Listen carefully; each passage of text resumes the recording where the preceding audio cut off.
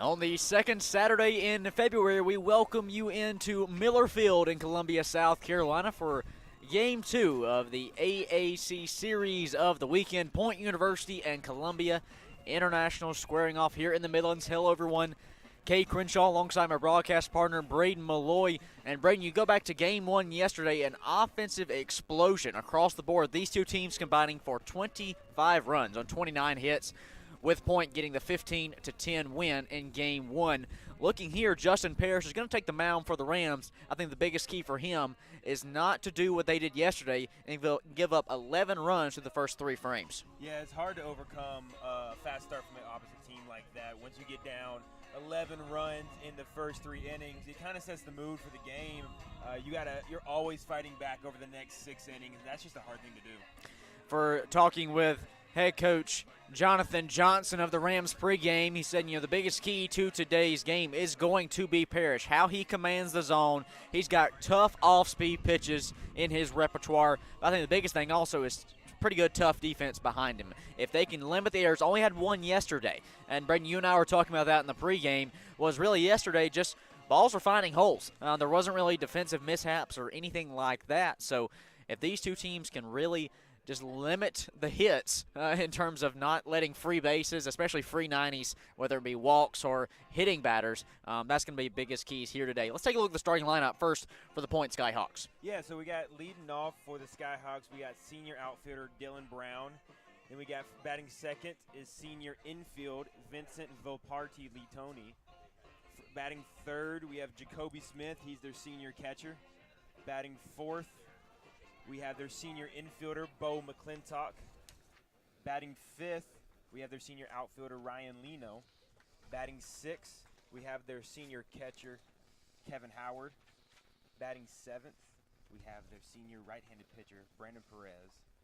Batting eighth, we have their senior second base shortstop, Mason Graves. And rounding out the lineup, batting fourth, or batting ninth, we have number 4,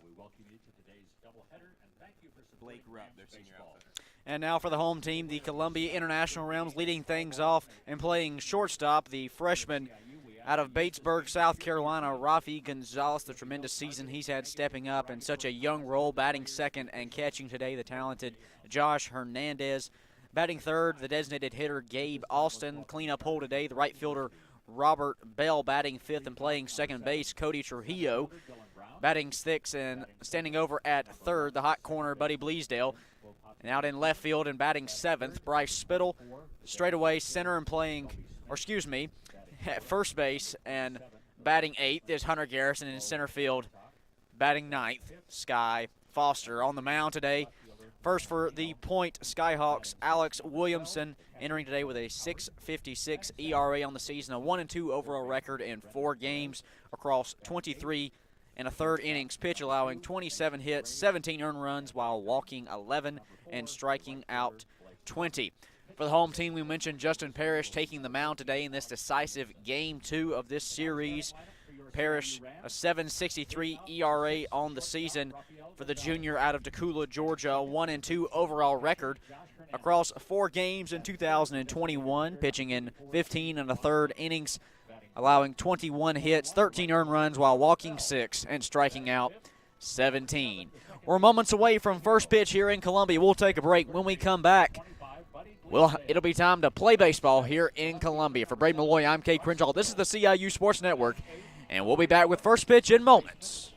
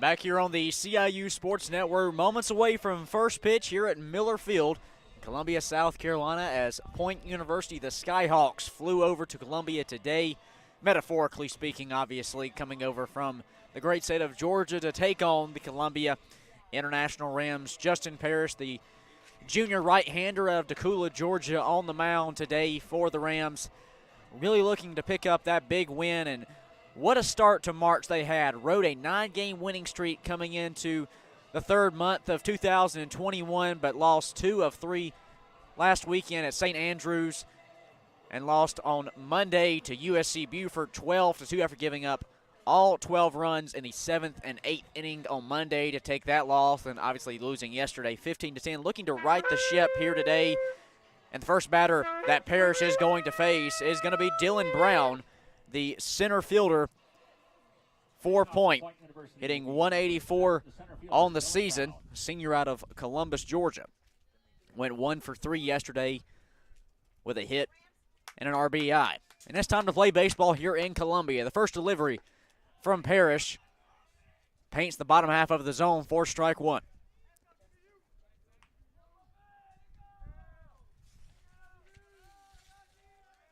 Top of the first inning action here now. The 0-1 in the dirt now. 1 ball, 1 strike to Dylan Brown.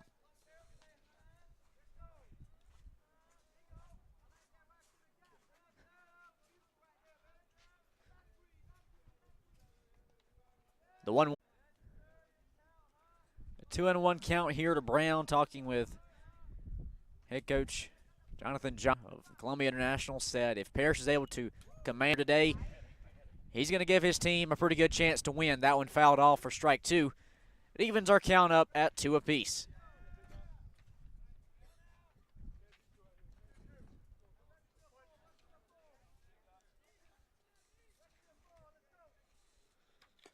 The 2-2, a full count. And Braden, I think one of the biggest things that if you're CIU you're going to be looking for is, can you stop the early offensive threat that Point threw at you yesterday, scoring 3 runs in the first and 11 through the first 3 frames. If they can limit them here in the early goings, as Parrish rings him out on the full count pitch for the strikeout. His 18th strikeout of the season as Brown is retired, 1 down in the inning. But back to the point nonetheless. If Parrish is able to command that zone here today and limit that offensive threat, the Rams may get a chance to get out in front of this one early. Oh, absolutely. We talked about yesterday how they scored 10 runs, and most of the time when you score 10 runs, you're pretty much going to win the ball game. Limit them, keep them low, keep them in at least single digits at the beginning of the year, or at the beginning of the game. That will do wonders for your offense. Strike 1 in there. Now the 0-1 pitch as Vince Volpatti Leontini steps in on the dirt. Hernandez there to 1 down here in the top of the first inning of a scoreless game. Just getting things underway here. Cloudy skies, 73 degrees here in Columbia. Northeast winds coming in at 7 miles per hour with a 10% chance of rain in our mid. Pop back for strike 2. 1 ball, 2 strikes here to Leontini, hitting 167 on the season. Went 3 for 6 yesterday with 3 hits and 5 RBI. The 2-2 hit up the middle past the shortstop, the grounder base hit. And just like that, Vincent Leontini puts 1 man on with 1 out here in the top of the first inning for Jacoby Smith, the designated hitter. And I'm sure this brings back unfortunate memories from yesterday for Columbia International. Smith absolutely had a career day yesterday. Came into this series having 3 home runs on the season. He added 2 to his season total yesterday with 2 2-run homers over the left field wall. He steps in now with 1 man on.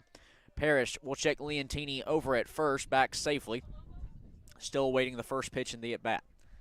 Smith stepping in on the left side, hitting .349 on the season.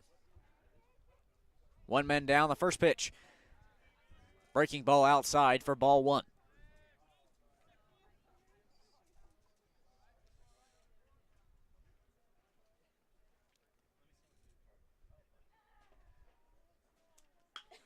Smith, contact, sends that one out into center field. Foster moves over to his left to bring it in for out number 2.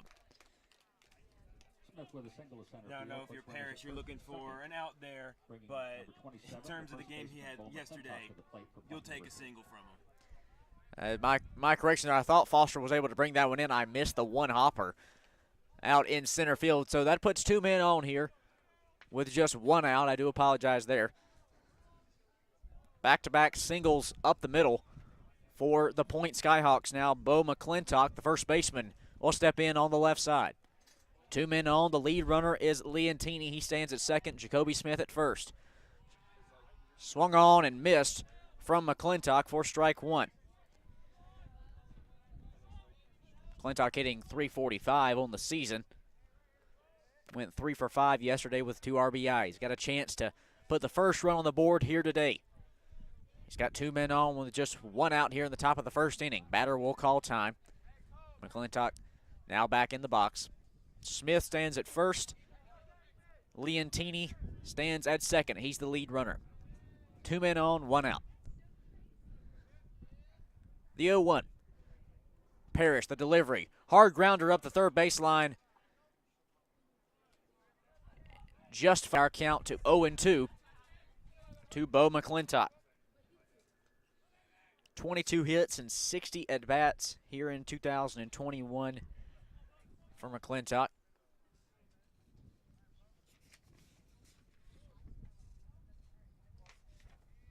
Senior out of Beaver Creek, Oregon, coming cross-country to play baseball here.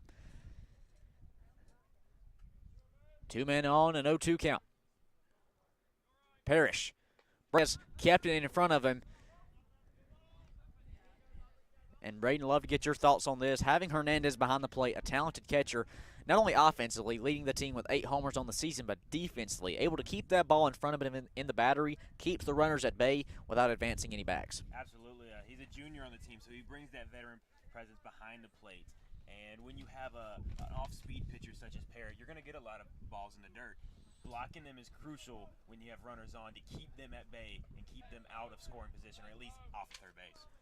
1-2 pitch drops out of the zone. Now 2 balls, 2 strikes to Bo McClintock. Top of the first inning here of a scoreless game, although Point is threatening here early. Just 1 out here in the top of the first. They have 2 runners on. That's Jacoby Smith at first and Vince Leontini standing at second after back-to-back base hit singles. Leontini, the lead runner, at second. 2 balls, 2 strikes to McClintock. Parrish looks at second. Now to home. Delivers down Broadway. Hard foul ball over towards the visiting team's dugout. McClintock battling alive here with 2 strikes.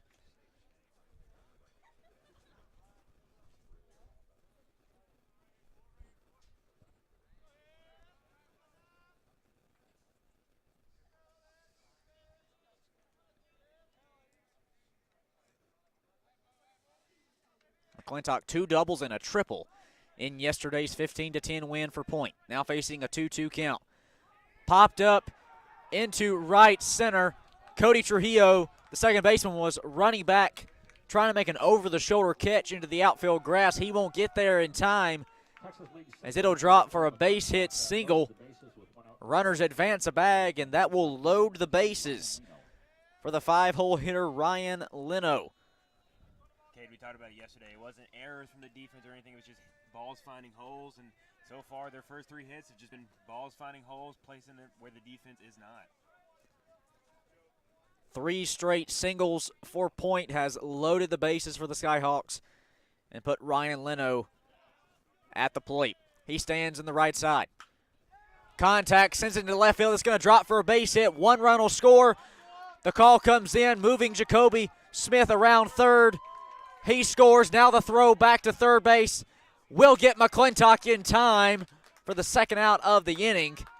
But a stand-up double from the fielder's choice goes to Ryan Leno as 2 runs will score. And just like that, Point University up 2-0 over Columbia International here in the top of the first inning, now with 2 outs.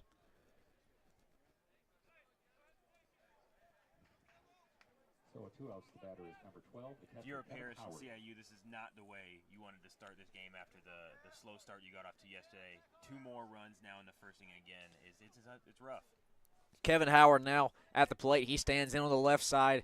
The lone base runner is Leno after the double. Parrish will check him at second. A close call there. Umpire says he gets back safely on the check bag. Back to the plate here. Howard hitting .444 on the season with 13 RBI. Runner stands at second. Straight shot right past Parrish. The pitcher, Trujillo's there at second, just behind the bag. Flips to first in time for out number 3. Boy, Justin Parrish is lucky. That line drive hit went straight past his head, just out of the way. Thankfully, he's okay. And if you're Columbia International, you're thankful that that inning's over. 4 hits, totaling 2 runs here in the top of the first inning. We head to the bottom frame. Point University leading early, 2-0, but Columbia International's offense will have their first chance to respond here today when we come back on the CIU Sports Network.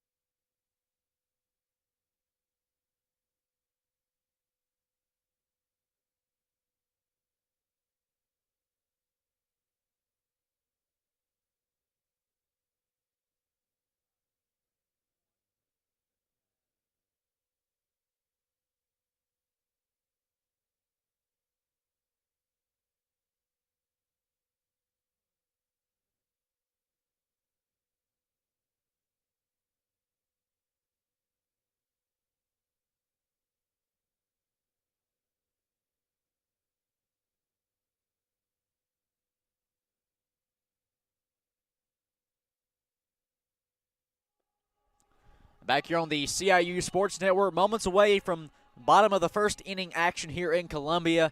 Point University leading Columbia International 2-0. As what an explosive first inning it was.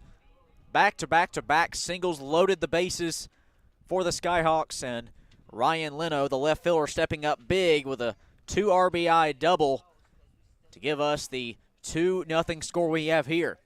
Columbia International's offense now will get their first chance to respond on this beautiful Saturday afternoon. Taking the mound for Point, though, and their opposition will be Alex Williamson, coming into today with a .656 ERA, a 1-2 overall record across 4 game appearances in 23 1/3 innings pitched, allowing 27 hits, 17 earned runs while walking 11 and striking out 20. And the first batter he's going to face is Rafi Gonzalez, the talented freshman shortstop out of Batesburg, South Carolina. Rafi batting .320 on the season just as a young guy, but I think the biggest thing for him, he always finds a way to get on base. A near .900 on-base percentage, whether it's drawing a walk. Yesterday he drew two, through the first 3 innings. Gonzalez is the perfect leadoff batter to try to get things going here for Columbia International and cut into that 2-run deficit. Absolutely. When you're looking at a leadoff batter, you want a guy that can get on base. He doesn't have to hit for power.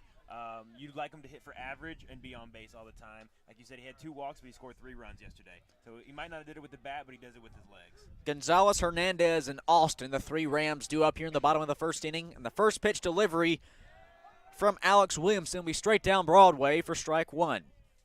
Gonzalez will watch it come across the plate. No balls, 1 strike here as we get things going the bottom of the first inning. 2-0 is our score. The 0-1. Grounder up the middle from Gonzalez, off the glove of the second baseman Leontini into the outfield grass in low center field, and Gonzalez will reach on the error over at first base. And just like that, 1 man on for Columbia International. And Josh Hernandez, the talented catcher, will step up to the plate. Look back yesterday, hitting his 8th homer of the season. Overall, just short of a .400 batting average on the year, hitting .397 is Josh. He's got 1 man on here with no outs in the bottom of the first inning. And they're going to rule that a single for Gonzalez. Hernandez, I'm sure, will wish he had that one back. Breaking ball there on the first pitch.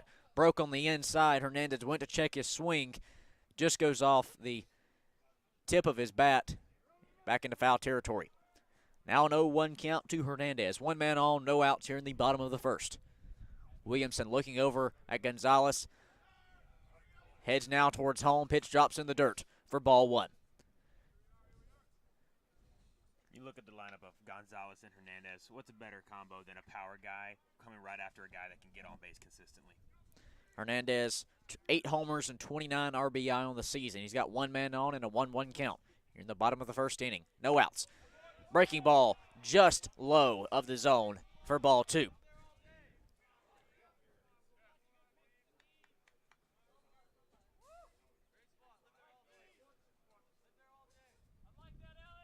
Gabe Alston on deck. Rob Bell in the hole for Columbia International. Rafi Gonzalez stands at first, a 2-1 count to Hernandez at the plate. Now to delivery. Fastball sailed high.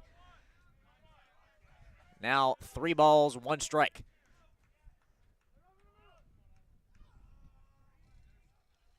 And facing a 2-0 deficit here, the Rams would love to have 2 base runners on with their 3 and 4 hole hitters coming up. And they'll put 2 on as ball 4 sails high. A fastball once again to Josh Hernandez, high out of the zone for the 5-pitch walk. And that brings the designated hitter, Gabe Alston, up to the plate. Hitting .353 on the season. A pinch runner over at first, and Shane Hammonds, or courtesy runner, I should say, excuse me, as Hernandez playing in the battery here today. Hammonds steps over at first. The lead runner, though, is Rafi Gonzalez, the speedster, shortstop, standing at second base. No outs here in the bottom of the first inning. 2-0 is our score. First pitch to Alston, misses high. And Alex Williamson, the pitcher today for the Point Skyhawks, struggling to find the zone and take his command early. Third straight ball thrown from Williamson.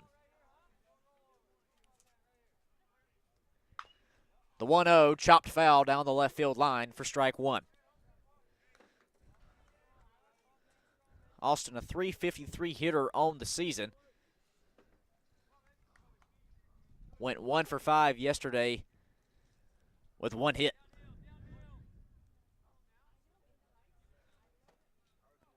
He's got a runner in scoring position in Gonzalez. Now 2 men on, no outs. Alston pops that one up foul down the right field line, but it's going to head into the home team bullpen. The right fielder, Rupp, came charging over to try to make the play, but the ball will go out of play.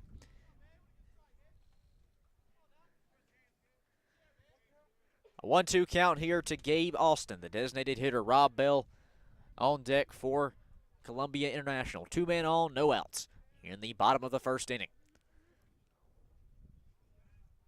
Williamson now. The delivery on the 1-2. Chopped down the third base line.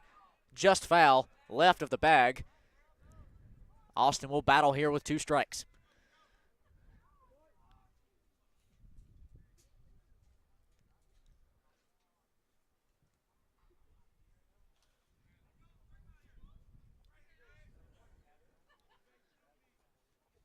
$2-0 is our score here in the bottom of the first. 2 men on, and a 1-2 count to Gabe Alston. Breaking ball outside. Quick throw over to first by the catcher, Howard, trying to get the courtesy runner Hammonds out. Hammonds had to dive back in. That was a close call over at first. And that's especially not a mishap you want to see here. Facing a 2-run deficit, you have 2 runners on with no outs. Yeah, you want to stay on the base. You don't want stupid base running errors to give them a free out and help them work their way out of the inning. The 1-2 count here to Alston. Popped up into shallow center field. Brown charging up. Won't get there in time as it'll drop for a base hit single from Gabe Alston. That will load the bases for the cleanup hitter, Robert Bell. Rob, 3 homers on the year to go along with 17 RBI. And with no outs and the bases loaded, he's going to try to tack on to one or both of those 2 numbers, hitting .266 on the season. Well, we talked about how the Skyhawks started off fast yesterday's game. The Rams started off fast as well, scoring 4 runs in their first inning. Looks like some of the same here. Bell 2 for 4 yesterday with 2 RBI and a walk. Bases loaded here for Bell. First pitch falls in the dirt for ball 1. And while it was a high-scoring affair yesterday, Point really salvaged their bullpen here for today's doubleheader, only throwing 3 arms with their starter going 7 innings yesterday and Will Thomas getting the win. The 1-0 now make it 2 balls, no strikes to Rob Bell. That breaking ball drops in the dirt. Howard, a good job there of blocking in the battery. That's huge for any 3-game series. You want to save pitching. Pitching is the name of the game. Throw strikes consistently. If you have as many arms as you can in the bullpen for those later games, because you're not going to score 15 runs every game. So having those extra pitchers is huge. The 2-0 paints the bottom half of the strike zone for strike number 1. Bases loaded here for Robert Bell. Gabe Alston at first, Shane Hammonds at second, Rafi Gonzalez, the lead runner, over at third, just 90 feet from home, with the Rams trailing 2-0. Speaking of 2-0, that is our count. You can make it 3-0. Breaking ball misses outside, and I think one more pitch outside of the strike zone. I do apologize there. 3-1 is our count. One more pitch here out of the zone, and the Rams are going to get their easiest run of the day. Bases loaded here on a 3-1 count. Swung on and missed from Robert Bell. He was swinging for the fences on that one. And with the bases loaded, we have a full count.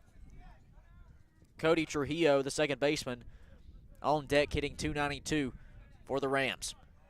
Batting out of the 5-hole. The cleanup hitter is at the plate. That's Rob Bell.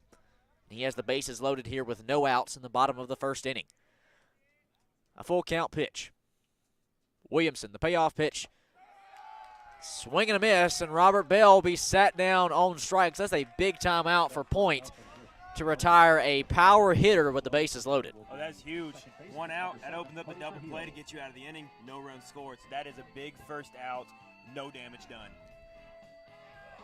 Base runners will stay. That's Gonzalez at third, Hammonds at second, Alston at first here as our score is 2-0. Point leading Columbia International in the bottom of the first inning. Cody Trujillo now stepping in on the left side. Can't make contact there for strike 1. Pitch came up on the inside of the zone.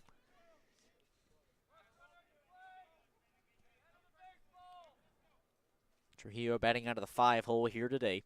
11 RBI on the season, trying to score the Rams' first run and erase a 2-run deficit. He'll let that one sail high for the first ball. Now a 1-1 count.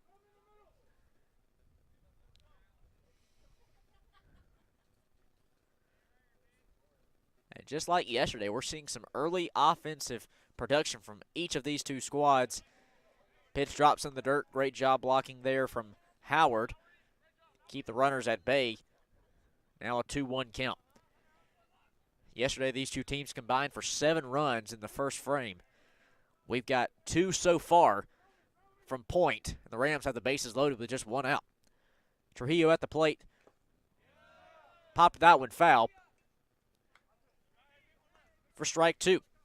Evens our count up at 2 balls, 2 strikes.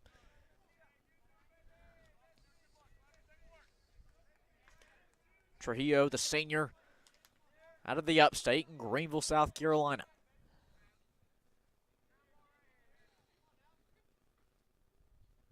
Bases loaded here for Columbia International. Point. And pitcher Alex Williamson trying to get out of this bind, holding a 2-0 lead. 2-2 count. Curveball broke high. That one did not drop whatsoever. I think it came out of his hand a little bit early. And that'll bring our count up to a full count. 3 balls, 2 strikes here to Cody Trujillo. 2 for 5 yesterday with 2 RBI. The payoff pitch. Trujillo chased that one out of the zone, but just made contact on the tip of his bat to foul it off.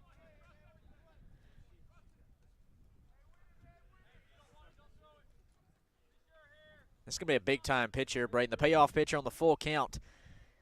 And if Point can retire the 4- and 5-hole hitters with the bases loaded, they might get out of this jam. Bases loaded in the bottom of the first inning. The payoff pitch popped up into right center.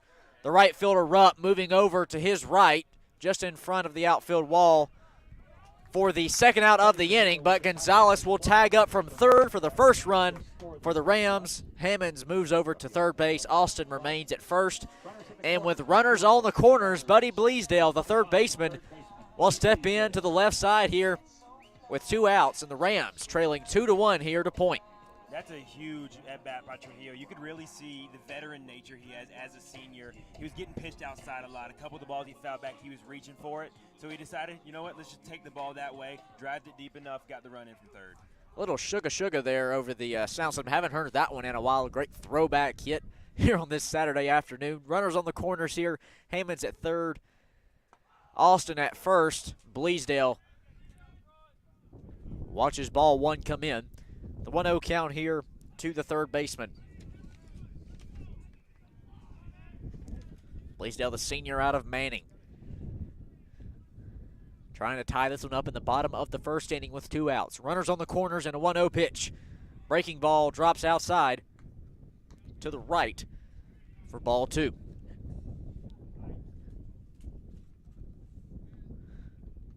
Buddy 1 for 4 yesterday with a strikeout. With 10 RBI on the season, tries to bring Hammonds over from third to tie this one up. He'll pop that one up foul down the right field line. Way out of play. For a strike. A 2-1 count now to Buddy Bleasdale. Bryce Spittle, the left fielder, due up on deck. If Bleasdale can keep this inning alive for Columbia International. 2-1 count with runners on the corners and 2 down here in the bottom of the first inning. 2-1 is our score. The 2-1 drops low, gets away from Howard. Hammonds charging home, and he's going to stand up and score the second run here in the bottom of the first inning to tie things up on the wild pitch from Williamson. And just like that, we have a tie ball game here in the bottom of the first inning. Austin as well will move over to second on the wild throw. That's just kind of a blunder by the pitcher for the Skyhawks. He didn't go cover the plate. That allowed Hernandez to come home from third. And Howard's done a great job of blocking and keeping balls in the battery. That one, though, kind of came off that right shin guard, bounce over towards the home dugout. And like Braden said, Williamson just did not charge home there to cover it. 3-1 count here to Buddy Bleasdale. Now tied up at 2. Here at the bottom of the first inning, 2-man down, a runner at second. The 3-1 just gets in there for strike 2.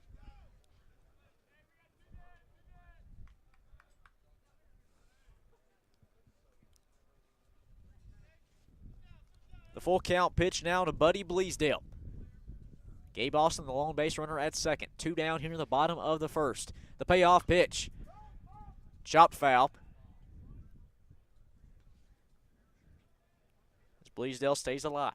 Spittle due up on deck just shortly for the Rams if Bleasdale can keep this inning alive as he battles his way through the full count. 4 runs combined between these two squads here in the first inning. Yesterday they totaled 25 through 9. We'll see if we have that same offensive explosion here today. The full count pitch in the dirt.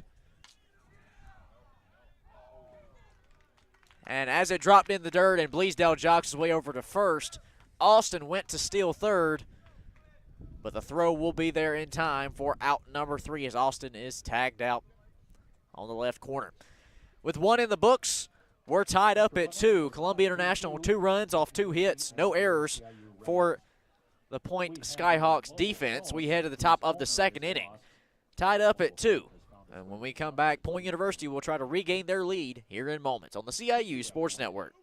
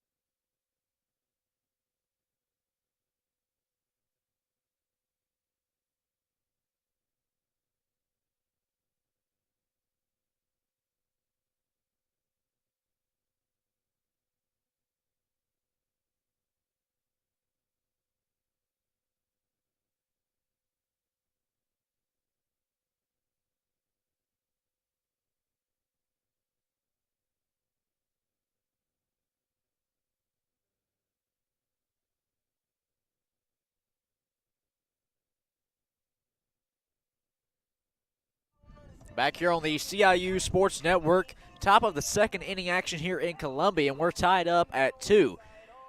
Point and Columbia International battling their way through the first inning, each scoring 2 runs apiece. And now Brendan Perez, the 7th batter in the order for the Skyhawks, playing third base today, will be the first batter here in the top of the second. He steps in the left side. Justin Parrish back on the mound for CIU. Our first pitch strike on this swing and miss from Perez. And mentioning first pitch strike, Braden, that's a trend we saw there back in the first inning from Parrish. Yeah, Parrish now this is his 7th batter he's faced, and he's thrown first pitch strikes at 6 of them, and that's huge. You want to get ahead in the count, set the tone for the count, and getting that first pitch strike just does that. It puts the hitter fighting the entire at bat. After the foul tip, an 0-2 count. Ball will sail high. Now 1 ball, 2 strikes to Brendan Perez, hitting 186 on the season for a point with 9 hits and 48 at bats. Pitch drops outside, now ball 2. Perez 1 for 5 yesterday. Also scored a run. The 2-2. Popped up into center field. Sky Foster backs his way up into right center field near the right field wall, and he'll bring it in for out number 1. 1 away in the second inning. Batter will be number 2, the shortstop, Mason Graves. Mason Graves, now the shortstop for a point, will step in, batting in the 8 hole here today with 1 down in the top of the second inning. Graves hitting just 159 on the season, but I'm sure a moment he'll remember for a good while. His first homer of the season coming yesterday over the left field wall. Early on, too, in yesterday's second inning. First pitch strike, now the 0-1 count. Curveball catches the bottom outside corner. Now an 0-2 count to Mason Graves. Bases empty here, 1 down in the top of the second inning. A 2-2 count. Swing and a miss there from Mason Graves, and he's sat down on strikes. The second K of the day for Justin Parrish, his 19th of the season. And now the third batter of the inning, Blake Rupp, steps in on the left side, batting in the 9 hole today with 2 down here in the top of the second inning. Parrish very efficient here in the top frame. Swing and a miss from Blake Rupp. And this is what you want to see from your starting pitcher when he faces the bottom 3 of the lineup, 7, 8, and 9 hitters. You want to see him move through it and get those outs that you need. 4 hits, totaling 2 runs back in the top of the first. Here in the top of the second, we are 2 up, 2 down so far for point, with Rupp at the plate and an 0-1 pitch.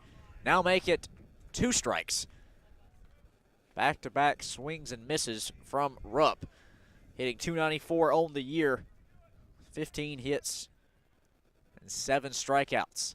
Facing the 0-2 count, the delivery, make it back-to-back Ks to close out the top of the second inning for Justin Parrish. He'll sit him down on 3 pitches for his 20th strikeout of the season for Justin Parrish.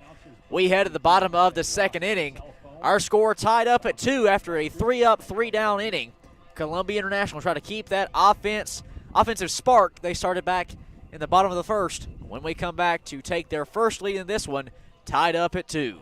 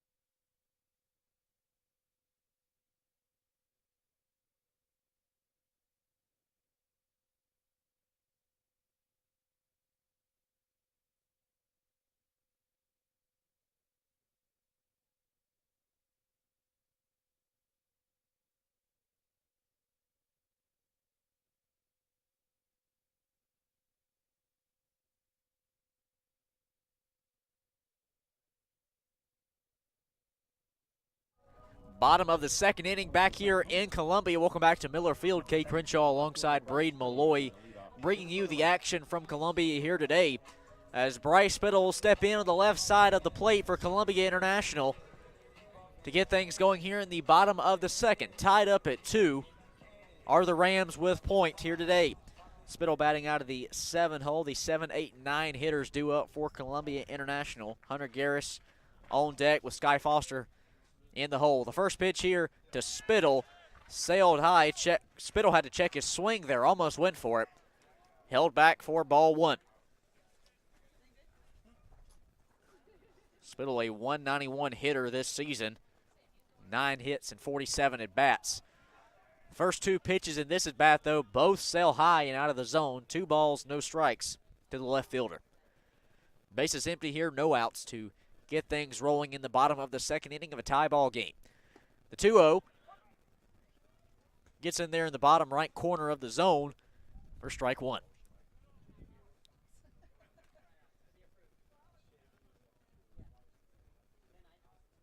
Spittle 1 for 4 yesterday. That pitch misses low for ball 3. Now a 3-1 count to Spittle, and also had an RBI and drew a walk yesterday, and he's well ahead in the count here, up 3-1. The delivery from Williamson. Contact sent into right field past the first baseman. That'll be a base hit single for Bryce Spittle to get things going here and put a runner on with no outs in the bottom of the second inning, as Hunter Garris, the first baseman, batting in the 8 hole today for Columbia International, will step in on the left side with a runner over at first and no outs.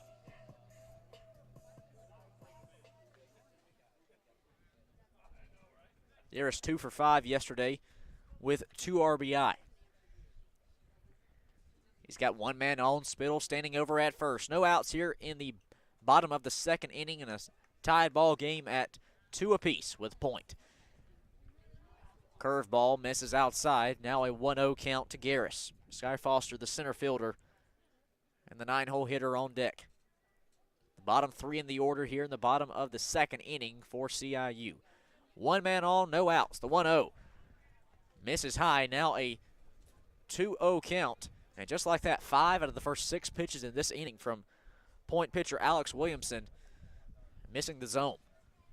7-mile-per-hour winds coming in from the northeast on the field, going left to right, probably isn't helping a lot of those breaking ball pitches. Most have missed high in the zone. The 2-0, that one goes straight down Broadway, though, for strike 1.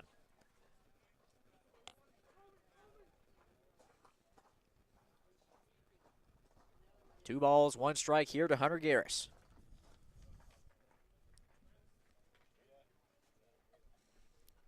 One man on, no outs.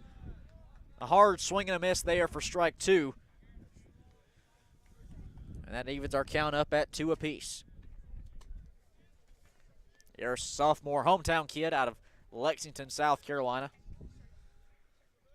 Just a few miles away from our current vantage point. Chop foul down the third base line as Garris is battling here with the 2-2 count. And Columbia International, Bray, we mentioned yesterday the offensive explosion that they had. Obviously scoring 4 runs in yesterday's first inning. But really, it seems like they've had great offensive consistency, and that's going to be a contributor throughout the weekend. Scoring 2 runs there in the first inning. And they have 1 man on here. The 2-2 pitch to Garris, chopped foul. He's battling here with 2 strikes. And that's really what you're looking to get. To have an offensive explosion like 10 runs, you need contribution from your entire lineup. So you need your 7, 8, 9 guys to get on base and produce runs. We see Spittle drew a walk, got on base, and right here Garris is fighting. He's fighting off tough pitches and staying in the game. The 2-2 count now to Hunter Garris. No outs here in the bottom of the second inning. 1 man on. That Spittle over at first. The 2-2 delivery. Pitch misses outside, trying to get Garris to chase it out of the zone on the curveball. Now 3 balls, 2 strikes, and a full count to the sophomore. Sky Foster on deck for the Rams.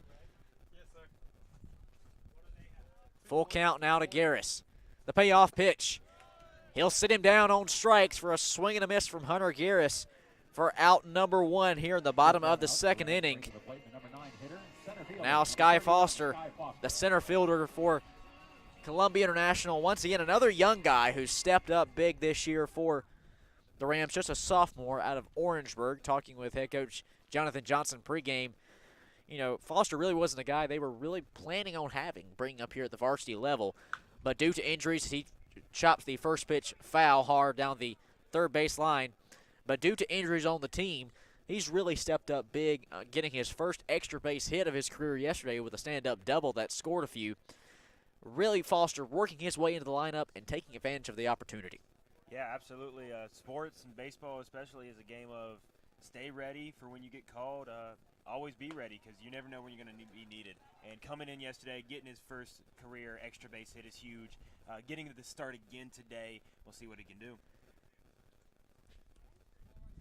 Swing and a miss there from Foster. Now an 0-2 count. One man on, one down here in the bottom of the second. Spittle gets back over at first. Pitch missed high, now 1-2.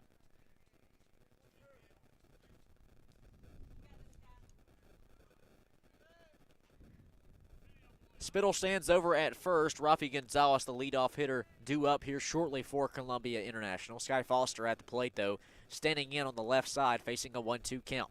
One man down here in the bottom of the second inning. Williamson looks to home, the pitcher on the mound for Point. The 1-2 chopped up the left base line, just foul, just 3 feet left of the line on the wrong side. And Foster battling here with 2 strikes. It really seems like he's finding his groove here this weekend, trying to carry some of that momentum he got yesterday over here today.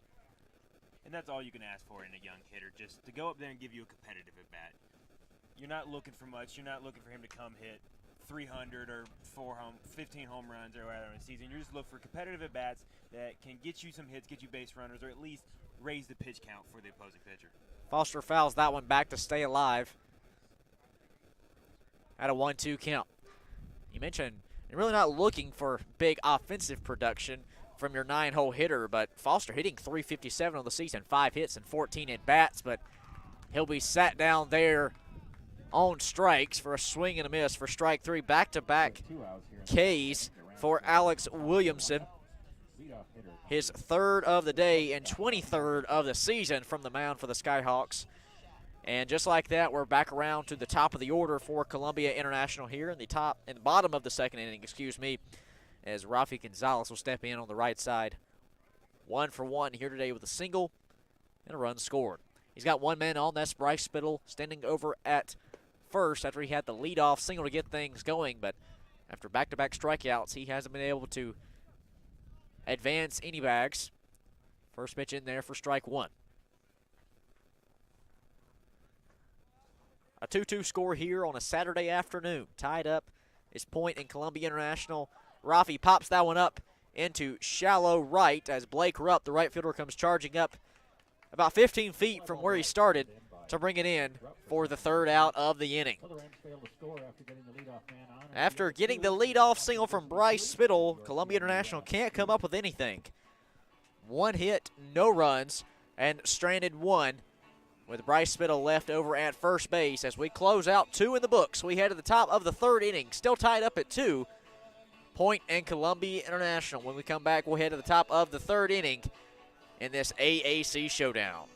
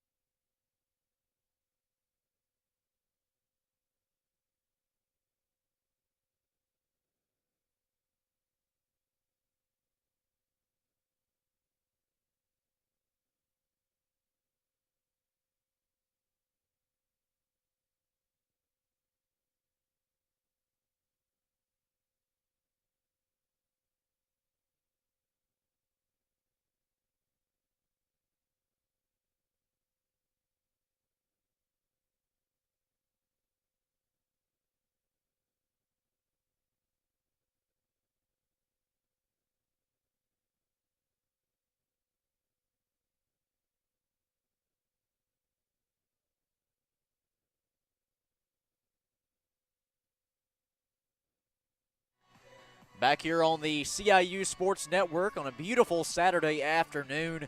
Sunny skies, 73 degrees here in the Midlands. A beautiful day at the ballpark.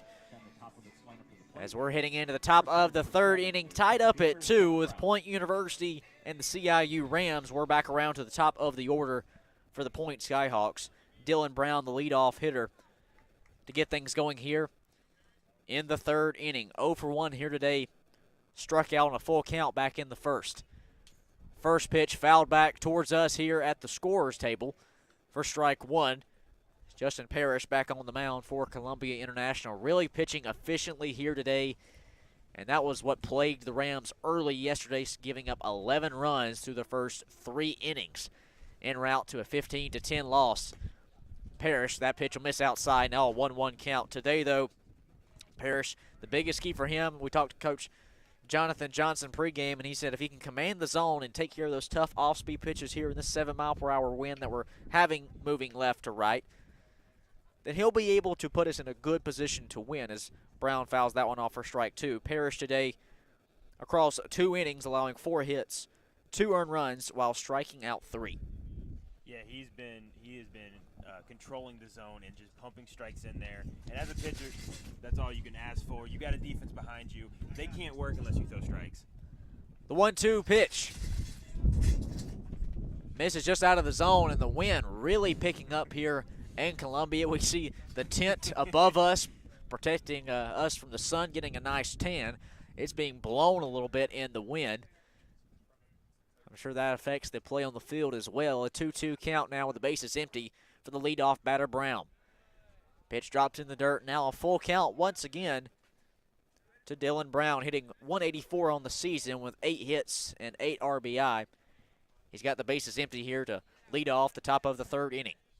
We mentioned the wind. I think in a game like this with Parrish throwing a lot of off speed, keeping the ball down in the zone, that's a huge key, because you get the hitters get that ball up in the air, wind takes it, you don't know where it's going to go. That's hard on your outfielders, and that leads to a lot of either errors or hits. So keeping the ball low with his off speed is a great game set.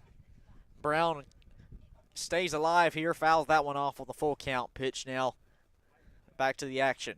The payoff on the full count. Swing and a miss from Dylan Brown, and that is now the 3rd straight strikeout from Justin and Parrish, carrying over from the second inning. Parrish is dealing here in the early goings.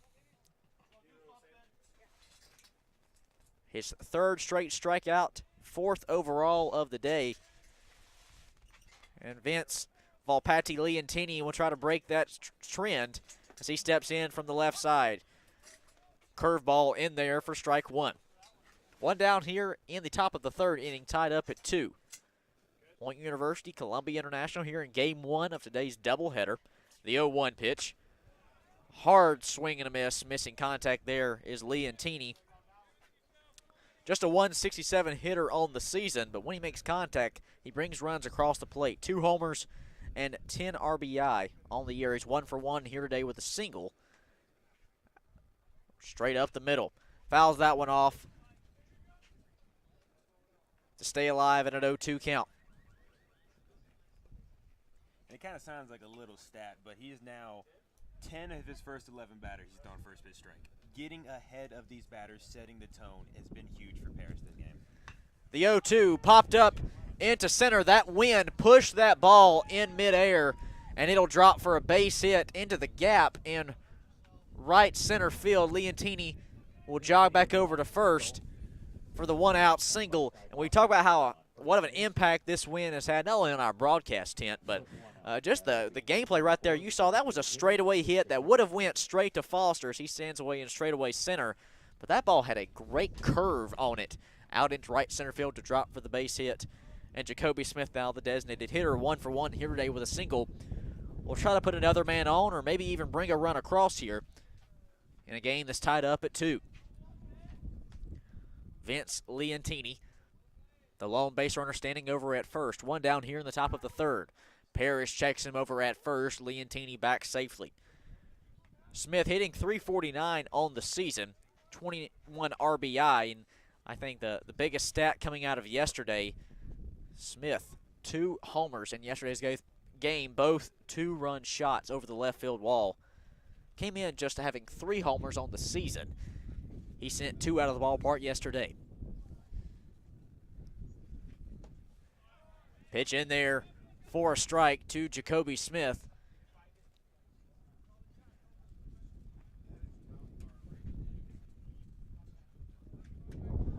A 1-1 count here to Jacoby Smith. 1 man on, 1 down here in the top of the 3rd inning. Parrish check bag over at first. Leontini doesn't slide. He's back safely.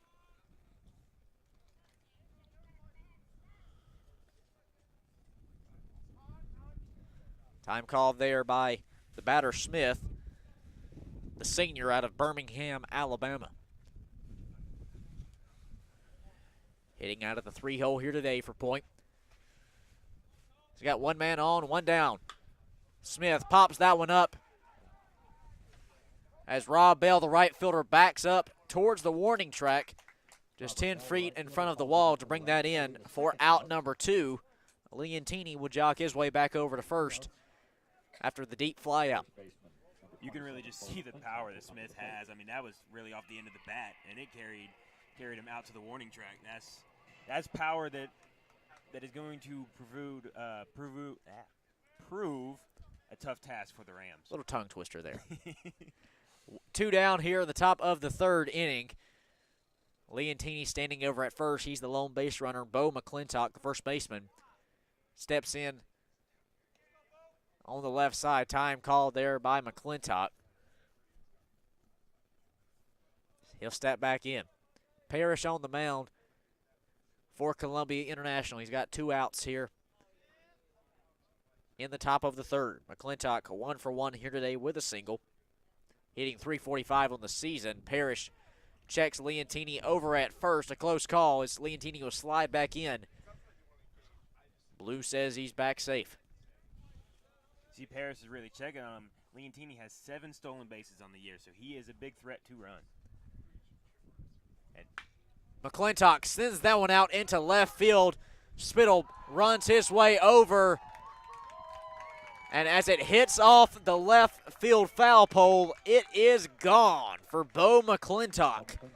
His 4th homer of the season, and this one's a 2-run shot to put Point up 4-2 here in the top of the 3rd inning. And just like that, the Skyhawks soar back to the lead here in the 3rd.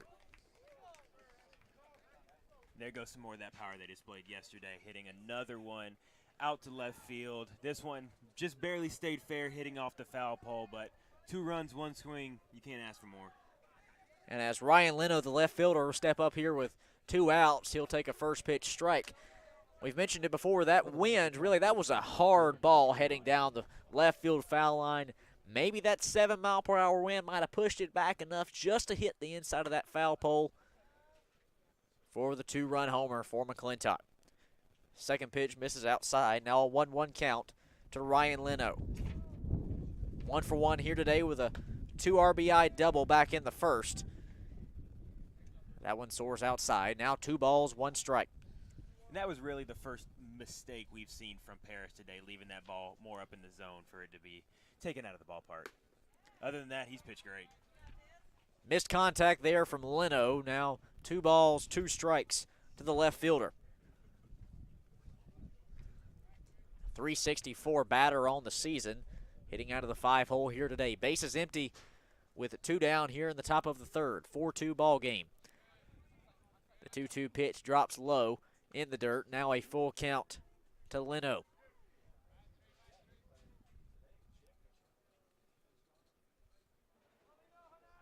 The payoff pitch.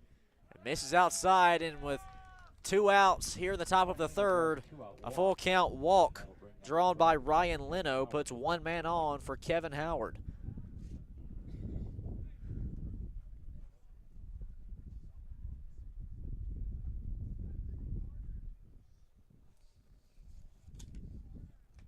Howard, the 6'2 senior out of Howardtown, Alabama. Interesting there, one of the names after his namesake. That'd be pretty neat, living in a hometown named after you, as Howard will pop that one up.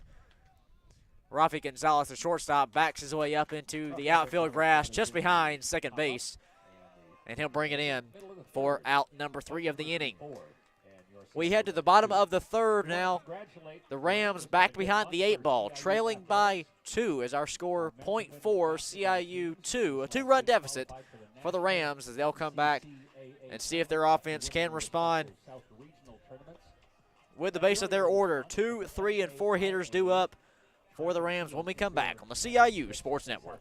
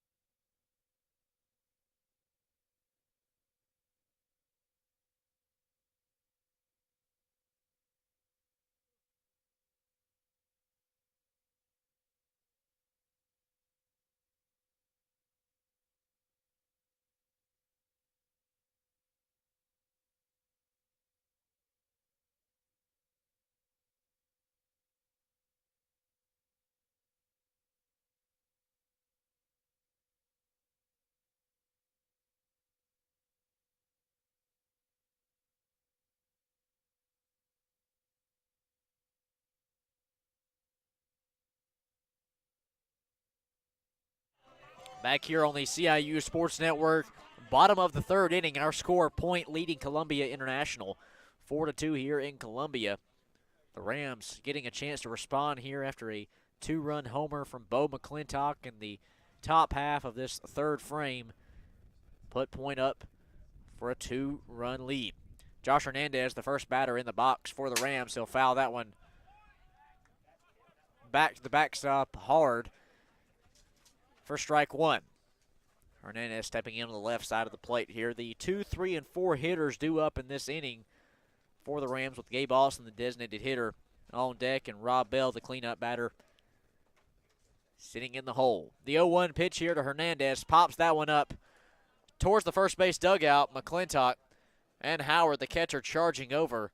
Won't be able to make a play on it. Sails over the protective netting for strike number 2.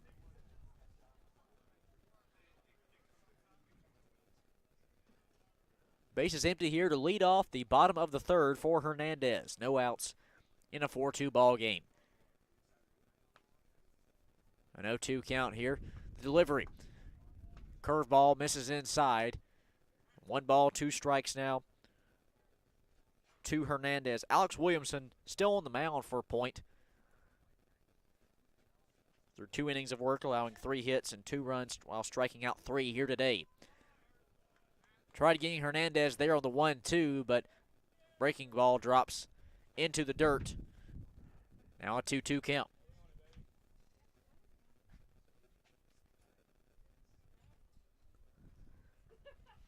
The 2-2. And he'll ring him up on strikes as Hernandez is sat down. And Alex Williamson, his 4th strikeout of the day, 24th on the season. He'll sit down Josh Hernandez on the 5-pitch strikeout to get things going here in the bottom of the third inning. Not the start you want if you're Columbia International facing a 2-run deficit. Now with 1 down and nobody on, Gabe Austin, the designated hitter, will step up.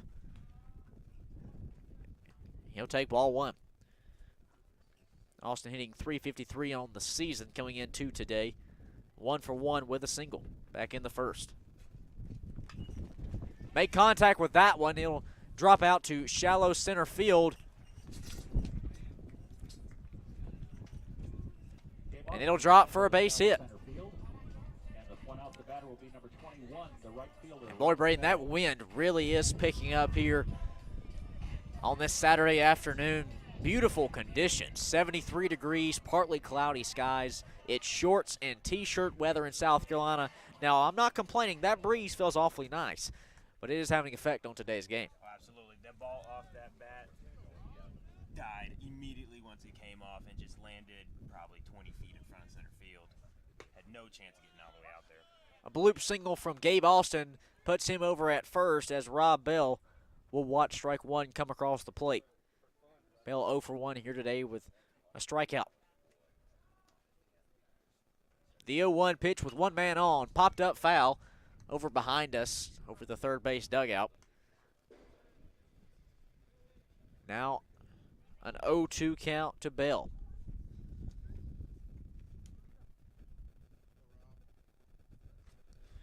Bell, the junior out of Palm Coast, Florida, trying to cut into this 2-run deficit. The Rams are facing the point here in the bottom of the third inning. An 0-2 count.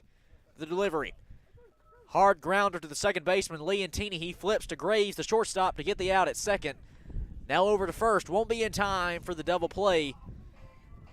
But that will retire the second batter of the inning as Austin's tagged out at second. Bell safe over at first, reaching on the fielder's choice. Now with 2 men down, Cody Trujillo, the second baseman, batting in the 5 hole, will step in on the left side. Rob Bell, the lone base runner, over at first with 2 outs here in the bottom of the third. 4-2 is our score. Point leading Columbia International. Check bag over at first. Bell reaches back safely. Buddy Bleasdale, the third baseman, on deck for the Rams. Drew a walk back in the first. At the plate, Cody Trujillo, a sac fly RBI that scored run back in the first. First pitch to Trujillo. He watches it come down Broadway for strike one. I think that's a pitch he's going to want back. Not the one you really want to see, especially with the amount of breaking balls we've seen today from Alex Williamson on the mound. Him letting a fastball just sink right down the zone, right down the middle. That curveball right in there for strike two as well. Trujillo really hesitant to take a swing here. Not sure if it's the wind, not sure if it's the amount of breaking balls we've really seen drop out of the zone from Williamson. Nonetheless, Cody's at an 0-2 count with 1 man on. 2 down here in the bottom of the third. The 0-2. Contact, sent into right field. It's going to drop for a base hit. The right fielder Rupp comes charging up down the right field line, but not before all runners will be safe as Robert Bell moves over to third. Cody Trujillo safe over at first after the base hit single. And with runners on the corners, Buddy Bleasdale steps up to the plate here with an opportunity to keep this inning alive after the 2-out single from Trujillo. And isn't that baseball for you? The first 2 pitches, he looked a little lost. He really couldn't tell if he was seeing the ball right, kind of hesitant to swing. Next pitch, drives it into right field, moves the runner to third, he gets a single. 4-2 is our score. Point leading Columbia International, the Rams. The tying run stands over at first. They have runners on the corners with Trujillo at first, Bell at third. Buddy Bleasdale at the plate. Breaking ball misses out of the zone there for ball 1 from Alex Williamson. Bleasdale hitting .235 on the season. His first at-bat of the day drew a walk back in the first inning. Runners on the corners here for Bleasdale. Second pitch, once again, will miss high. Now a 2-0 count to Buddy. Bryce Spittle on deck for the Rams if Bleasdale can keep this inning alive with 2 down. Runners on the corners, the 2-0 count. The delivery. In there for strike 1, paints the inside edge of the plate. Now 2 balls, 1 strike to Buddy Bleasdale. 12 hits and 51 at-bats with 10 RBI in 2021 for the third baseman, trying to tack on to those numbers here in the bottom of the third. 2 men down, runners on the corners. Bleasdale, a hard chopper over to third. The third baseman, Perez, is there, flips over to first in time for out number 3 as Perez came charging into the infield for that one in time for the third out of the inning. The Rams strand 2 as Bleasdale will ground out to end the third inning. 4-2 is our score. We head to the top of the fourth with Point leading Columbia International. Justin Parrish jogging back out to the mound for the Rams. He's been dominant here today. Let's see if we can continue that trend when we return on the CIU Sports Network.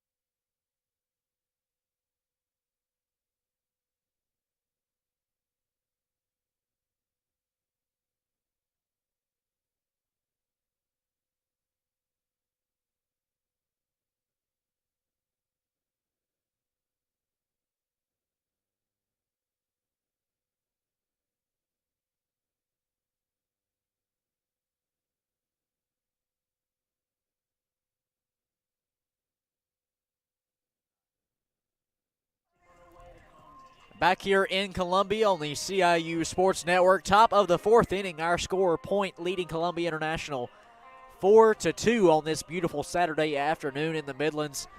Justin Parrish back out onto the mound for Columbia International, allowing 4 runs off 6 hits here through 3 innings of work. The first batter he'll face here in the top of the fourth will be Brendan Perez, the third baseman for Point, batting out of the 7-hole. 0 for 1 here today. The fly out to center field back in the second inning.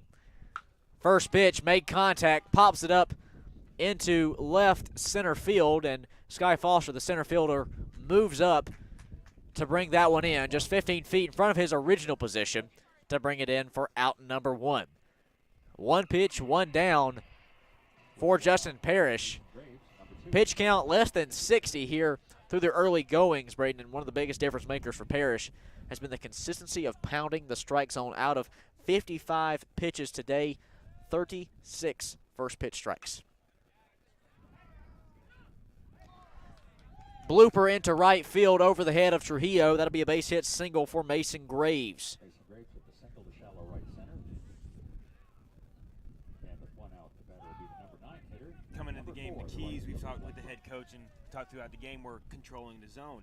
Parrish has done that. He's thrown strikes. It's just these strikes are getting hit. Blake Rupp now, the 9-hole batter with 1 man on and 1 down here in the top of the fourth. Steps in on the left side, 0 for 1 here today with a strikeout. Check back over at first to Graves, the lone base runner. He'll reach back safely.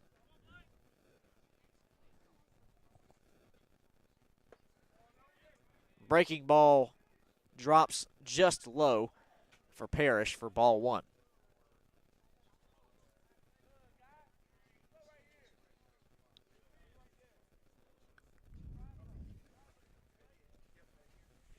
One man on, 1 down. The 1-0 pitch misses high once again. 2 balls, no strikes here to Blake Rupp.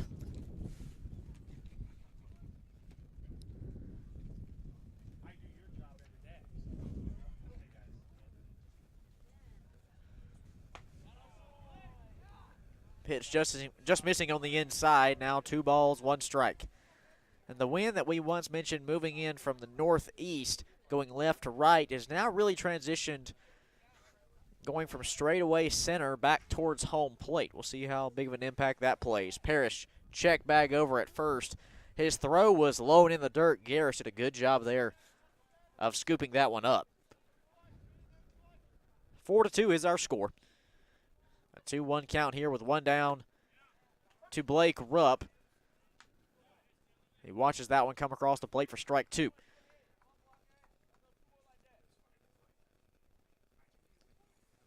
Two balls, 2 strikes here to the 9-hole hitter. The 2-2 sent out into right center field. That's going to be close, and it's going to just hit the wall. That nearly went out of here. Runner waved around third. The pitch home might have been in time, but it sailed high. And Mason Graves will score on the RBI triple from Blake Rupp. His 10th RBI of the season puts the Point Skyhawks up 5-2 here in the top of the 4th inning. And with Rupp at third, we're back around to the top of the order with Dylan Brown, the center fielder, stepping in on the right side of the plate. Brown 0 for 2 here today with 2 strikeouts, each on a full count, might I add.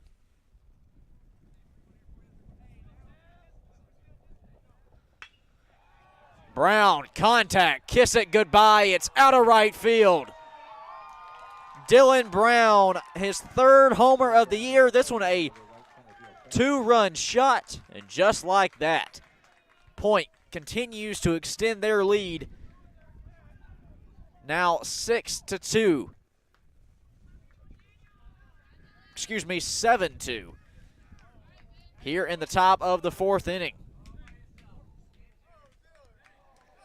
What a shot there from Dylan Brown, his 3rd homer on the year, 10th RBI, and just like that, Point up by 5 runs here in the 4th. That was really a no-doubter home run. Off the bat, you knew it was going right over that 375 mark. And really, you look back at the RBI triple we saw in the previous at bat from Blake Rupp. I think if the wind hadn't really been blowing in from left field towards home plate, that one might have gotten out. Just fell about 2 feet below the yellow line on the outfield wall. So we could have just seen back-to-back homers. Nonetheless, all runs come across the plate, so Point will take it any way they can. And Vince Leontini keeps this inning going with a base hit single out into left field past the shortstop Gonzalez. And with just 1 down here in the top of the 4th, Point has 1 man on. And Jonathan Johnson, head coach of Columbia International, making his way out to the mound for a visit with Justin Parrish. We may see the end of his day here in the top of the 4th.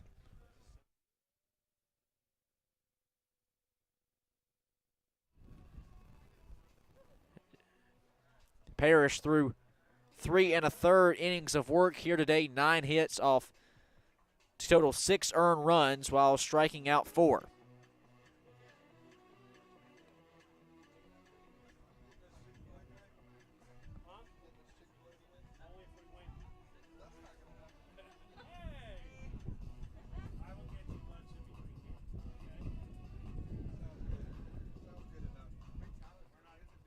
Parrish stays on the mound after the visit from Coach Johnson.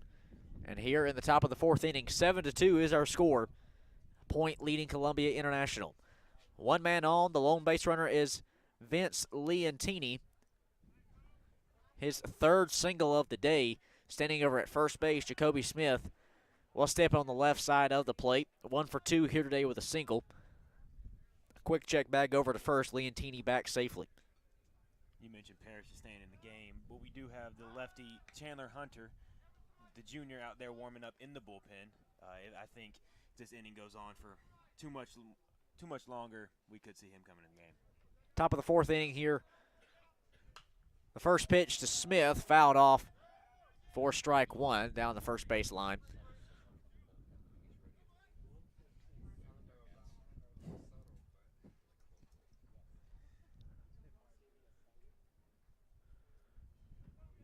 One man down here at the top of the 4th inning. Quick check back. Once again, Leontini back safely. A 3-run inning for Point here. They're up 7-2, a 5-run deficit. Time call there from Smith, the designated hitter at the plate, as he faces an 0-1 count.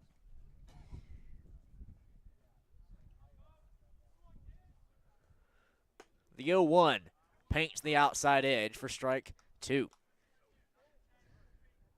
Smith, a .349 hitter on the season, 1 for 2 here today with a single.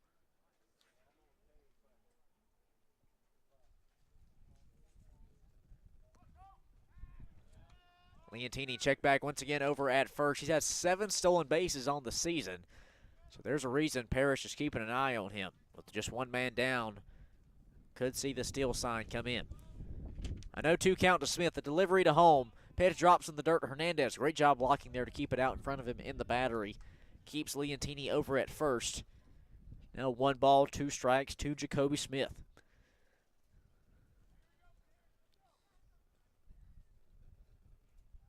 One down here in the top of the 4th inning. Smith pops it up into right field. Bell backing his way up to the warning track. He's going to watch it go over the wall. And that slight wind moving in from left to right sends a 2-run homer just over the right field wall for Jacoby Smith. His 3rd in the last 2 games after sending 2 out yesterday, and his 6th of the season. Jacoby Smith, what a day and what a weekend he's had for point. A 2-run homer there from the designated hitter puts the Rams up 9-2 here in the top of the 4th inning, and we will see a pitching change as Justin Parrish's day is done. 3 1/3 innings pitched, 7 earned runs off 10 hits while striking out 4.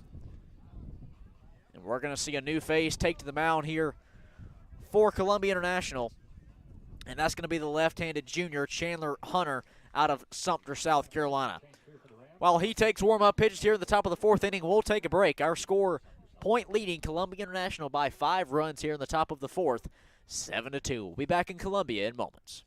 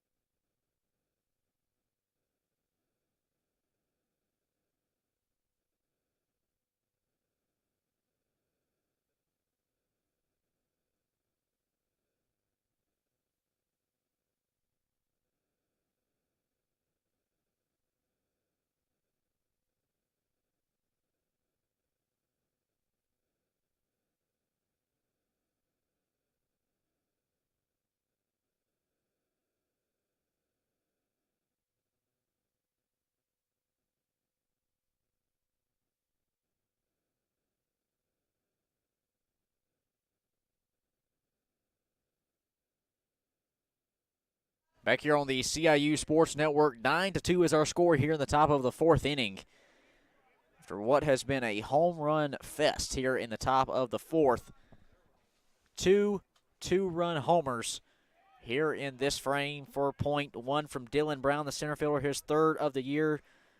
And 1 from Jacoby Smith over the right field wall, his 6th homer of the season, 3rd this weekend.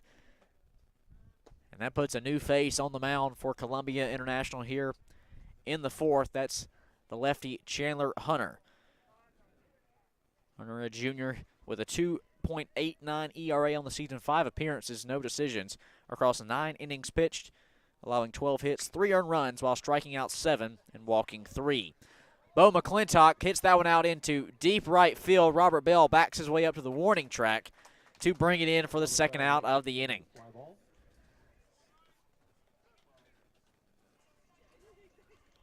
Batter will be number 3, the left fielder Ryan. Big thing for Hunter is he's allowed no home runs in his 5 appearances, which against a team like Point, that's a big deal because they've been hitting the ball out of the park. Ryan Leno, now the left fielder, will step in, batting in the 5 hole. 1 for 1 here today with a 2 RBI double back in the 1st inning. That gave Point their initial lead of 2-0, was also walked back in the 3rd. Take ball 1, now the 1-0. Popped up down the left field line.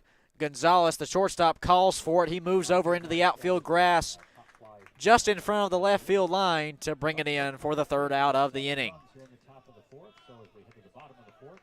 No shortage of runs there in the top of the fourth inning, and they came from the long ball.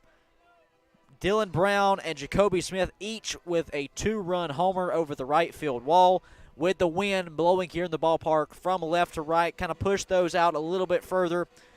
But to lead things off, Blake Rupp had an RBI triple that really set things in motion for Point.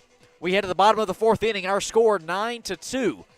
Point leading Columbia International. We'll be back in moments on the CIU Sports Network.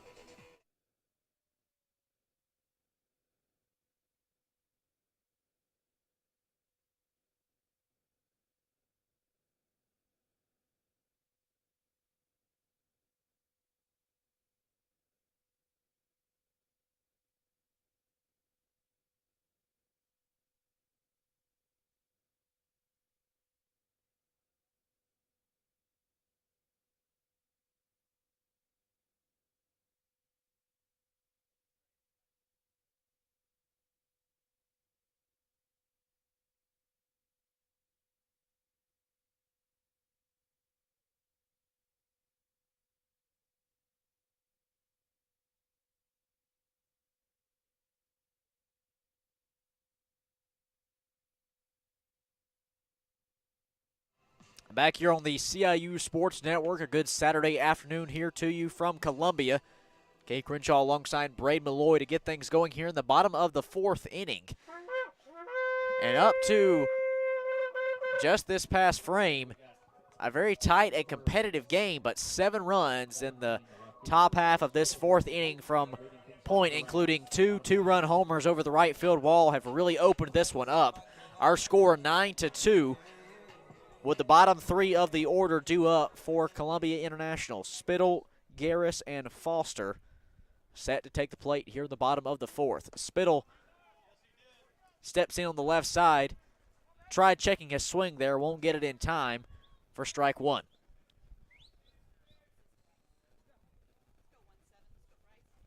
Spittle, a 191 hitter on the season. He's 1 for 1 here today with a single back in the second inning.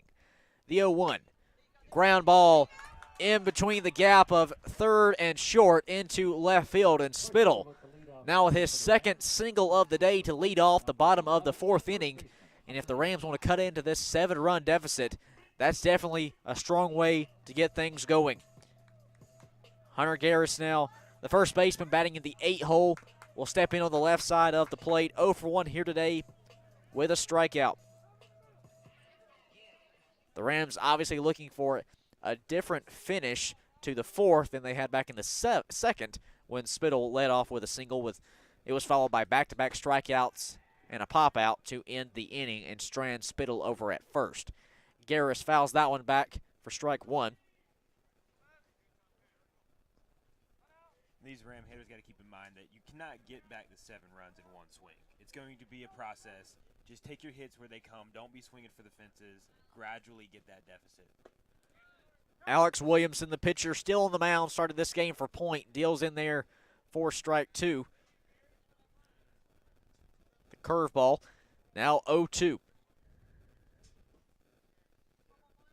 One man on, that Spittle over at first. No outs here in the bottom of the fourth inning. The 0-2. Chopped up the middle. The shortstop, Graves, tried flipping to the second baseman, Leontini, coming over, but Graves kind of overran that ball a little bit. Had to turn around for it after the grounder got caught up in the dirt. Tried flipping behind his back over to Leontini. Won't get there in time. And that will be an error to Graves at short. The first of the inning, first of the game as well for Point. And that puts 2 men on here in the bottom of the fourth for Sky Foster, the 9-hole hitter for Columbia International. 0 for 1 here today with a strikeout. And we do have a pinch runner over at first base. That's going to be Cade Gentry, a freshman out of Saluda, South Carolina. He stands at first. The lead runner, though, is Bryce Spittle, standing at second after he led off this bottom of the fourth inning with a single. The first pitch here to Sky Foster. Chopper down the left field line, just foul. And boy, that would have been a beauty of a hit if it had just been 3 feet to its right. The third baseman sort of playing up a little bit on the dirt here to Foster.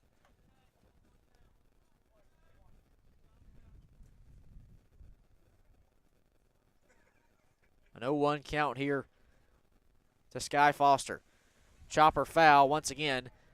Now 2 strikes to the sophomore. 2 men on, 1 runner over at first, 1 at second. Spittle will be the lead runner. Rafi Gonzalez, the leadoff batter, standing on deck for CIU. No outs here in the bottom of the 4th. 2 men on and an 0-2 count to Foster. I really like this approach the Rams hitters are taking. I said you can't get it back in one swing, but you also can't get it back watching pitches go by. So they're attacking the ball, being aggressive, looking for that pitch to drive to a gap. The 0-2 delivery. Foster pops that one up. The wind pushes it into shallow center. Shallow right, I should say, excuse me, and that'll drop for a base hit. Once again, you look back there in the top of the 4th, that win was against the Rams as a lot of base hits and even some homers were pushed out of the park due to that win. But it works towards their advantage here in the bottom of the 4th with Sky Foster hitting a little bloop single out into right field to load the bases here. And we're back around to the top of the order for CIU. Rafi Gonzalez stepping back in here on the right side of the plate. 1 for 2 here today with a single and a run scored. No outs here in the bottom of the 4th inning with the bases loaded. First pitch to Rafi. Pop back foul for strike 1. And if you're the Rams, it's just how you wanted to start this inning. You give up 5 runs in the top of the 4th. You come out, load the bases, get to the top of your lineup, no outs. Josh Hernandez with a team-high 8 homers on the year, including 1 yesterday with a 2-run shot. He stands on deck. Gonzalez at the plate for the 0-1. Curveball, you could tell that was going to miss outside the moment it left Williamson's hand from the mound. Now a 1-1 count. Spittle stands at third. A pinch runner and Cade Gentry stands at second. And Sky Foster, the speedster, over at first. Rafi pops that one up into right field. Brown backs his way up. The runners will tag. And I say runners. Gentry went to go to third, but he decided to jog back to second. The throw came in a little bit quicker than he initially thought. He's tagged out at second, but Spittle will cross third, or cross home plate, I should say. Score the first run of the inning on the RBI sac fly from Rafi Gonzalez.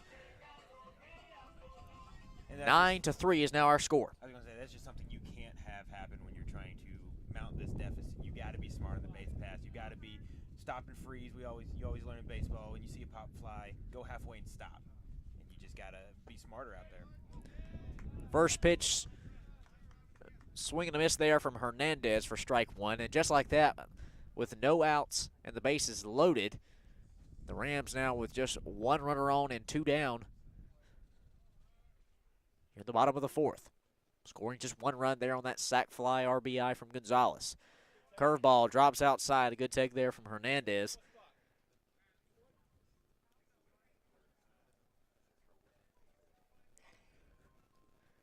One ball, 1 strike to the catcher. 1 man on, 2 down. The 1-1 drops low. 4-2. Hernandez 0 for 1 here today with a strikeout and a walk back in the first inning. Trying to cut into this 6-run deficit that the Rams are facing here in the bottom of the 4th. 1 man on, 2 down. The 2-1 drops outside. Now 3 balls, 1 strike to Hernandez. Gabe Austin, the designated hitter, due up for Columbia International. He's having a great day at the plate, 2 for 2 with 2 singles.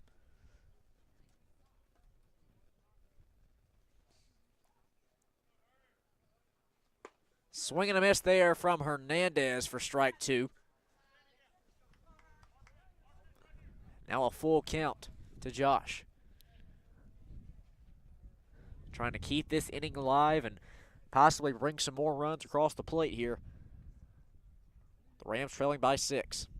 1 man on, 2 down. Check bag over at first. Foster back well in time.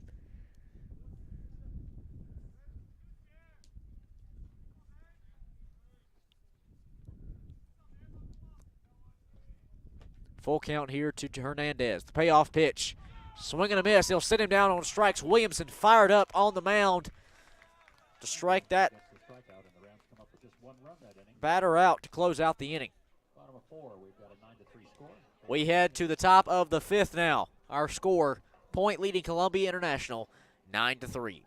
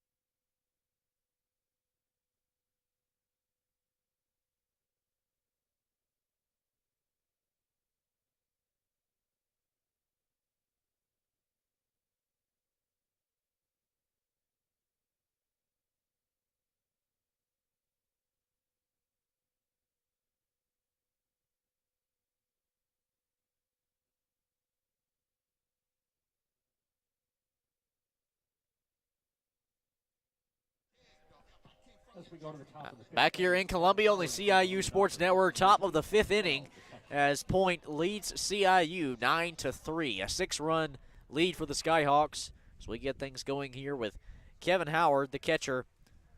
The first batter due up, he'll step in on the left side. Chandler Hunter coming in a relief of Justin Parrish, returns to the mound here after getting out of the jam in the 4th, where the Rams gave up 5 runs. The 1-0 popped up foul for strike 1. Howard, a .444 hitter on the season. He's 0 for 2 here today. Swing and a miss there for strike 2. Howard now behind in the count. And 1 ball, 2 strikes. Base is empty here with no outs to lead off the top of the 5th. The 1-2. The lefty Hunter left that one outside. 2 balls, 2 strikes. The 2-2 to Howard once again misses just right of the plate from the lefty. Now full count. The payoff pitch. Chopper over to Bleasdale at third. Make that Gonzalez at short. Flips to first. Won't get there in time, and Howard will run it out for the single. Looked like Bleasdale was going to grab it, kind of one hopper into that gap between third and short. He doesn't get there in time, maybe even a hole in his glove, if you will. Gonzalez there to recover, but the throw won't be there in time. Brendan Perez now stepping in on the left side with 1 man on after the leadoff single from Howard.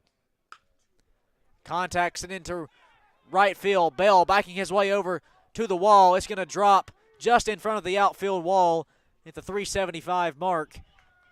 And just like that, a stand-up double from Brendan Perez puts 2 runners in scoring position for Point as they lead 9-3 here in the top of the 5th.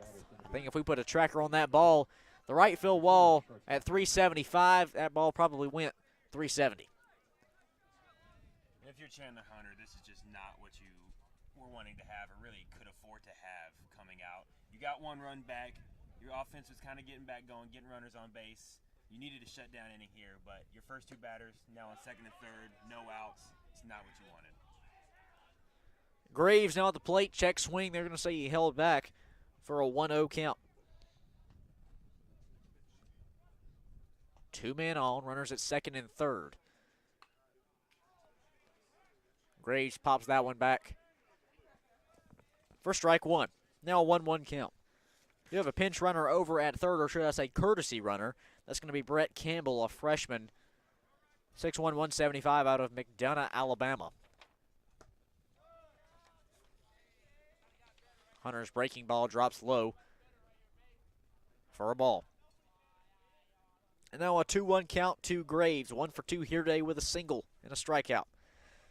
Swing and a miss. You can count that strike two. Chase it out of the zone from the lefty. Lefty on righty matchup here. And it's going to be a big advantage for Hunter, facing a lot of right-handed batters in this lineup, trying to get them to chase out of the zone.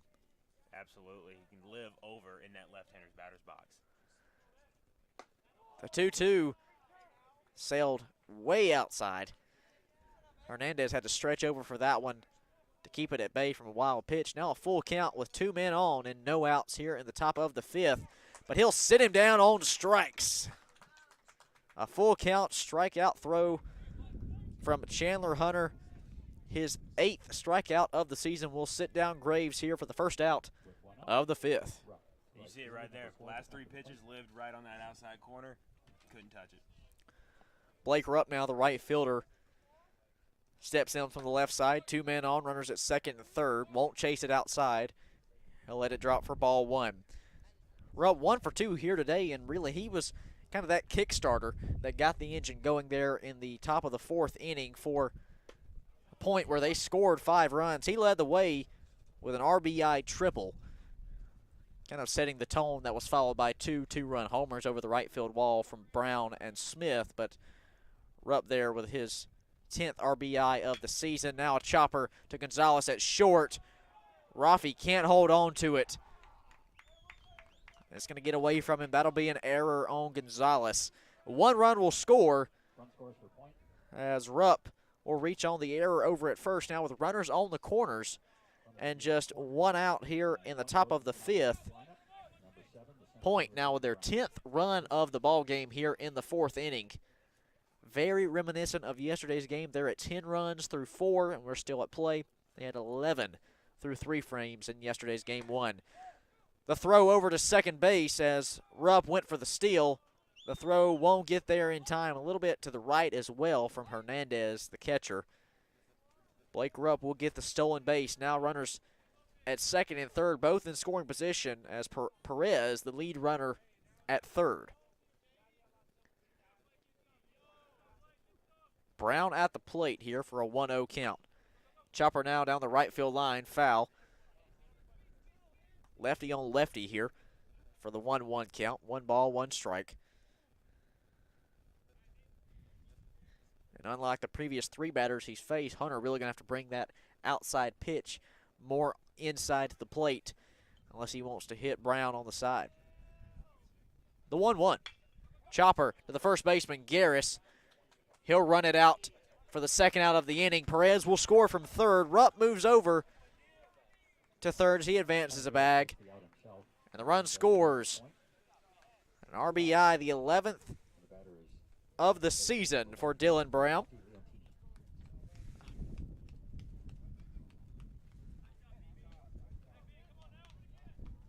And the Rams go up 11-3 here in the top of the 5th.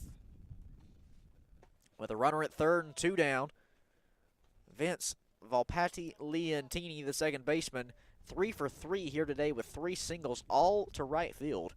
Steps on the left side. He's got a runner at third. That pitch ball just misses low. You mentioned that 3 singles at right field. Chandler might have to find another area to put his pitches because he puts it on the outside. Leontini just going to take it right that way. Strike 1 in there. Now a 2-1 count to Leontini.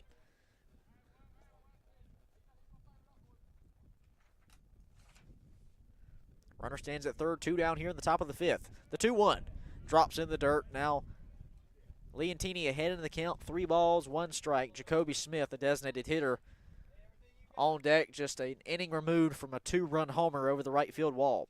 Leontini at the plate, the 3-1. Checked his swing.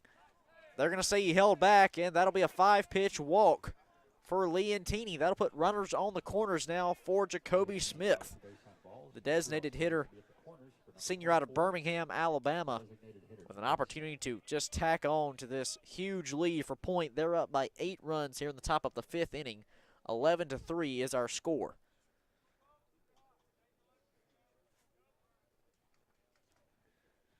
Yesterday, Point, it took them just 3 innings to get to 11 runs. Today, it took 5.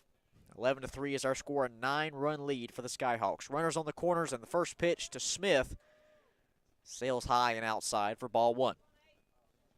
You got to be careful with Smith here. He had the 2-run homer just his previous at bat in the last inning. He's looking to do more damage. With runners on the corners and 2 down, Jacoby Smith now seen 2 pitches and 2 balls.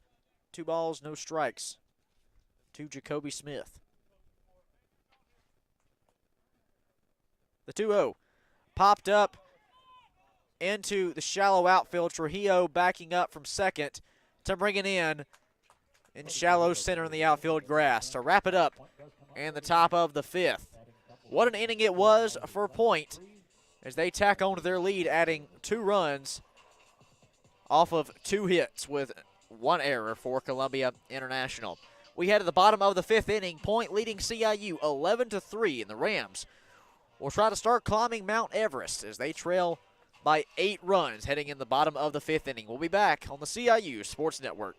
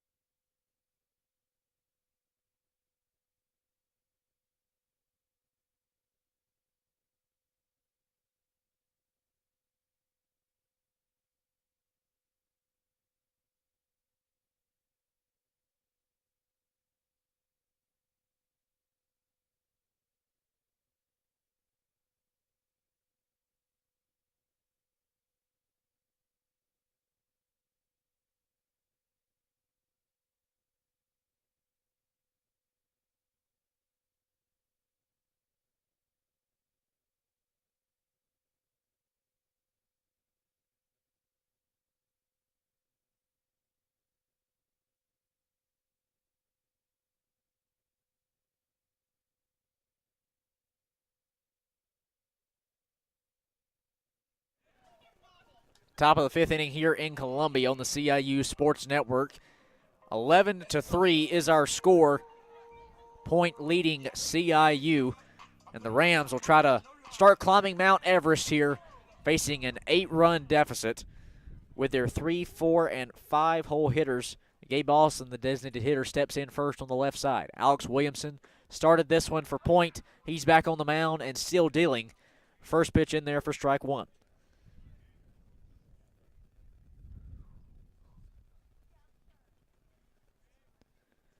The 0-1 curveball just missed. A beautiful pitch there from Williamson. 1 ball, 1 strike now.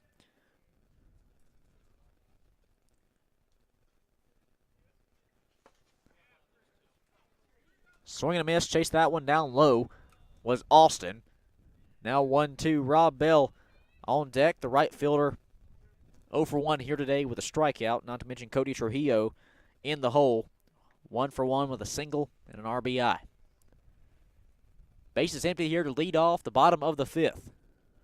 Austin at the plate with a 1-2 count. Williamson, the windup and the delivery. The 1-2. Deep inside on the left half of the plate towards Austin for ball 2. Nearly hit him in the right knee there. Batting righty. But he'll be sat down on strikes. Swing and a miss there for strike 3 is Austin. That's going to be back-to-back strikeouts carrying over from the 4th for Williamson. We talk about Williamson's performance here. If you'd asked me at the beginning of the game which pitcher I thought would last longer, I would have said Paris, just the way he was throwing strikes. But Williamson has done nothing but come out here and throw strikes and get outs. Williamson, 6 strikeouts across 4 1/3. Now Rob Bell stepping in on the right half of the plate. First pitch misses low for ball 1. Now the 1-0. Shot back foul for strike 1. Bell 0 for 1 here today with a strikeout. Reach on a fielder's choice back in the 3rd. Hitting .266 on the season, 17 hits and 64 at-bats. Fastball sails outside for ball 2. 11-3 is our score here in the bottom of the 5th. Cody Trujillo on deck for the Rams. 1 down. 2-1, make it 3-1 as that one misses inside of the plate.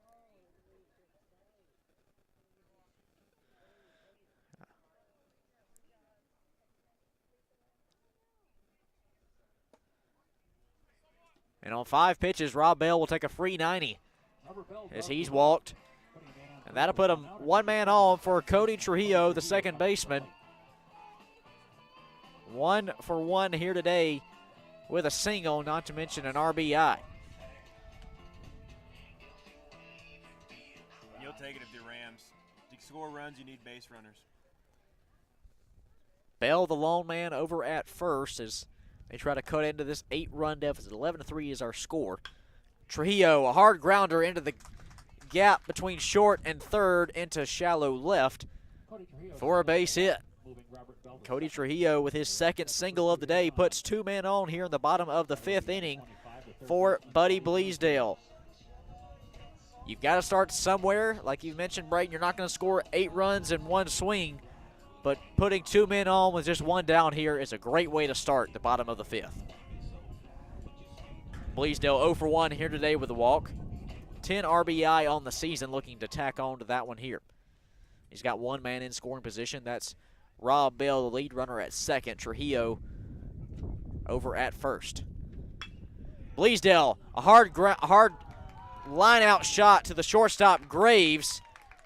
And he runs over to step on first, beats Bell back to the bag for the double play. Just like that.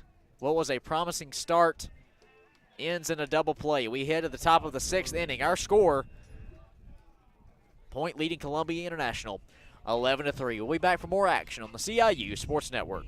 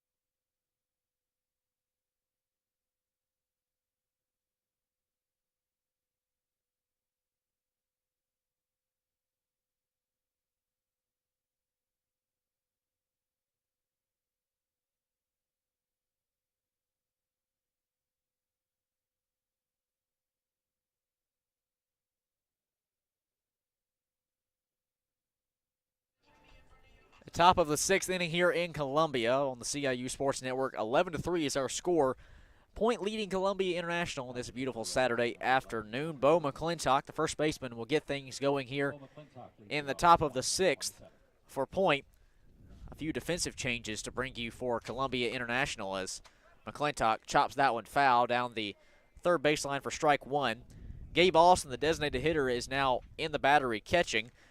And moving out to left field is Josh Hernandez. Over at first, coming over from left, is Bryce Spittle. And now on the mound, the former first baseman, Hunter Garris, coming in relief of Chandler Hunter. We'll get you Hunter's final stat line in moments here. Garris now the 0-1 delivery, chopped foul for strike two.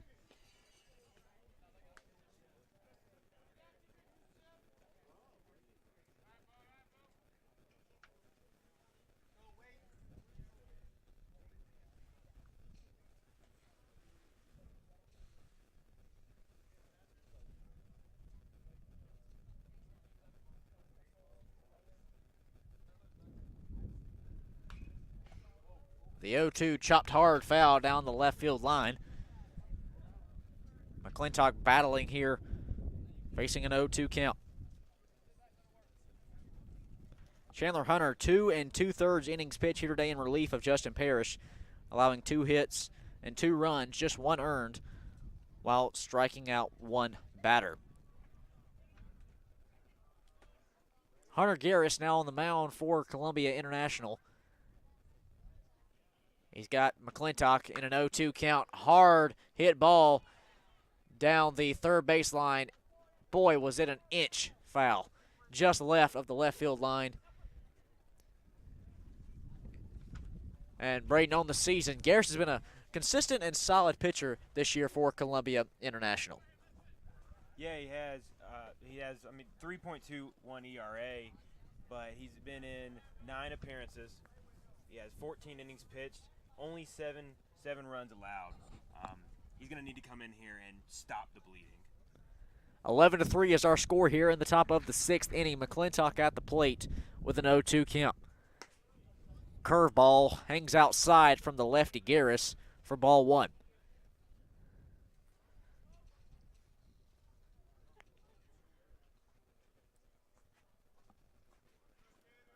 One ball, 2 strikes here to Bo McClintock. 2 for 3 here today with a single and a 2-run homer back in the third. He'll take ball 3 on the outside edge. Now a full count to the first baseman. McClintock, the senior, coming cross country out of Beaver Creek, Oregon. He's got the bases empty here to lead off the 6th inning.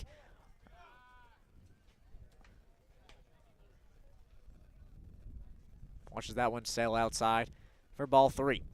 I do apologize. Thought it was a full count.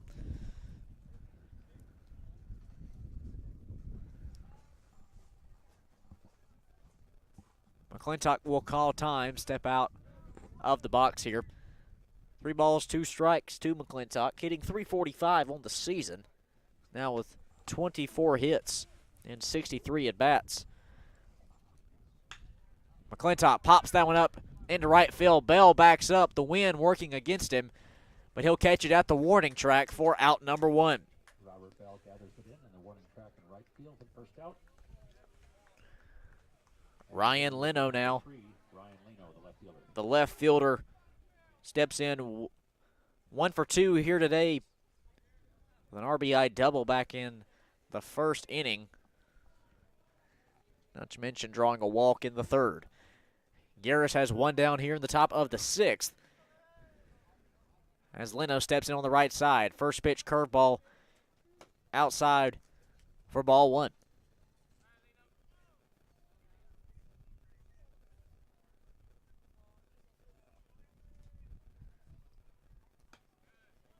The 1-0 misses. Now 2 balls, no strikes to Ryan Leno. .364 hitter on the season. Now with 19 RBI after scoring 2 back in the first. Hard hit ball out into right field. Bell backs up, falling just short of the right field wall. Bell now relaying it in as Leno rounds first, heads to second, and a stand-up double for Ryan Leno. His second double of the day puts 1 man on with 1 down here in the top of the 6th inning for point. And the catcher, Kevin Howard. It seems that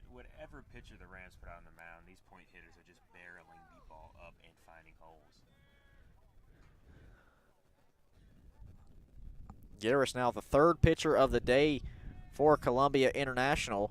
One thing you do have to keep in mind is curveball from Garris catches the outside edge for strike one. We have a doubleheader here today, and this is just game one, so if you're Jonathan Johnson, you don't want to dive too deep into your bullpen, especially here just in the sixth. We have at least 3 more frames to go.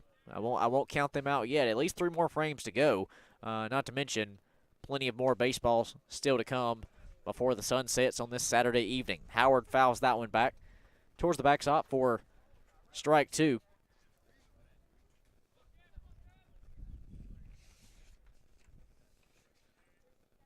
Now an 0-2 count to the senior.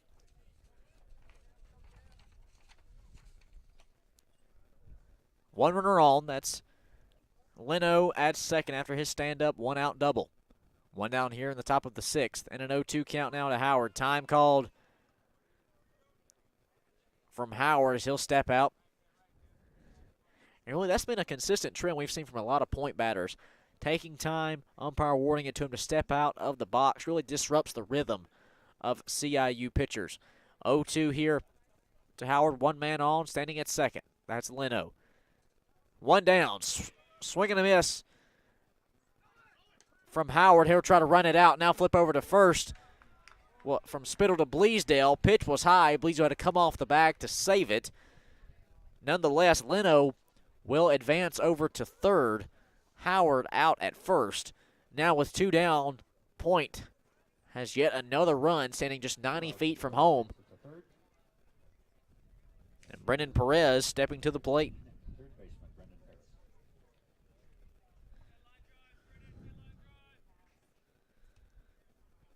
Perez 2 for 3 here today with a double and a run scored. One runner on, standing at third. Curveball just misses for ball 1. 11-3 is our score here in the top of the sixth.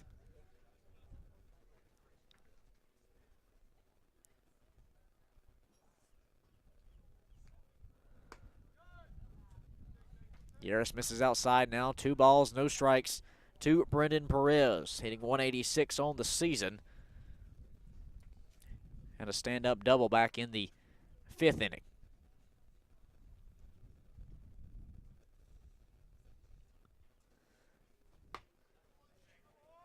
Garris struggling to find the strike zone here, misses outside. Perez ahead in the count, 3-0. Mason Graves, a shortstop, 1 for 3 here today with a single, stands on deck. 2 men down here in the top of the 6th inning. A runner stands at third, just 90 feet from home. Garris straight down Broadway there for strike 1. With 2 outs, the Rams really need to keep that runner at third. They cannot afford to give up another run. An 8-run deficit here in the 6th has Point up and cruising in control. The 3-1 delivery from Garris. Chopped foul for strike 2. And just like that, Garris has battled his way back into this count from the mound. What started out as a 3-0 now brings up to a full count. 2 men down here in the top of the 6th inning, 1 man on, standing over at third. Now the full count pitch. Perez stays alive here, fouls that one off. Leno, the lone base runner, standing over at third base.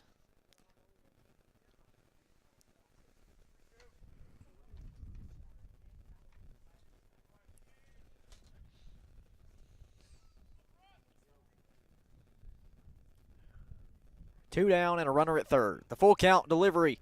Swing and a miss. He'll set him down on strikes. And for the 3rd out here in the top of the 6th, Garris will retire the side. Point strands a runner at third. And that will work hugely in the favor of Columbia International as the huge mountain they're facing doesn't get any larger. 11-3 is our score. We head to the bottom of the 6th inning when we come back on the CIU Sports Network.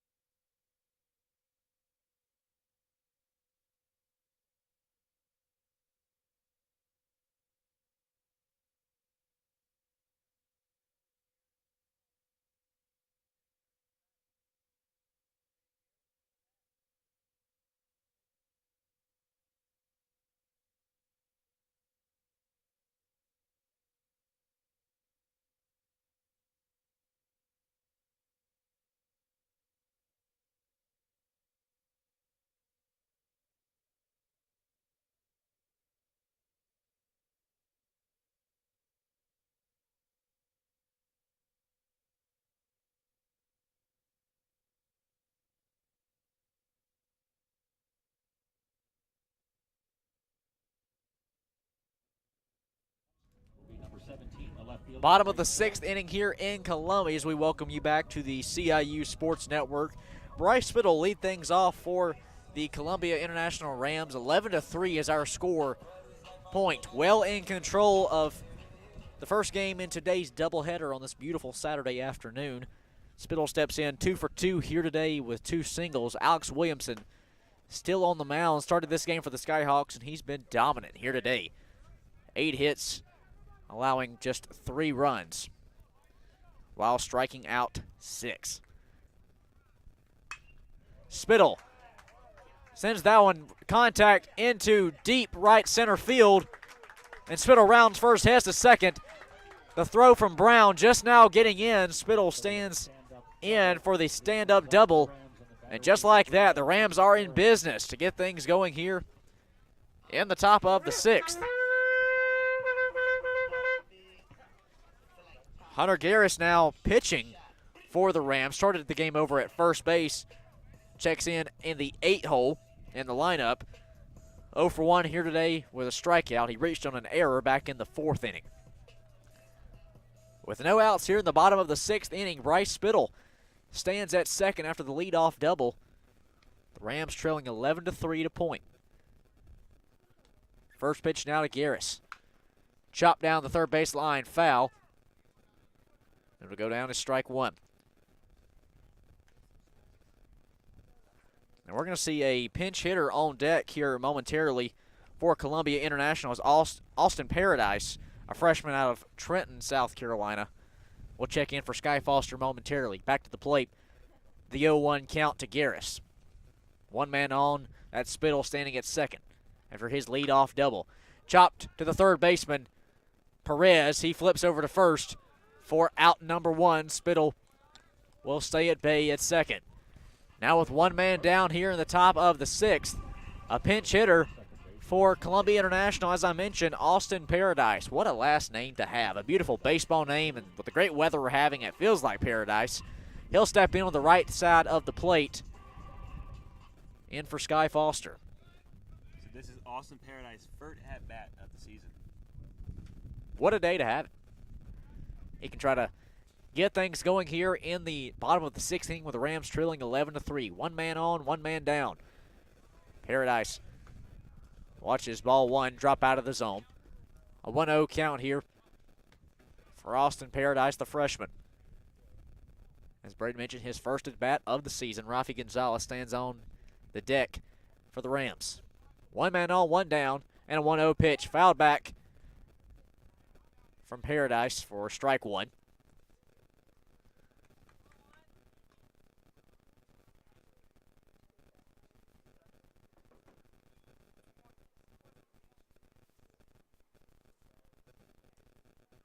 One ball, 1 strike here to Paradise. 1 man on and 1 down. Swinging a miss for strike 2. Paradise, just a freshman out of Trenton, South Carolina. And Brady, you talk about small town. That's what you get in Trenton. A beautiful, nice small town down in the low country. Much like you see maybe out of a Mayberry in the Andy Griffith Show or something like that. How he's here in the big capital city in Columbia. 1 man on, 1 down here in the bottom of the 6th for the 1-2. The delivery chopped over the pitcher's head. The shortstop Graves comes charging inside into the infield grass, flips over to first in time for out number 2. Spittle will move over to third. Paradise out on a tough play there. 2 outs. And the Rams are back to the top of the order with a shortstop, Rafael Gonzalez, coming to the plate. Maybe not the outcome Paradise was looking for, but he did get the runner to third, put him in scoring position for Gonzalez. Rafi Gonzalez now the leadoff batter back at the plate for the 4th time here today. 1 for 2 with a single. Also had a sac fly RBI back in the 4th inning. The Rams have a run 90 feet from home with Spittle over at third. Gonzalez will take ball 1 low and outside. 11-3 is our score here in the bottom of the 6th inning. Alex Williamson dealing from the mound here today for point. Now on a miss high, though. Now 2 balls, no strikes. Williamson on the day, 6 strikeouts, allowing 8 hits with 9 hits now with Spittle over at third, and 3 runs coming across the plate. The 2-0 misses in the dirt. Rafi Gonzalez well ahead of the count now. 3 balls, no strikes with the power hitter Josh Hernandez on deck for Columbia International. 2 men down here in the bottom of the 6th.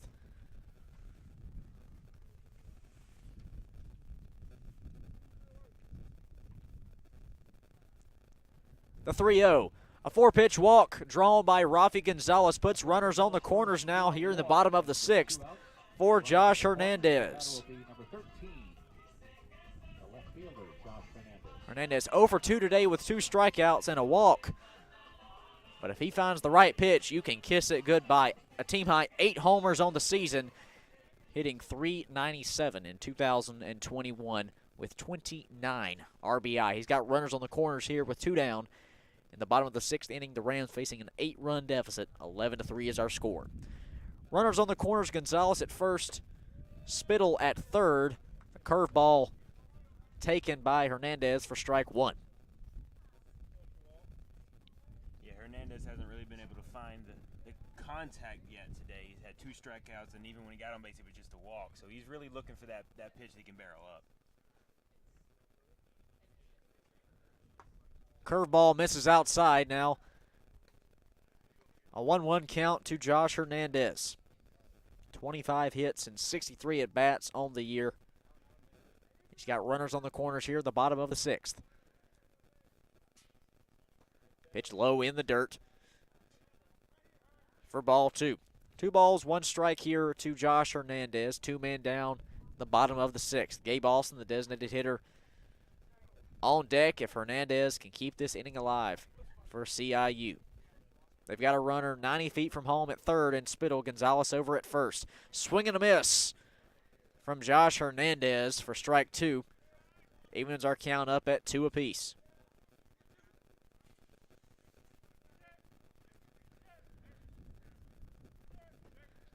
The biggest issue for the Rams today, they trail by 8 runs, obviously, but you also factor in that they've left 6 runners on base.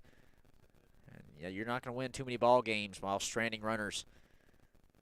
The 2-2 chopped hard down the left field line into foul territory right near the visitors' bullpen.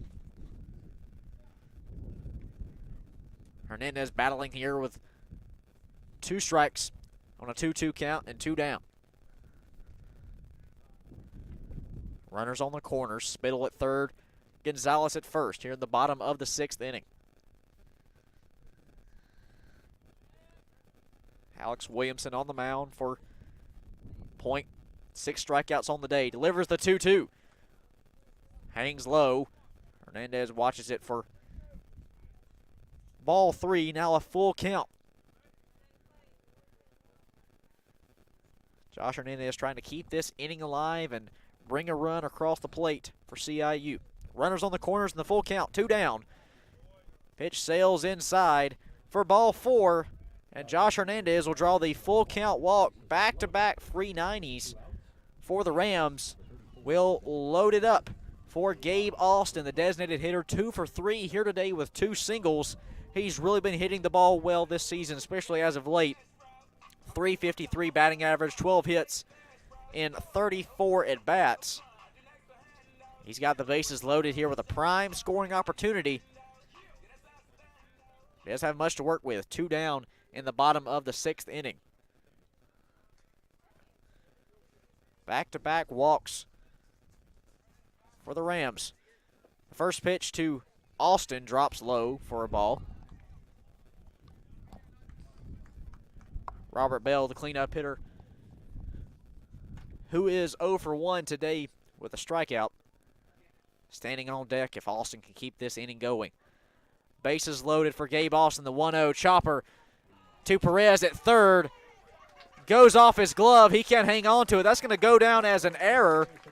And Spittle will come across third. All runners advance a bag. And 1 run scores on the error from the third baseman, Brendan Perez. Gabe Austin will reach over to first. And just like that, the Rams put their 4th run of the day on the board. They now trail 11-4, a 7-run deficit, 2 Point University. Hey, when you're down by 7 runs, you'll take getting on base however you can, whether it's a double to the gap or an error by the third baseman. A courtesy runner over at first base in for Austin is Shane Hammonds. Now Rob Bell standing in on the right side. Can't make contact there for strike one.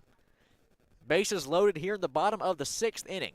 11-4 is our score. 2 men down, and the bases loaded. Gonzalez, the lead runner, at third. Hernandez standing at second. Shane Hammonds, courtesy runner, over at first.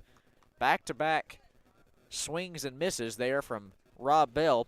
Struck out back in the first inning as well. And he's behind 0-2. Even in the bottom of the 6th inning, Williamson's curveballs are looking sharp. Bases loaded on the 0-2. 2 men down. Bell sends that one into deep right field. You can kiss it goodbye. A grand slam from Robert Bell, his 4th homer of the season. Now 21 RBI. And just like that, the Rams have battled their way back into this one. A 7-run deficit has cut down to 3 on a grand slam shot from Robert Bell. Our score now 11-8 here in the bottom of the 6th, and we may see the day end for point pitcher Alex Williamson. What a shot there from Rob Bell in the 0-2 count, sends it over the right wall. And we have a totally different ball game now, Braden. What went from 11-4, a 7-run deficit that's really been a mainstay since the beginning. The Rams now battle their way back. And we have an interesting ball game across the final 3 frames. Oh, we do. We're now down only 3 runs. That's, what, 1 run an inning? You can do that. That ball was absolutely smoked. I think it might have cleared the tree line back there behind the wall.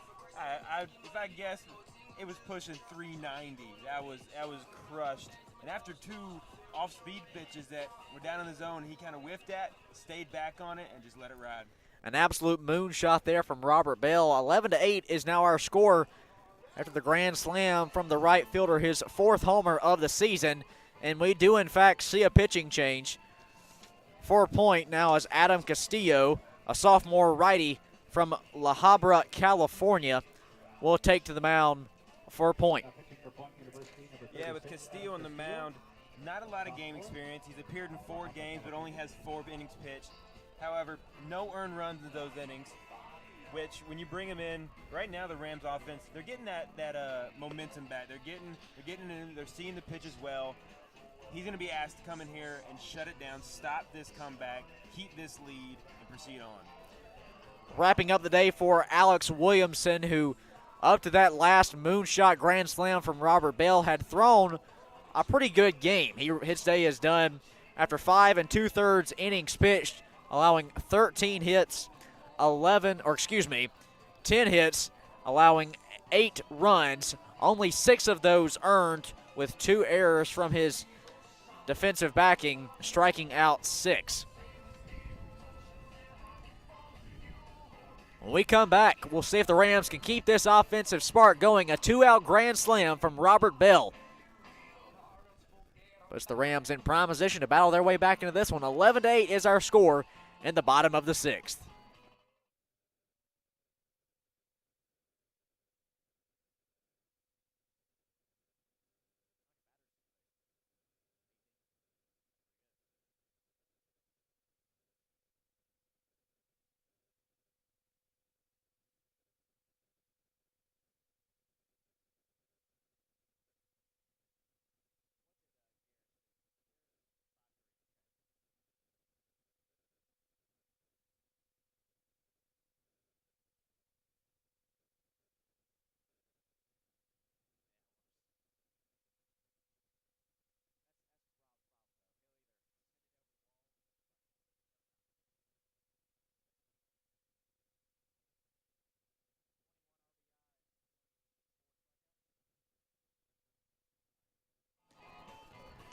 Back here in Columbia on the CIU Sports Network, a 2-out rally from Columbia International has put themselves right back in this one. Point still leads by 3 runs here at the bottom of the 6th inning, 11-8.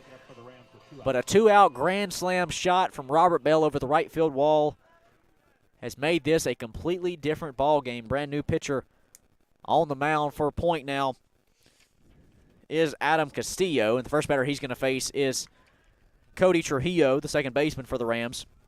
2 for 2 here today with 2 singles and an RBI. Got a Castillo-Trujillo matchup. Hard hit ball into right field. Rupp, the right fielder, charges over to the right field line to bring it in for the third out of the inning. With 6 in the books, we have an interesting ball game heading in to the 7th inning stretch. 11-8 is our score after a grand slam shot from Robert Bell caps off a 5-run inning for Columbia International. They trail by 3, heading to the top of the 7th. We'll see if Hunter Garris can take to the mound for Columbia International and keep that deficit at simply 3 runs when we come back on the CIU Sports Network.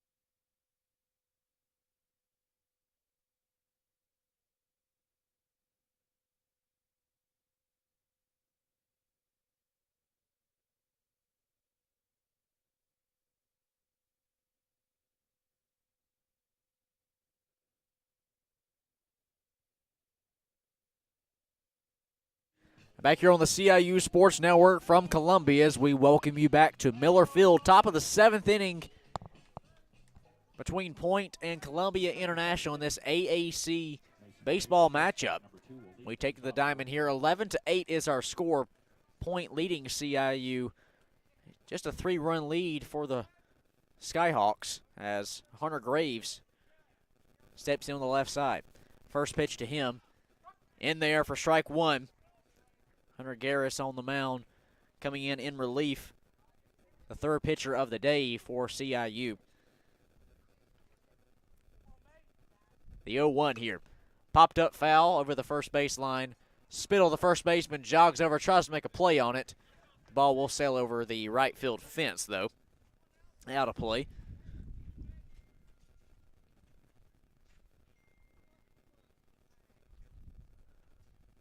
And a lot can change in an inning.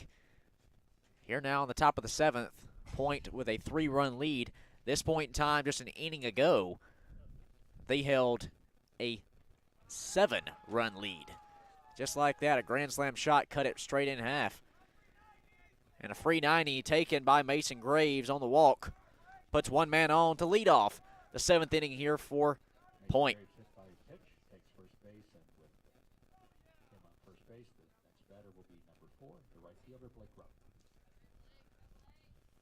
Blake Rupp now the right fielder. 1 for 2 here today with an RBI triple back in the 4th. He's got one man on, no outs here in the top of the 7th. Showing bunt. Sends it down the first baseline. Garris is there, flips to first for out number 1. Graves moves over to second safely. And one man retired here in the top of the 7th. Point has a runner standing at second base. That's Mason Graves. And we're back around to the top of the order with Dylan Brown, the center fielder, stepping in on the right side. Great execution on the bunt by Rupp, but I think Garris might have looked at second. He had time. He could have got that lead runner.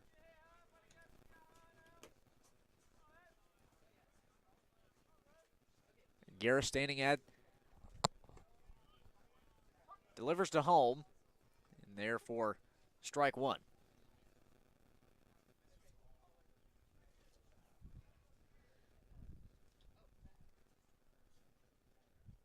Brown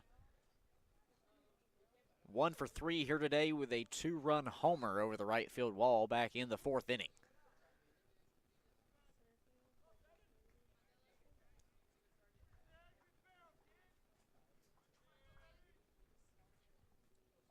One man on, that's Graves at second. One down here in the top of the 7th. Garris, the lefty, delivers the curveball just outside for ball one. Now 1-1 count to Brown.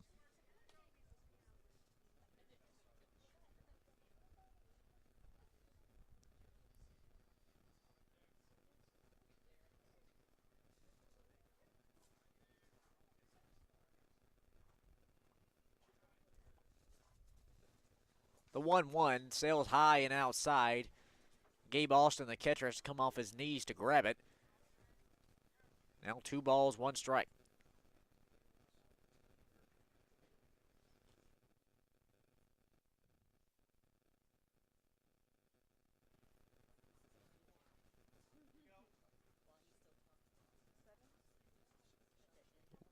One down here in the top of the 7th. One man on and a 2-1 count. Garris will step off the stripe. Now back on here. Brown back in the box. Hitting 184 on the season.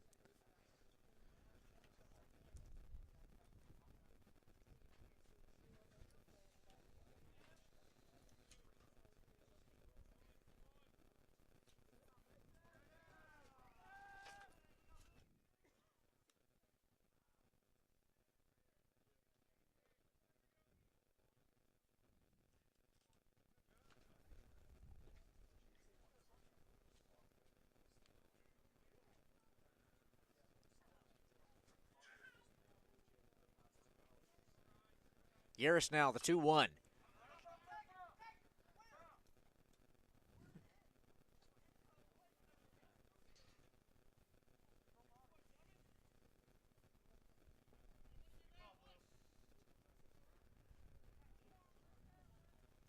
Foul tip, now a 2-2 count to Dylan Brown.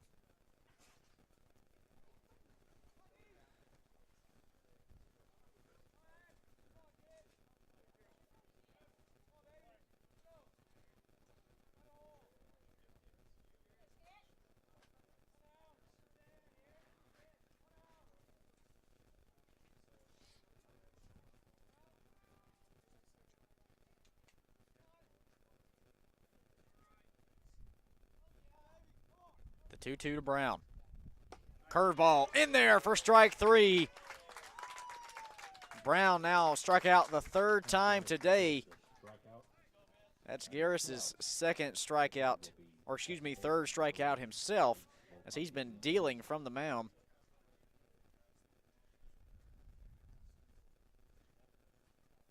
Now with 2 men down in the top of the 7th. Vince Leontini will step on here, 3 for 3 here today with 3 singles and a walk back in the 5th. One man on, that's Graves at second. Garris is paying a lot of attention to Graves at second. He knows how important it is to keep him close to second. So if there is a single, he doesn't quite score. 11-8 is our score here in the top of the 7th inning. Point leading Columbia International. First pitch to Leontini, high and outside for ball 1. Leontini, the California native here, trying to keep things going with 2 outs for the Skyhawks.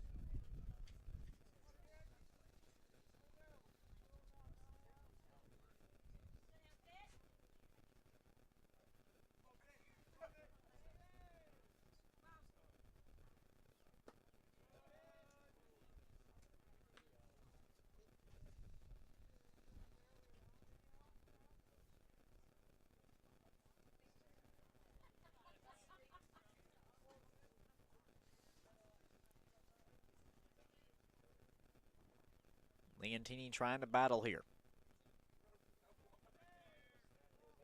The 2-1. In there for strike 2.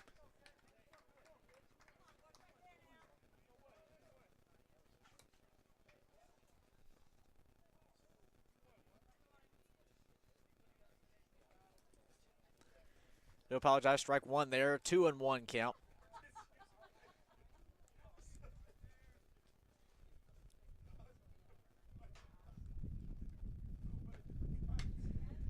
Leontini pops that one up into right field. Rob Bell, the right fielder, jogs his way up to bring it in for the 3rd out of the inning. It's time to stretch here in Columbia as we head to the bottom of the 7th inning. Our score, point leading CIU 11-8. We'll be back for more on the CIU Sports Network.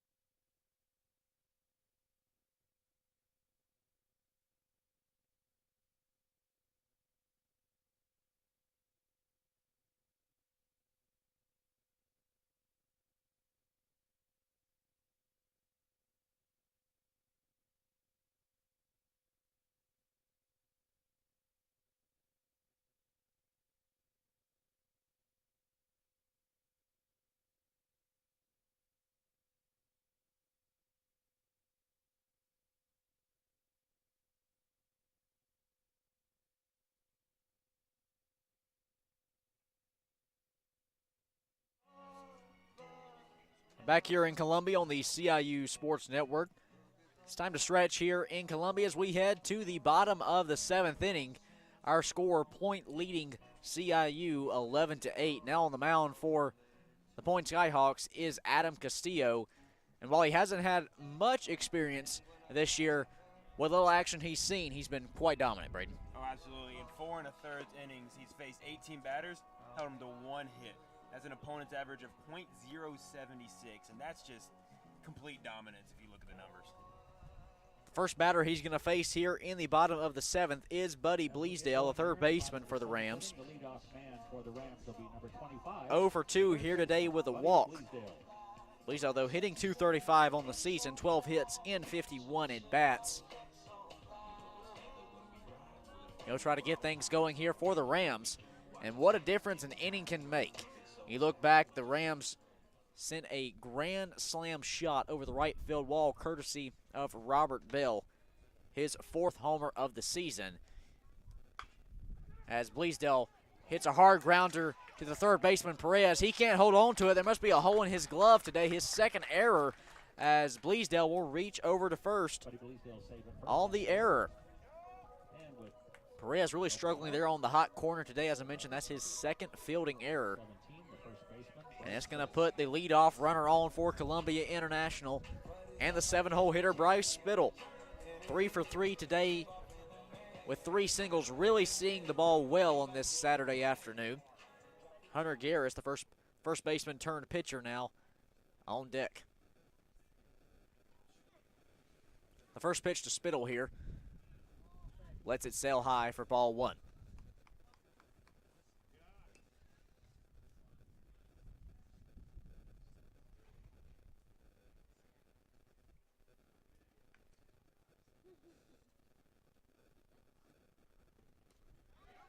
Pitch in the dirt, gets past Howard, the catcher, as Bleasdale will move over to second on the wild pitch from Castillo.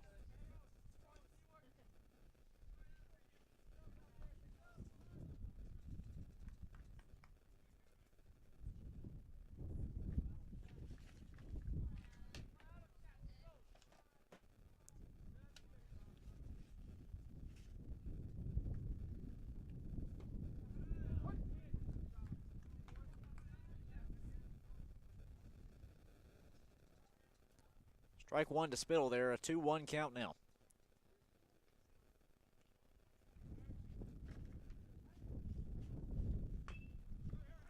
Hard grounded to Perez at third. He'll flip over to first. And it'll get there in time. Nice dig there by McClintock over at first to get the first out of the inning. Batter will be the pitcher, number 11, Hunter Garris. As Bleasdale moves over to third now. And trailing by 3 runs, Columbia International has a runner just 90 feet from home as Hunter Garris, the pitcher, will step in to the plate from the left side.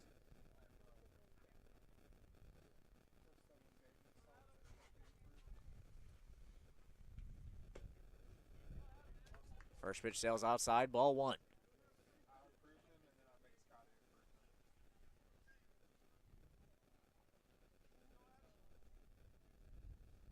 Sky Foster, the 9-hole hitter, standing on deck. Pitch gets away from Howard. Bleasdale coming home. The throw off the mark, and Buddy Bleasdale makes this a 2-run ball game, scoring on the wild pitch. And without a single swing of the bat, Bleasdale comes home from third. And just like that, 11-9 is our score. The Rams battling their way back into this one.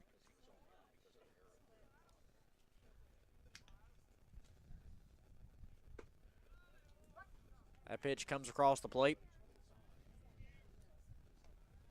for strike.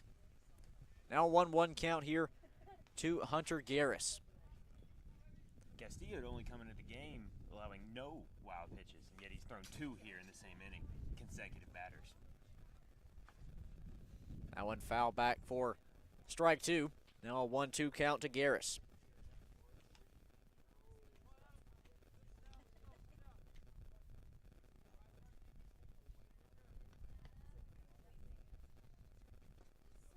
Pitch low and in the dirt. That'll be ball 2. Now a 2-2 count to the pitcher, Garris, hitting .222 on the season. He's 0 for 2 here today. One correction there, full count pitch now to Garris. The payoff. Hard grounder to Perez at third. One hopper flips over to first as he charges the infield grass for the second out of the inning. Perez has been a busy man this inning. There's 3 straight ground balls at him at the hot corner.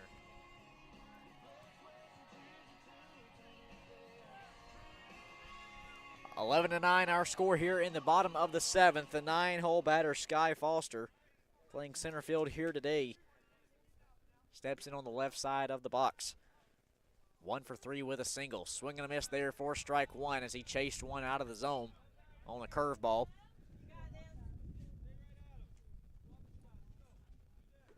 And with 2 down here in the bottom of the 7th, we have a 2-run game. Pitch paints the top half of the zone. Now 2 strikes facing Foster. 0-2 count.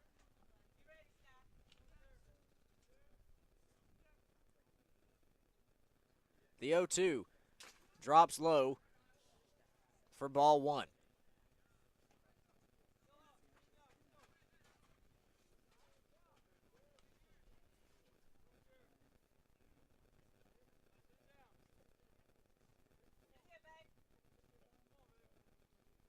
Base is empty here with 2 down for Sky Foster in the bottom of the 7th. The 1-2 dribbler to Graves at short, flips to first. Won't get there in time, and a 2-out infield hit goes into the scorebook for Sky Foster. And we're back around to the top of the order for Columbia International as Rafi Gonzalez, the leadoff batter, now his 5th at-bat of the day. And there is action down in the Skyhawks bullpen with righty Austin Wilson and lefty Ben Beasley warming up. 2 down here in the bottom of the 7th. 1 man on, that's Foster over at first. Gonzalez stands in on the right box. We'll let ball 1 come in. Gonzalez, a .320 hitter on the season. He's 1 for 2 here today with a single, a walk, and a sac fly RBI. Foster's going. Howard, the throw to second. Won't get there in time. As Sky Foster will get the stolen base over to second. And we're going to see a Coach from Point come out to question this call here of the umpire. 11-9 is our score here in the bottom of the 7th inning. Well, the throwdown definitely beat him, but I couldn't quite see the tag. Foster might have slid around it while it was being applied. Rafi Gonzalez stands at the plate, facing a 1-1 count nonetheless. Foster stands at second base. Gonzalez trailing by 2 runs here in the bottom of the 7th. He stands in the box as the tying run. At one point was a 11-3 ball game, has quickly changed tones here by the bottom of the 7th.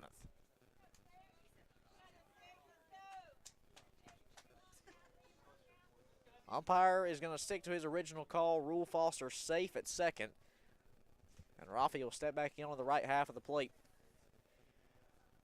with a 1-1 count.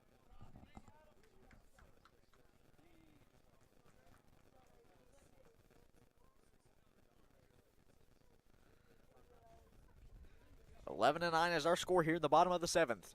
2 down, a runner at second. The 1-1 sails inside. Now 2 balls, 1 strike to Rafi Gonzalez.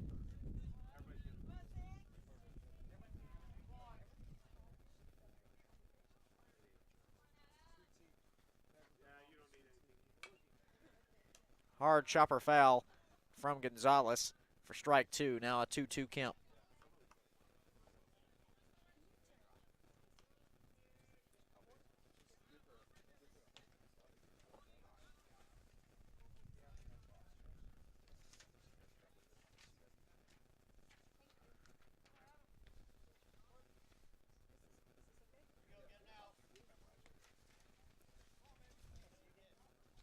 The 2-2 misses low. Now a full count to Rafi Gonzalez, battling his way through this count with 2 men down in the bottom of the 7th inning. Sky Foster, the lone base runner right now for the Rams. He stands at second base after an infield single and a stolen bag. Gonzalez contact into left field. Leno jogs up 5 steps to bring it in for the 3rd out of the inning. We head to the 8th. Our score 11-9, Point leading Columbia International.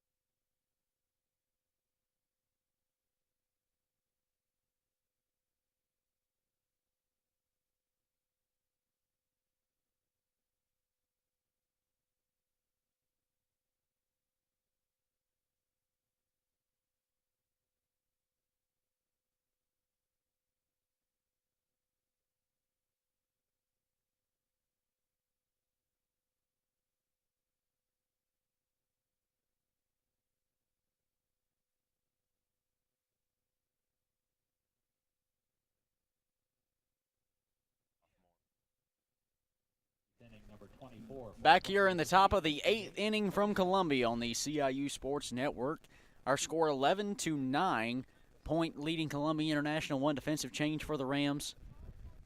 Braden, as we see Jalen McDuffie, a sophomore out of Irmo, check in over at first base for Bryce Spittle. First pitch curveball from Hunter Garris misses outside. Jacoby Smith at the plate for point. He's 2 for 4 here today with a single and a 2-run homer back in the 4th inning. Breaking ball inside for strike 1, right across the bottom half of the plate.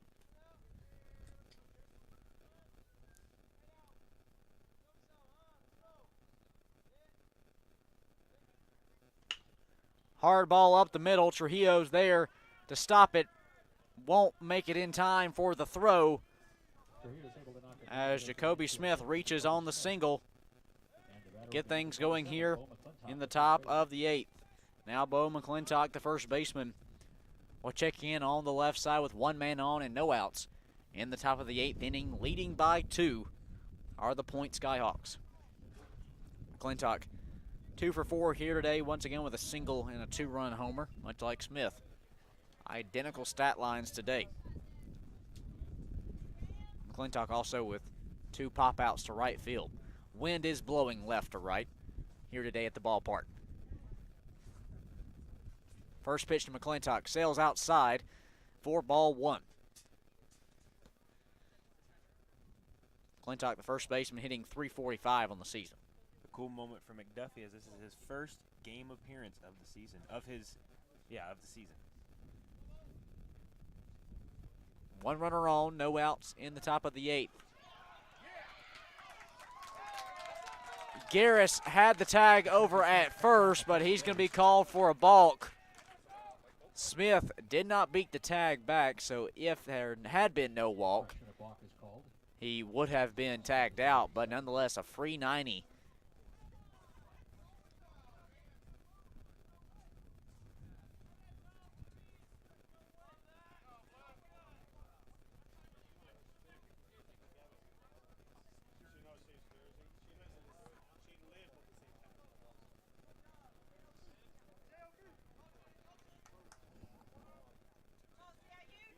(11-9) is our score here in the top of the 8th inning, but Point is threatening to extend that 2-run lead.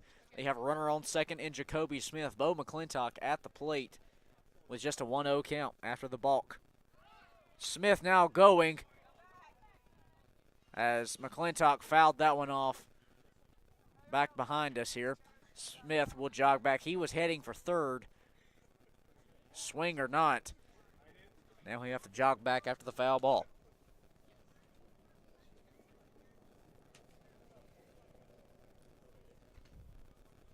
Smith with 3 stolen bases on the year, and he got a pretty good jump on that pitch. If it hadn't been fouled off, it would have been a close play down there at third. 1 man on and no outs here in the top of the 8th inning. Smith stands at second, McClintock at the plate.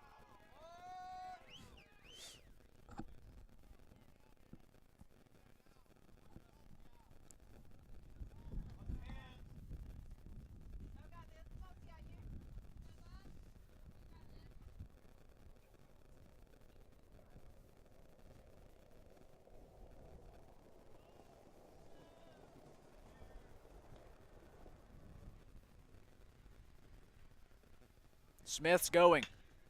Hard hit ball up the middle. Smith rounds third. That'll be a base hit single for McClintock as Jacoby Smith will cross home plate and score the 12th run of the game for Point as they take a 3-run lead here in the top of the 8th inning over Columbia International. The way it looked to me, it looked like the hit and run was on, and that could not have been executed more perfectly than it. Smith takes off from second. McClintock right up the middle, drives him in, easy play at home. Jacoby Smith led off the 8th inning with a base hit single.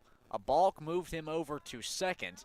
And then like Braden, you mentioned, the hit and run sequence there. Now McClintock going for second. Austin went for the throw. The catcher for CIU, but the ball slipped out of his hand. And the Point Skyhawks really being aggressive on the base pass here in the 8th. You can tell the tone of the game has changed. When they were up 11-3, they were here on the field. They were still just going through the motions. Now that the lead is only 4 at the moment, they kind of strap back in. 3 at the moment. Excuse me. 12-9 is our score. 1 man at second. Pitch misses outside. Austin does a good job to block and keep it in front of him there for a ball. Now 2-0. Ryan Leno at the plate, the left fielder. That wind is picking up out of left field. Moving left to right at the ballpark. Leno 2 for 3 here today with 2 doubles and 2 RBI. Not to mention adding walk into that. Great day for the 5-hole hitter. Garris to home. Pitch misses outside for ball 3. Now a 3-0 count to Ryan Leno. No action out in the CIU bullpen at the moment as we're in the top of the 8th inning. 12-9 is our score. A 3-run lead for Point.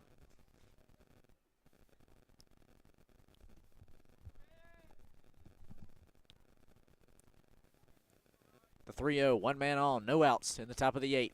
The delivery from Garris. Curveball in there for strike 1. A beautifully thrown pitch. Leno lets the 3-0 strike come across the plate. Doesn't take a swing.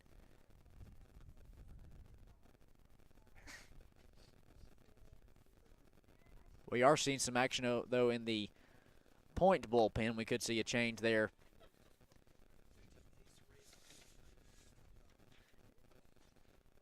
In the top half of the 9th. Or bottom of the 8th, excuse me. Yeah, who you see out there is senior right-hander Brandon Perez warming up.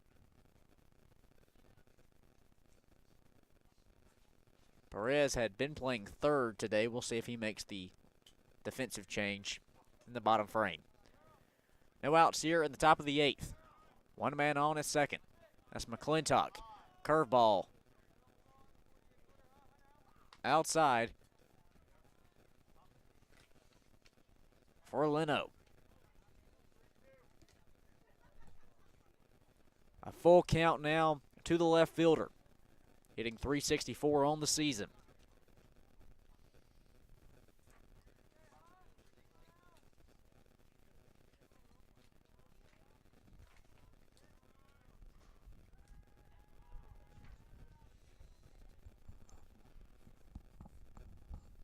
Garris steps off the mound. Now he's back on.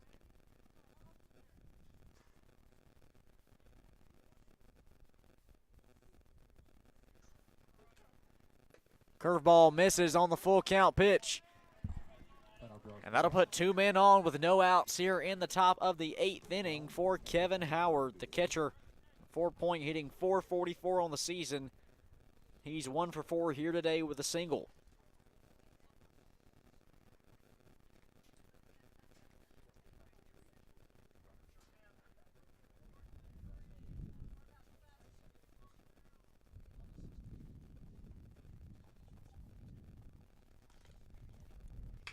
Howard, hard hit chopper to Gonzalez at short. Flips to Trujillo at second in time for the first out of the inning. Trujillo won't throw to first as Howard will be safe over at first. We'll see a courtesy runner in here for Howard. And that's going to be Brent Campbell, a freshman out of McDonough, Alabama, standing over at first as the courtesy runner. We also see a pinch hitter at the plate. Zebediah Baird, a freshman out of Beauregard, Alabama. A freshman, 6 foot 235, steps in on the left side of the plate here with runners on the corners. And he will step in for Brendan Perez, the third baseman that we just saw warming up in the bullpen, which obviously leads you to believe that he may take to the mound here in the bottom half of the 8th. Runner going, Austin the throw. Won't get there in time. As the pinch hitter, Campbell, safe at second. Now 2 men on, both in scoring position. The lead runner, McClintock, over at third. Seems like ages ago he hit that RBI single that scored Smith, but he stands at third, and Campbell stands at second. The pinch hitter, Baird, at home plate. Facing the 0-1, curveball in there for strike 2. Top of the 8th inning, our score 12-9 here in Columbia. Point leading CIU.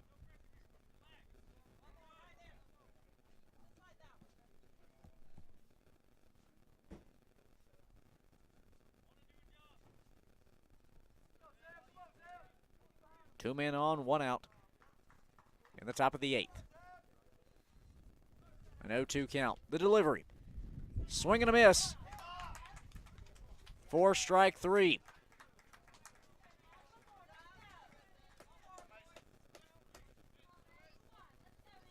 With 2 outs, the batter for point is the shortstop, Mason Graves. 4th strikeout of the day for Hunter Garris coming in relief. But he's got to close this one out. 2 down in the top of the 8th inning. 2 men both in scoring position. Runners at second and third for point. As Mason Groves, the shortstop, checks in on the left side. First pitch. High curveball bounces hard off the backstop. McClintock and the other runner, Campbell, will jog back. And luckily for CIU, that ball missed high, went past the glove of the catcher, Austin, bounced hard off of the cinder block backstop here, almost straight back to the plate. Yeah, it's real fortunate to keep that runner at second and third.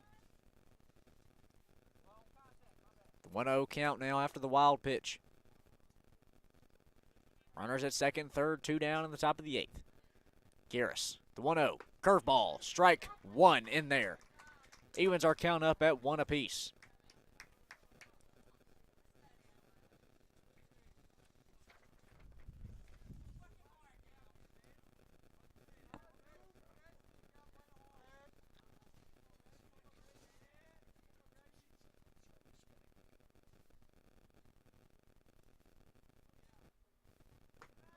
Curveball misses wide outside. Austin does a great job, has to come off his knees and dive out to grab it. Keeps the runners at bay. Now a 2-1 count to Graves. Yeah, that pitch just looked like it slipped out of his hand as soon as he released it. Very fortunate that it did not go anywhere behind the backstop. 2 down here in the top of the 8th inning, 2 men on. A 2-1 count to Graves. The delivery misses high, ball 3. Now 3 balls, 1 strike is our count to Mason Graves. With the 9-hole hitter Blake Rupp due up on deck if Graves is able to keep this inning alive with 2 down.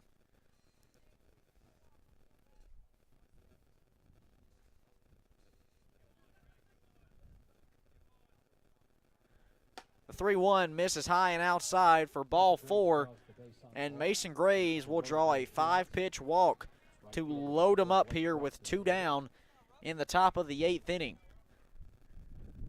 Now Blake Rupp, the right fielder for point, hitting .294 on the season. 1 for 2 here today with an RBI triple back in the 4th inning. He's got the bases loaded with 2 down in the top of the 8th inning. 12-9 is our score, point leading CIU. The first pitch. And a curveball swings inside, actually hits Rupp on the leg. And that'll be the easiest run of the day for point as they extend their lead now to 4 runs in the top of the 8th inning. A free 90. McClintock comes home after the hit by pitch. We're back around to the top of the order as the leadoff hitter Dylan Brown will check in. Brown 1 for 4 here today with a 2-run homer in the 4th inning. Campbell, the lead runner, at third. Bases are loaded for Brown at the plate. 2 men down at the top of the 8th. First pitch, strike 1.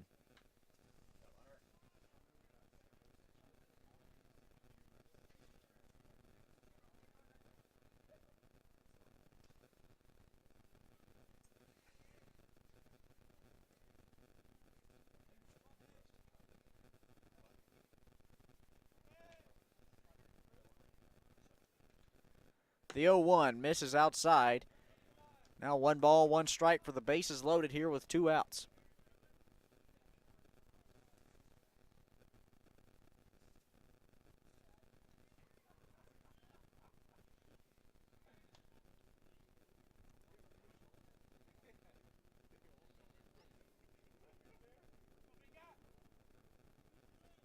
Bases loaded, 2 down. The 1-1 in there for strike 2. 1 ball, 2 strikes now to Dylan Brown as CIU pitcher Hunter Garris tries to get out of this inning, get out of this bases-loaded jam with 2 outs. The Rams have battled their way back into this one, cutting an 8-run deficit down to as little as 2 back in the 6th inning, but Point has battled their way back ahead. They're up by 4. The 2-2 bases-loaded pitch. Curveball breaks low for ball 2.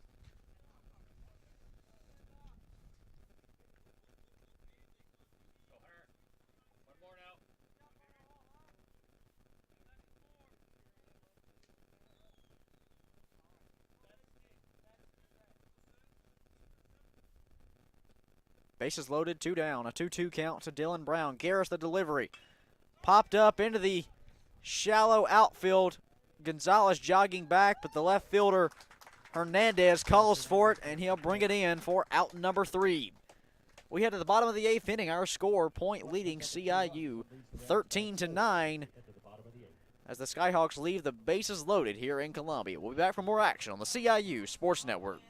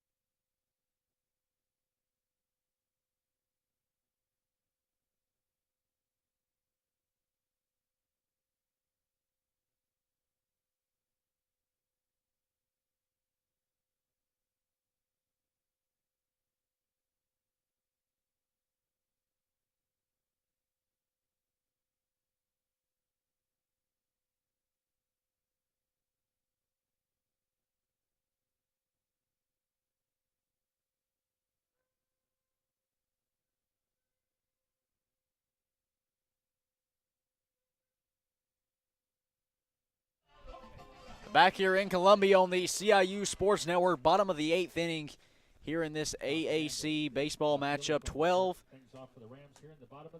13-9 is our score as Point leads Columbia International. Josh Hernandez now up to the plate, the second batter in the order for the Rams. He'll take ball 1 outside. New faces and new places across the diamond defensively for Point. Now on the mound for the Skyhawks is Brendan Perez. A 0 ERA, no decisions across 1 game appearance, pitching in 1 inning, allowing 1 hit and walking 1 batter. His second pitch misses inside to Hernandez for ball 2. Now a 2-0 count. Also now over at third base, replacing Perez, is Dale Thornhill. And now catching, replacing Kevin Howard, is Jacoby Smith, the designated hitter, moving over now in the battery. Hernandez lets that one come down Broadway for strike one. Gabe Austin due up here in moments on deck. The 2, 3, and 4 hitters in the lineup set to go for Columbia International. Hernandez 0 for 2 today with 2 strikeouts and 2 walks. Trying to get some things going here in the bottom of the 8th with the Rams trailing by 4. A hard swing and a miss there for strike 2. That evens our count up at 2 apiece. 2 balls, 2 strikes to Hernandez, the junior hometown kid right here in Columbia.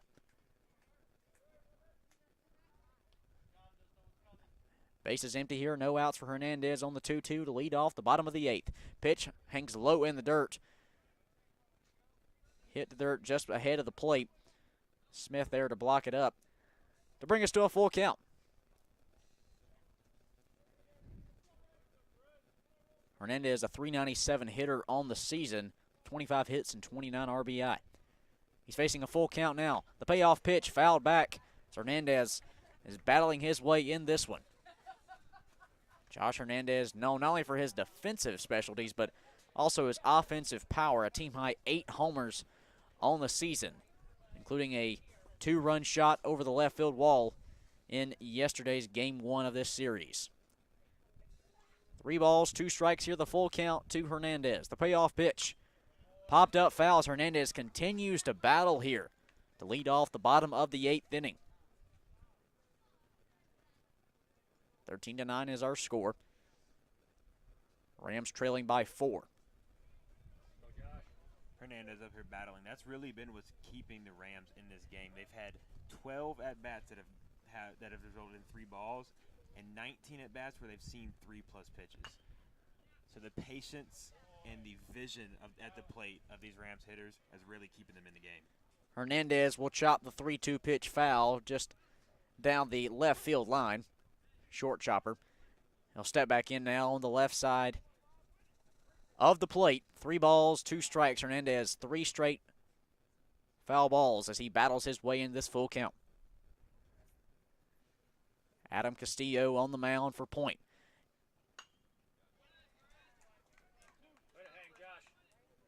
Popped up foul. Now 4 straight foul tips for Josh Hernandez.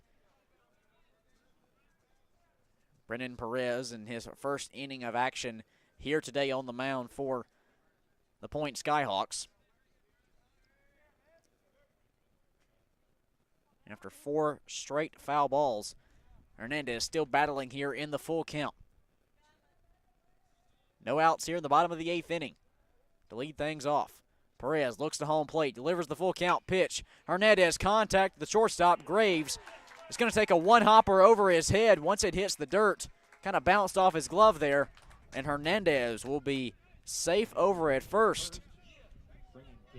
After the error there from Hunter Graves.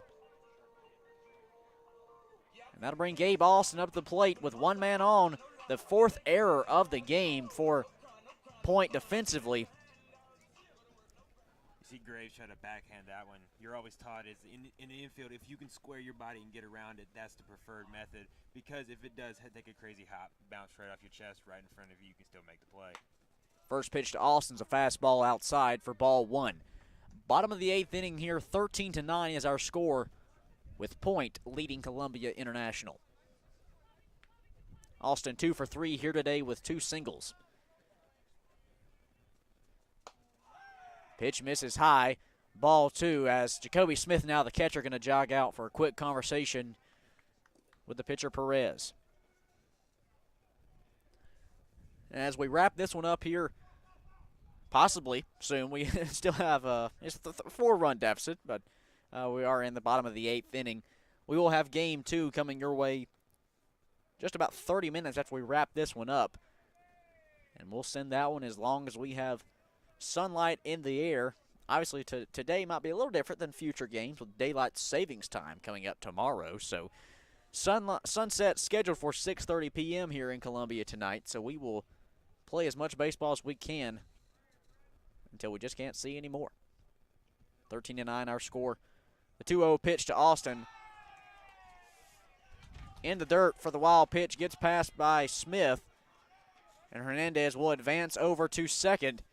Now the Rams have a runner in scoring position with no outs here in the bottom of the 8th inning. And Gabe Austin well ahead in the count, 3-0. And I know a wild pitch doesn't really prove this point I'm about to make, but that was a really senior veteran move Smith made to go call time, go out, talk to this pitcher, calm him down. They still have a 4-run lead. It's only one man on base. Get him back in the zone, get him back focused, just play him in the mitt with the catcher, and get out of the inning. And that's going to hit him in the back as Austin will take the free 90. Although it's going to come with a bruise, most likely along that spinal cord. He's perfectly okay as he jogs his way up. We're going to see a courtesy runner come in, Austin the catcher. He'll step aside here as Shane Hammonds will step on over at first base, the junior out of McBee, South Carolina.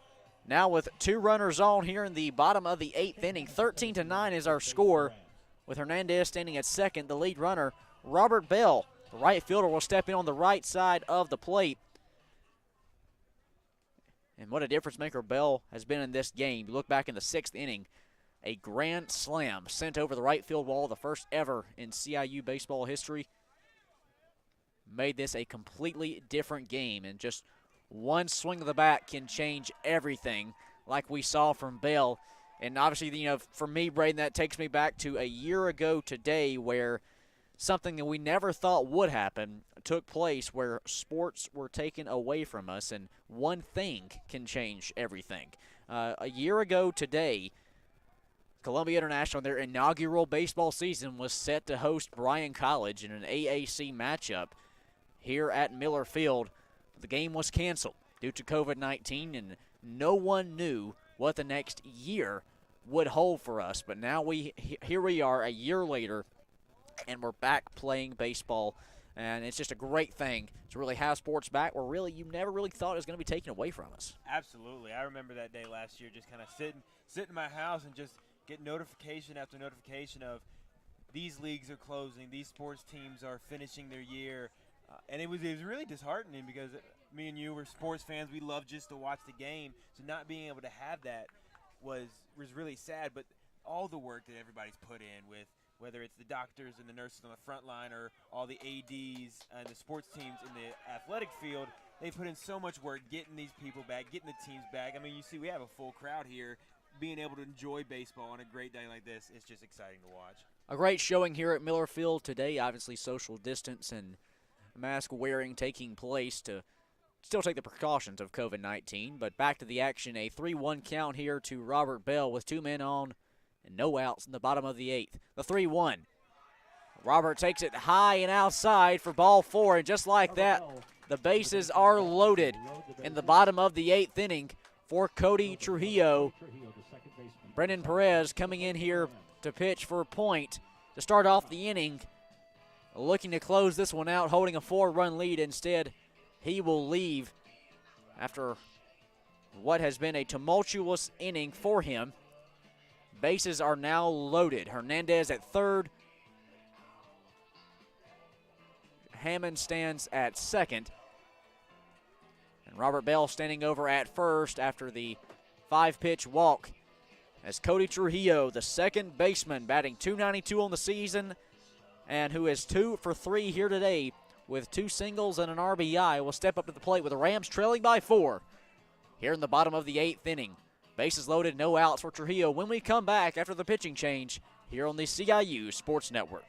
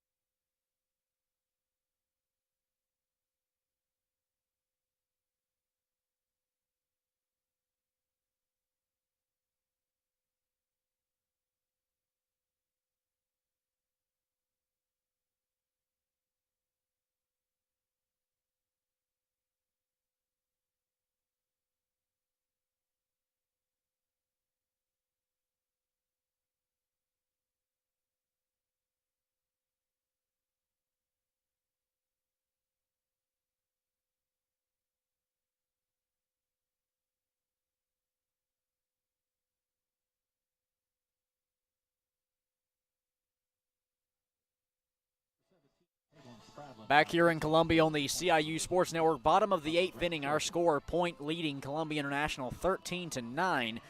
But the Rams have the tying run at the plate in Cody Trujillo as he steps up with the bases loaded. Here in the bottom of the 8th, the brand new pitcher on the mound for Point. That's going to be a senior right-handed pitcher out of LaGrange, Georgia, Keegan Spradlin, standing at 6'1", 170. We'll see if he can get the Skyhawks out of this jam where really the Rams have put themselves in a great offensive position without really putting forward too much offensive effort. You look at the base runners right now. Hernandez sits at third. He reached on an error. Hammond's a courtesy runner at second base for Gabe Austin, who was hit by a pitch.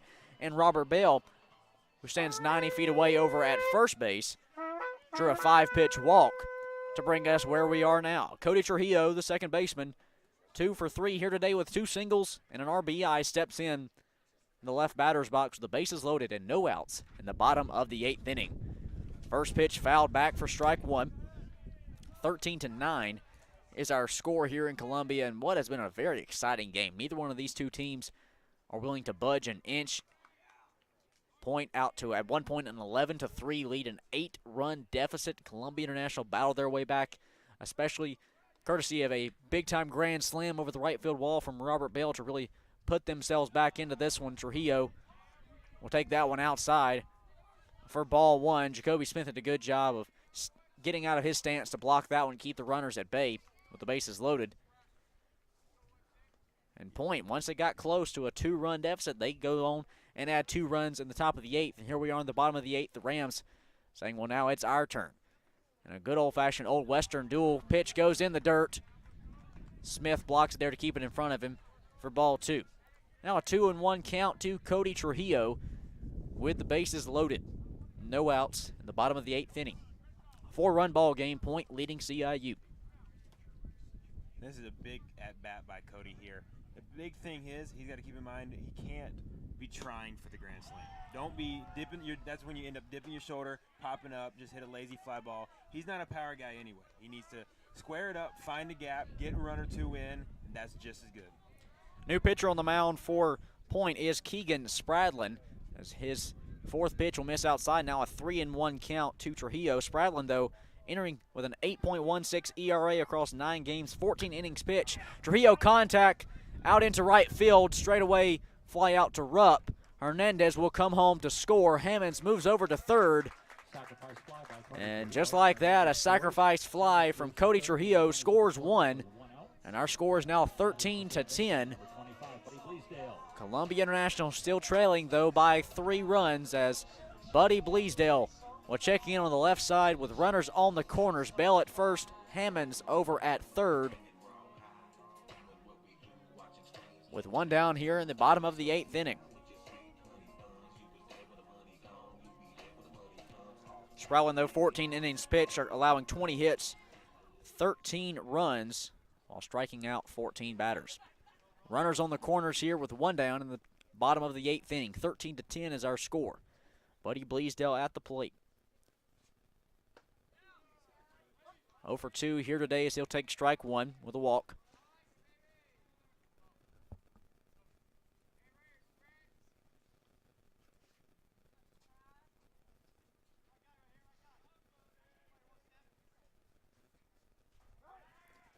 Quick check bag over to Robert Bell at first. He'll get back safely. Bottom of the 8th inning here with 1 out.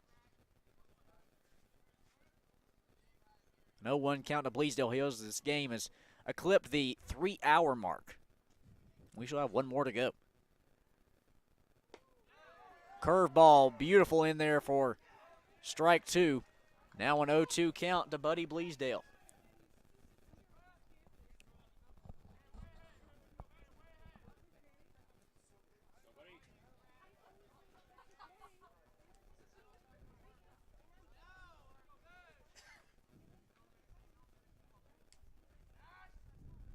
Runners on the corners with 1 down in the 0-2 count for Bleasdale. Pitch misses wide outside. It gets past Smith. Hammonds is going to come home to score. And the Rams trailing now by just 2 runs in the bottom of the 8th inning after the wild pitch. Scores Hammonds from third. Bell will move over to second base. And the Rams have had a Lot of scoreboard action here in the bottom of the 8th inning without much offensive swing of the bat. A sac fly RBI scored the first run. The wild pitch just scored the second run of the inning for the Rams as they trail 13-11.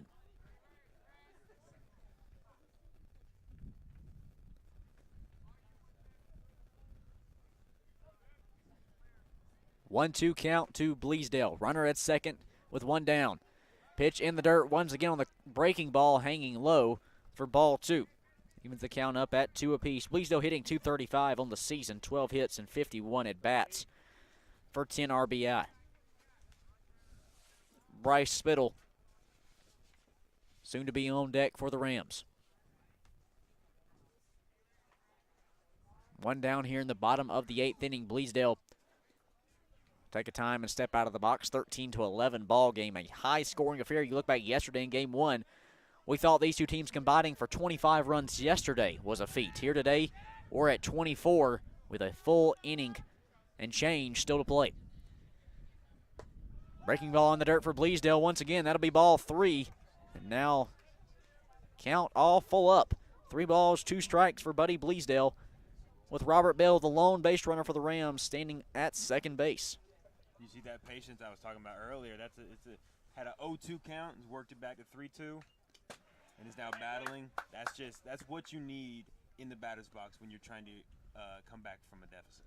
Bleasdale fouls that one off the backstop here. Jacoby Smith, the catcher, going to come up limpingly there, holding his forearm and right elbow area.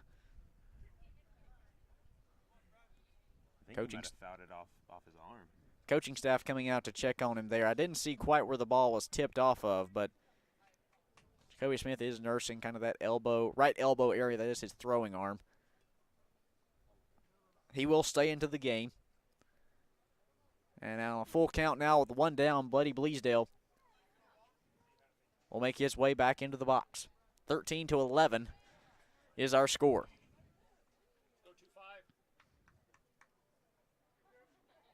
Bell at second. One down here in the bottom of the 8th inning for Bleasdale. An opportunity to cut into this 2-run deficit that the Rams are facing. Point leads 13-11. Full count now. The payoff pitch. Hard grounder to the shortstop, Graves. He flips over to first in time for the second out of the inning as Bleasdale is beat to the bag, but Bell will move to third as Bryce Spittle will step up to the plate here with 2 down in the 8th. The Rams trailing by 2. They have a runner just 90 feet from home. That's Bell over at third base. And Spittle, 3 for 4 here today with 3 singles. Hitting .191 on the year. He's got 7 RBI, has an opportunity to make it 8 if he can bring Bell home, and that would be a huge, huge run scored. Swing and a miss there from Spittle for strike 1. If you're Columbia International, Braden, you definitely want to go into the 9th. If you could take the lead, obviously, sure, but you'd much rather go in trailing by 1 and then trailing by 2. Absolutely, absolutely. The 0-1. Curveball in there for strike 2 from Keegan Spalding. Hunter Garris on deck for the Rams if Spittle can keep this inning alive with 2 down in the bottom of the 8th. 2 runs scored this inning for the Rams have cut the deficit to 2. 13-11 our score. The 0-2 pitch misses in the dirt. Smith there to block it, keeps Bell, the lone base runner, over at third at bay. Smith has been working this inning back there behind the plate. The breaking balls just have dropped low for Spalding this inning. And it might be because of the factor of that 7-mile-per-hour wind that we've had here today. 1-2 count, 2 down. Spittle, hard grounder to third, and foul territory. Just foul.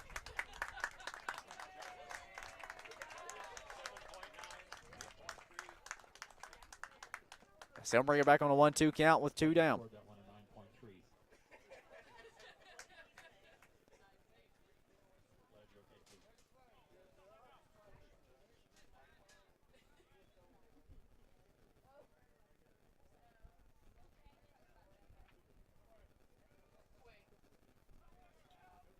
Two down here in the bottom of the 8th inning. Bell standing at third. Spittle at the plate. The 1-2 count. The delivery from Spalding. Hangs low for ball 2.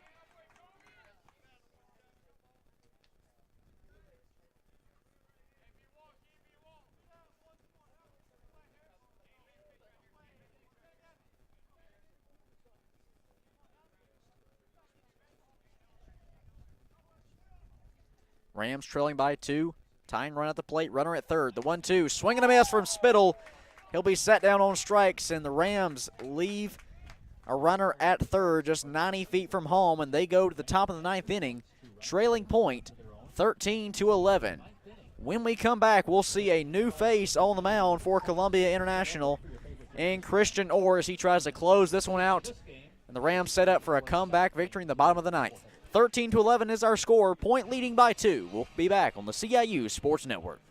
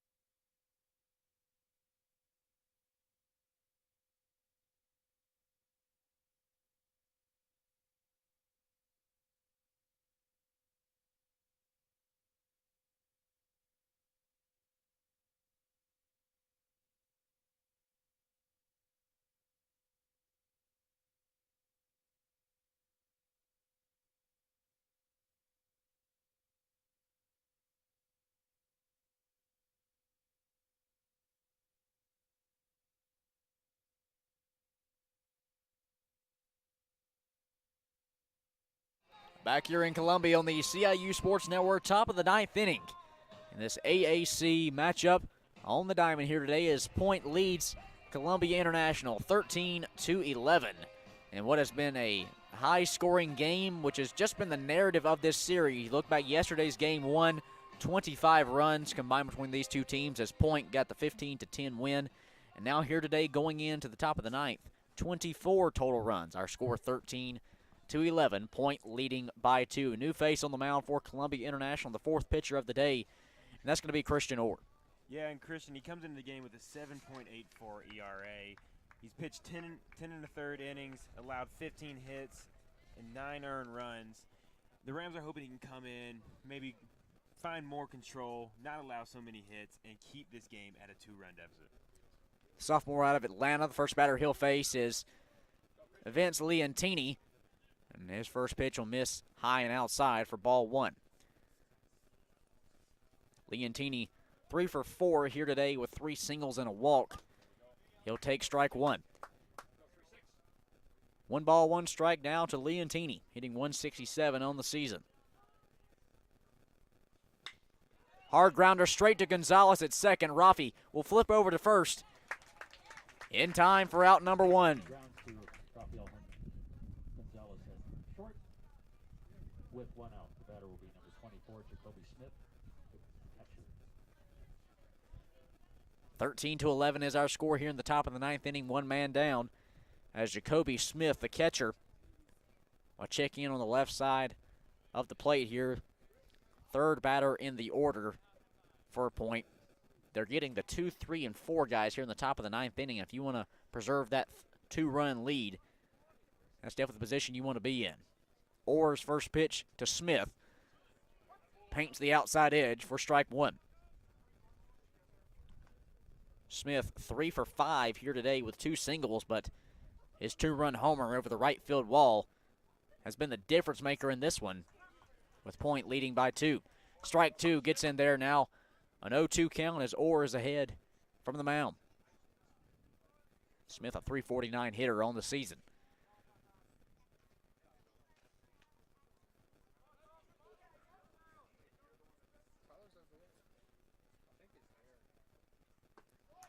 The 0-2 just misses outside on a breaking ball. 1 ball, 2 strikes now to Jacoby Smith. The 1-2, top of the ninth, 1 down, misses outside. Now 2-2. What started out as an 0-2 count quickly evened up at 2 apiece. 1 out here in the top of the ninth inning. The 2-2 pitch. They're trying to get Smith to chase it out of the zone. He's holding back. The veteran senior out of Birmingham holding strong here. Now a full count. 1 down, base is empty. The full count pitch, once again, breaking ball hangs outside. And that'll put Smith on at first with 1 down in the top of the ninth inning. And Bo McClintock up at the plate, the first baseman. 3 for 5 here today with 2 singles, 3 RBI highlighted by a 2-run homer. And for a pitcher, you'll be hard-pressed to find anything more demoralizing than going from an 0-2 count to walking the guy with the next 4 pitches. That's tough. Smith stands at first, the lone base runner here with 1 out in the top of the ninth inning. 13-11 is our score, point leading Columbia International. First pitch to McClintock, misses high. Now 5 straight throws out of the zone from Christian Orr. The Rams are going to obviously have to battle back there in the bottom of the ninth inning, trailing by 2. Quick check throw over to Smith at first. He's back safely, but in order to battle back, you have to at least preserve and not let Point add on any more to that 13-run mark here today.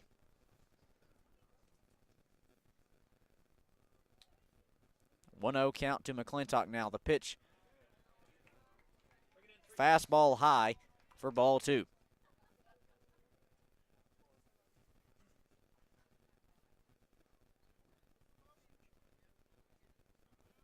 Point trying to secure this series clinching win here today in game 1 of today's doubleheader after winning yesterday 15-10. The 2-0 swung on, popped up into right field. Rob Bell charges his way up right near the right field line in shallow right field to bring it in for the second out of the inning. Jacoby Smith will stay put as the lone base runner over at first.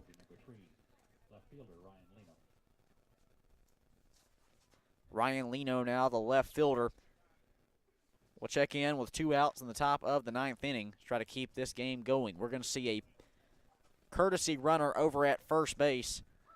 That's going to be Brett Campbell checking in for Smith at first. Smith, the catcher in today's game, will step aside, get ready for the bottom of the ninth inning.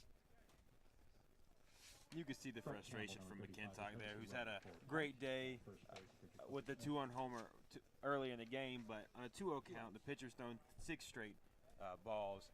You don't want to jump on a pitch like that and just fly ball out to right field. 13-11 is our score here in the top of the ninth inning with 2 outs. Point leading Columbia International, the visiting team here in the top of the ninth inning, up by 2 with 1 man on. Popped up behind us into foul territory, out of play for strike 1. Leno 2 for 3 here today with 2 doubles, 2 RBI, and 2 walks. A very strong day at the plate for the left fielder. Facing an 0-1 count here from Christian Orr. Short pop out to Trujillo as he charged into the infield dirt to bring it in for the 3rd out of the inning. We head to the bottom of the ninth inning. The Rams trailing by 2 runs. They've scored in 3 straight innings. They'll try to make it 4 and complete this comeback. In the bottom of the ninth inning, our score, point leading CIU 13-11. A 2-run deficit is what the Rams will try to erase when we return on the CIU Sports Network.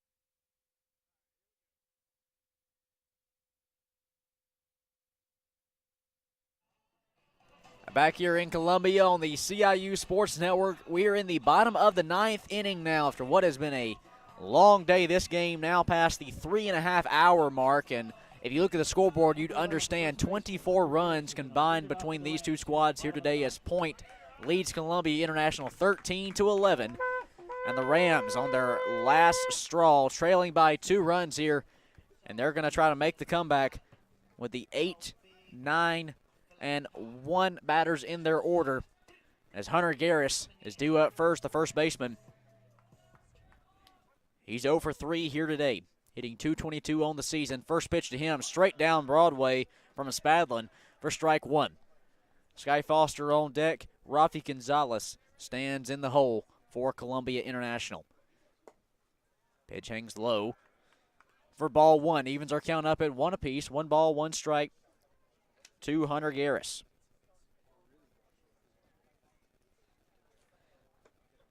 Garris checked his swing as the pitch dropped low. Breaking ball for ball 2. Garris, a sophomore hometown kid right here out of Lexington. Try to find his way on base here in the bottom of the 9th inning. Base is empty. Leading things off is Hunter Garris, facing a 2-1 count. You can make it 3-1 now as he's well ahead in the count.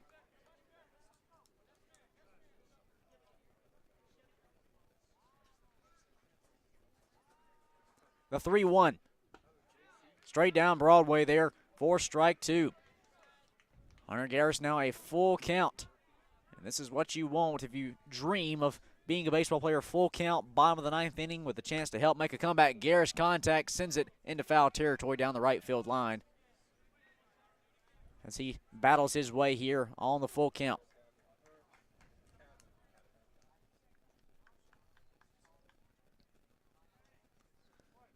Three balls, 2 strikes to Hunter Garris. The 3-2 pitch popped up into shallow center. Dylan Brown charging ahead. He was going to get there in time to bring it in for out number 1. Garris flies to center for the first out. Now Sky Foster, the center fielder for Columbia International, batting out of the 9 hole. Will step in on the left side. Going 2 for 3 here today with 2 singles.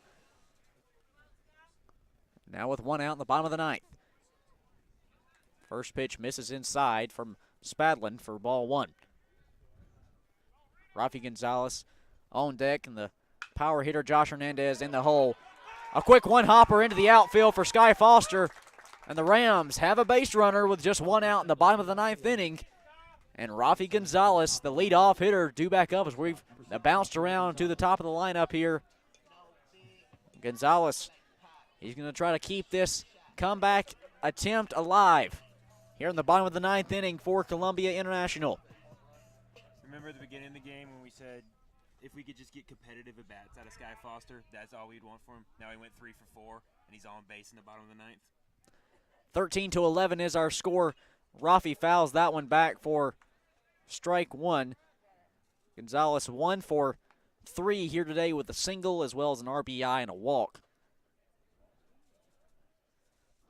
1 down here in the bottom of the 9th inning. Rams trailing by 2. They have 1 base runner on. The tying run is at the plate in Gonzalez. The winning run on deck in Josh Hernandez. Rafi contact, sends it out into left field, straight into the glove of the left fielder Ryan Leno as he barely has to move at all. Gonzalez will fly out for the 2nd out of the inning. And now Josh Hernandez with 8 homers on the year and 29 RBI. Each are team highs. Will check in here with 2 outs in the bottom of the 9th inning. I tell you, if there's a guy in the lineup you want at the plate at this moment, it's Hernandez. Sky Foster, the lone base runner, over at first. 13-11 is our score here in the bottom of the 9th inning. 2 outs. Point leading Columbia International. Hernandez will take curveball for strike 1.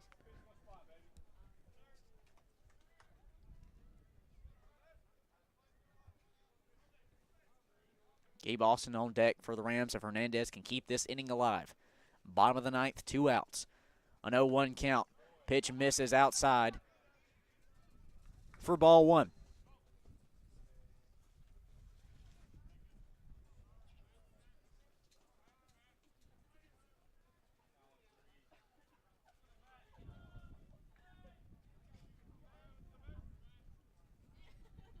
A 1-1 count here to Josh Hernandez. Misses inside. Hernandez kind of had to back away from that one. A 2-1 count to the junior. 0 for 2 here today with 2 walks. Foster standing at first, 2 outs here in the bottom of the ninth. The 2-1. Curveball, strike 2. Hernandez is going to wish he might have had that one back. Now 2 balls, 2 strikes, 2 down in the bottom of the ninth innings, trailing by 2. 13-11 is our score. Hernandez, the last hope for the Rams in Game 2 of this 3-game series. Foster at first, 2 down, bottom of the ninth inning, 2-2 count. Spadlin delivers. Hernandez pops it up, sends it out into left field. The left fielder, Leno, moves over to bring it in for the 3rd out of the inning. And a fly out from Hernandez will end it here in Columbia for Game 1 of today's doubleheader. Our final score, Point 13, Columbia International 11. The Skyhawks 13 runs off 15 hits to go along with 4 errors.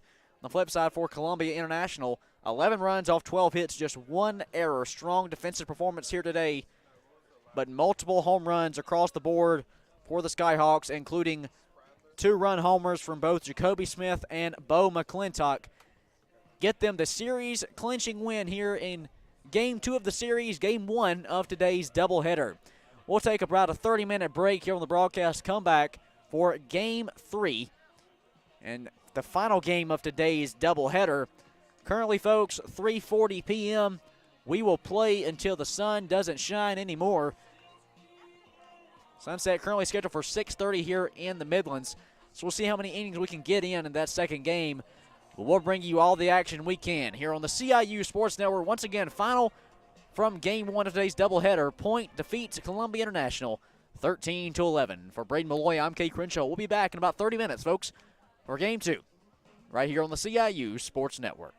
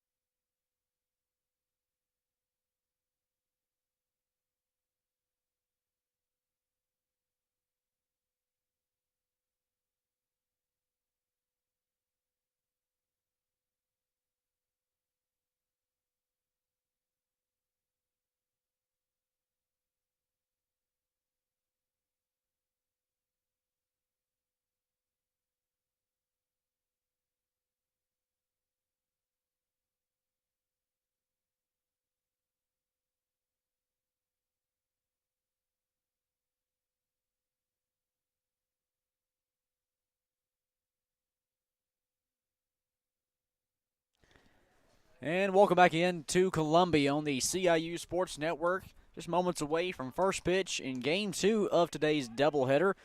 Trent Polly taking the mound for Columbia International on a first pitch swing by Dylan Brown. He'll reach first and he'll charge second on an error from Rafi Gonzalez. Went to field. The ball would have been a routine 6-3, but instead, Dylan Brown now safe at second after the error on Gonzalez to lead things off here early. Kay Crenshaw, Braden Malloy here with you on this Saturday afternoon. Currently 4:12 p.m. Eastern Time. Scheduled sunset here in Columbia, according to the National Weather Service, is 6:30 tonight. So just a little bit over 2 hours away. Obviously, we will get in as much baseball as we can here in Game 2 before the sun sets on another day. Vince Leontini, now the second baseman, stepping into the plate ahead of a 1-0 count. The lead runner's on Dylan Brown after he reached on the error. Hit ball into foul territory. And I will say, right down the right field line, Braden, I see a woman out there holding an umbrella. That's got to be a 10-foot umbrella. That is the largest rain protection device I have ever seen in my life. It is huge. However, in the position she set up, the wind has been pounding that area of the field all day. And with area coverage like that, she could fly farther than some of the baseballs we've seen hit today. You know, obviously it's there for sun protection, but a UV index of only 1 right now, as I still have the weather information up here in front of me.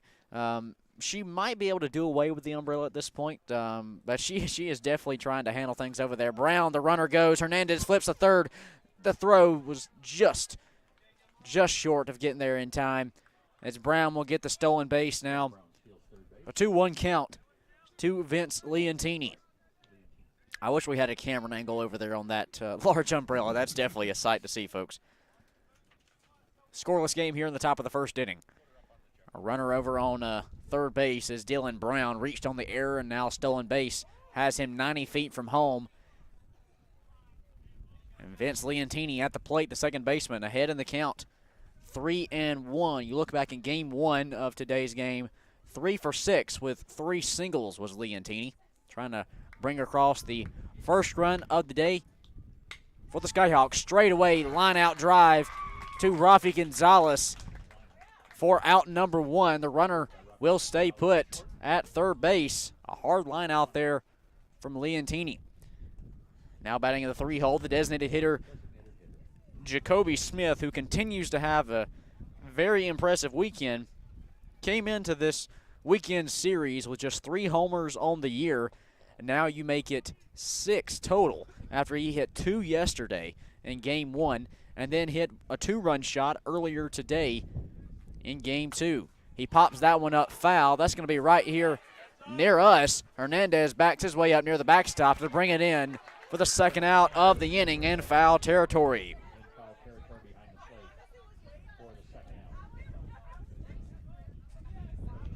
Now the fourth batter of the inning, Bo McClintock, the cleanup hitter, playing first base today, will step in on the left side of the box. Dylan Brown, the center fielder, after the leadoff error, got him to second base, and then he stole third, just standing 90 feet from home. Back-to-back batters haven't been able to bring him home after 2 straight infield pop-outs from both Leontini and Smith. Puts McClintock at the plate, where he was 3 for 6 in Game 1. Pops it off foul for strike 1. McClintock, 2 singles and a 2-run homer back in this doubleheader's Game 1 earlier today. And we started out today, Braden, right at high 70s. We've cooled off to, I say a cool off, 72 degrees. It has gotten a little bit chillier here, and I think the biggest thing has been the wind that's blowing in from left to right. We saw that become a big factor back in Game 1. You know, obviously I'm one to judge, but I think it pushed 2 homers out of here for a point that were each 2-run shots, and obviously blooped a few singles that died in the outfield as McClintock sends a straightaway shot to Sky Foster, the center fielder. He backs up to the warning track to bring it in for the third out of the inning. The northeast 7-mile-per-hour winds don't push that one out. As we head to the bottom of the first inning, our score 0-0. Columbia International will try to take a lead in this one early instead of fighting behind the 8 ball like they've done in each of the last 2 games. Columbia International's offense will take the field first when we come back on the CIU Sports Network.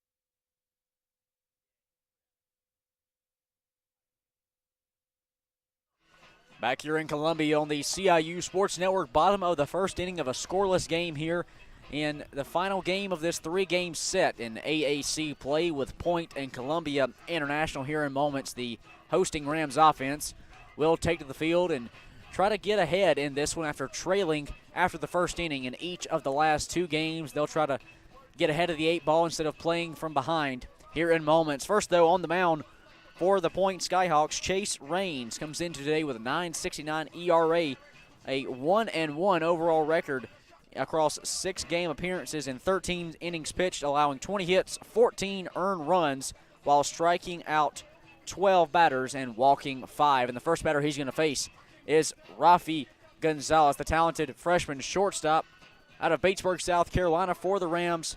Rafi hitting .320 on the season for Columbia International. You look back in the first game of today's doubleheader, Rafi going 1 for 4 with a single, a walk, and an RBI. Following him due up will be Josh Hernandez, the talented catcher, followed by Gabe Austin, the designated hitter, hitting out of the 3-hole. Defensively, for Point, you're going to have Howard behind the plate over at first, Bo McClintock at second, Vince Leontini at short, Mason Graves at third, Dale Thornhill making his first appearance in this series, and then going out to the men in the outfield, moving left to right, Leno in left, Dylan Brown in center, and Blake Rupp rounding out your defensive lineman for Point in right field. Rafi Gonzalez now will step in on the right-handed batter's box in the bottom of the first inning of a scoreless game. Gonzalez, Hernandez, and Austin, the 3 Rams, due up as we get things started. First pitch here to Gonzalez.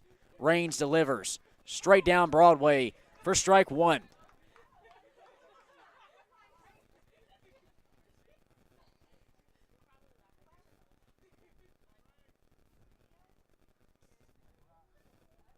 I know 1 count here to Rafi will sail high. Now 1 ball, 1 strike. Gonzalez and Hernandez were 2 guys there back in the first game of today's doubleheader that tried making the comeback, trailing by 2 runs in the bottom of the 9th. So they got a runner on, but could not come away with any runs, falling earlier today, 13-11. Curveball in there for strike 2. Now 1 ball, 2 strikes to Gonzalez. The 1-2, swing and a miss. And Chase Rain sits him down on strikes to open up this first inning. An opening strikeout from Rafi Gonzalez brings Josh Hernandez up on the left side. The Rams back down 1 here in the bottom of the first inning, 1 down in a scoreless game.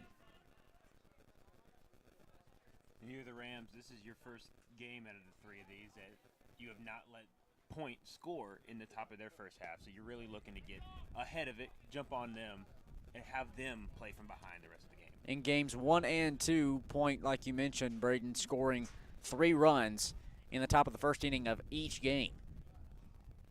The 1-0 pitch drops in the dirt. Now 2 balls, no strikes to Hernandez, a junior hometown kid right here out of Columbia.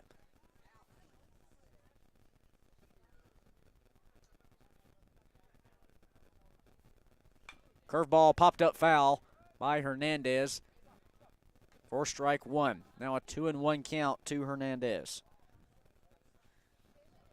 You have to give Columbia International's pitching, especially Trent Polly, credit there in the top half of this first inning. A opening error to start out the game that put a runner at second base. He would then steal third before you would get a single out.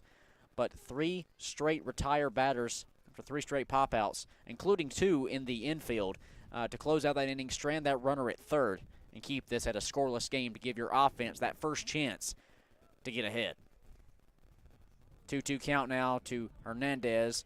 Low hanging breaking ball. Now a full count. 3 balls, 2 strikes. Yeah, and that defensive performance is huge for a pitcher's confidence at to start the game. To have a runner on third but then get 3 straight outs and keep the score at 0, that just sets him up for a good rest of the game. Breaking the ball over the middle, hanging a little low. It was a ball, and they made Hernandez kind of check his throw a little bit, check his swing, I should say. Blue says he won't go, and he'll get the full count free 90 over to first. They also step aside as courtesy runner Shane Hammonds will step over onto first base. And the Rams have a runner on with 1 down here in the bottom of the first inning. Gabe Austin, the designated hitter now, checking into the ball game. His first plate appearance here in this one, hitting .353 on the season. Went 2 for 3 in today's game 1 of this doubleheader with 2 singles. And that walk by Hernandez really just continues a trend that we saw in the first game. The Rams had 7 walks in total, 20-plus counts where they saw 3-plus pitches. They really are patient up there waiting for their perfect pitch.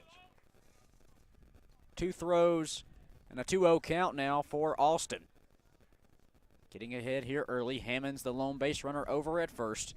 A scoreless game in the bottom of the first inning. 1 down.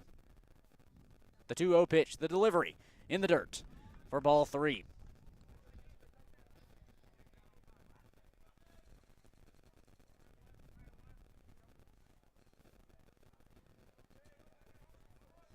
Robert Bell on deck for the Rams. Austin at the plate.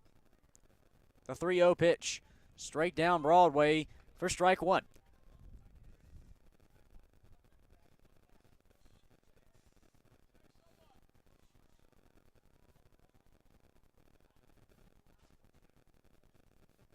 One man on, 1 down, bottom of the first. The 3-1 pitch, curveball fouled off. Back down the right side for strike 2. Now a full count to Gabe Austin. One important thing to note, obviously Columbia International batters are going to be battling into the counts, but back-to-back full counts here with Hernandez drawing the full count walk. Austin now at 3 balls, 2 strikes. Raines gets the signal he likes. Checks back over at first. Hammonds, the courtesy runner, jogs back over. And not only do full counts allow for that ability to gain a walk or raise the pitch count of the opposing pitcher, it allows you to see more of his pitches, get more in time with it, see the spins coming off the ball, which can only lead to better contact with your bat.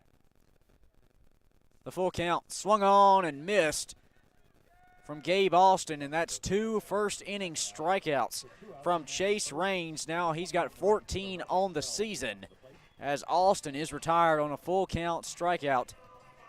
The second out of the inning. And now Robert Bell, the right fielder, will step in on the right half of the box. 1 man on, that's Hammonds over at first, and really what a job Robert Bell did back there in game 1 of today's doubleheader to give CIU a competitive chance as he fouls that one off back here to the backstop. But a 7th inning grand slam to cut the deficit from 8 to 4 really made a huge difference maker in that game 1 loss for the Rams, and really, you know, gave them a competitive chance. It's a whole lot easier to come back late down the stretch trailing by 3 to 4 runs, whether it be 7 or 8 runs.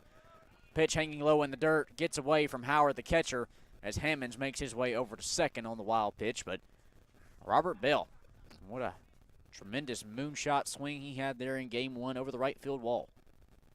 Absolutely, and as we made note of it, the first ever Grand Slam in CIU history, which is baseball history, which is very cool. But it also, you could tell the tone of the game switched, and both teams like really more locked in and played to that final out. Runner at second and 2 down.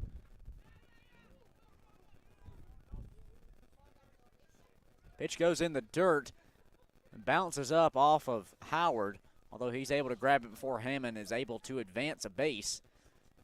And now facing a 2-1 count is Robert Bell at the plate. Hammond standing at second.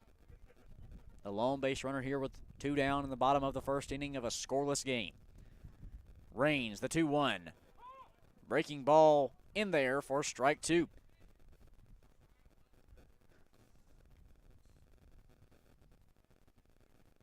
Cody Trujillo, the second baseman, batting out of the 5-hole, standing on deck if Bell can keep this inning alive. He's facing a 2-2 count with 2 down and a runner on second. The 2-2 pitch paints the outside edge for strike 3.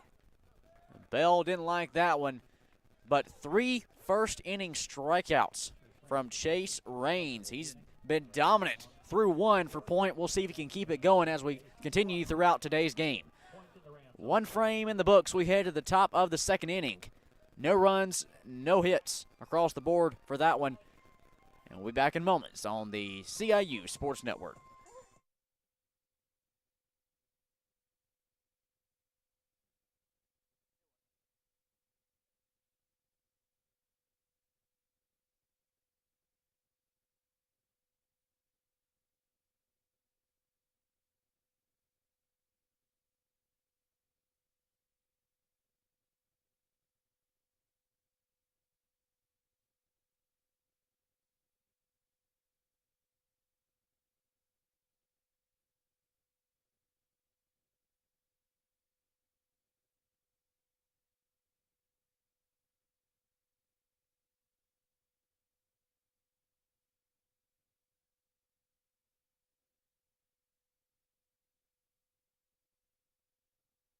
Back here in Columbia on the CIU Sports Network, top of the second inning here in this AAC baseball matchup as Point University will come back onto the field offensively in a scoreless game.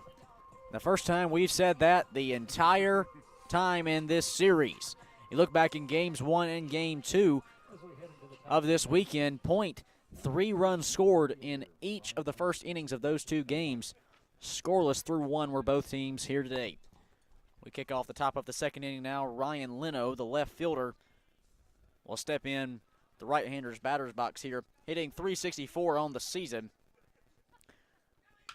Going 2 for 4 in game 1. A hard hit ball out to right field over the head of the right fielder, Robert Bale. It's going to bounce off the wall. And Leno makes his way to second base easily on a stand-up double.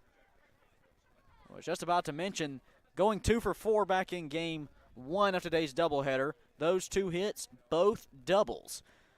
So the third double of the day for Ryan Leno, and for our viewers at home that you can't see, the the fielding umpire there might have slipped on the wet grass a little bit coming over. Appears to be okay, though. Appears to be okay. We'll see if we can get an injury update on him later in the game. Trent Polly now on the mound for the Rams. Looks towards home plate. Kevin Howard there. He'll take strike 1. A leadoff double, though, for Point puts them in a great scoring position here with no outs and a runner in scoring position, Brid.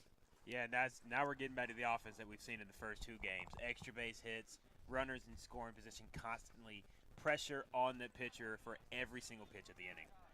Howard fouls that one off, now behind it in the count, 0-2 with Leno standing at second after the leadoff double. No outs here in the top of the second inning in a scoreless game. Howard hitting .444 on the season, facing the 0-2 count.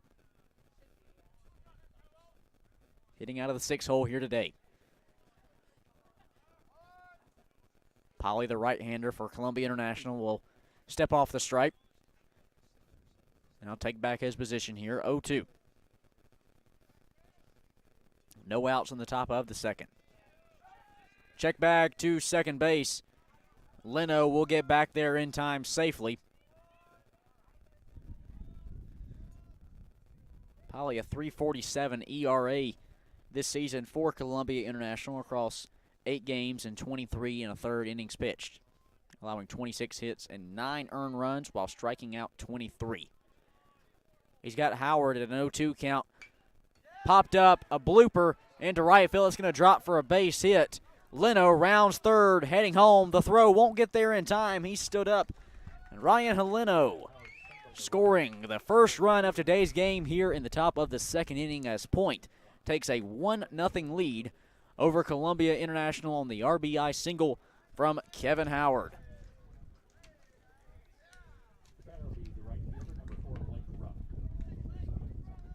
Howard's 14th RBI on the season and 16th hit overall. Brett Campbell comes on as a courtesy runner to the catcher Howard over at first. Campbell, a freshman out of McDonough, Alabama. Back to the plate action, Blake Rupp, the right fielder, batting in the 7-hole. Can't make contact there for strike one. Brett Campbell, the courtesy runner at first base for the Skyhawks.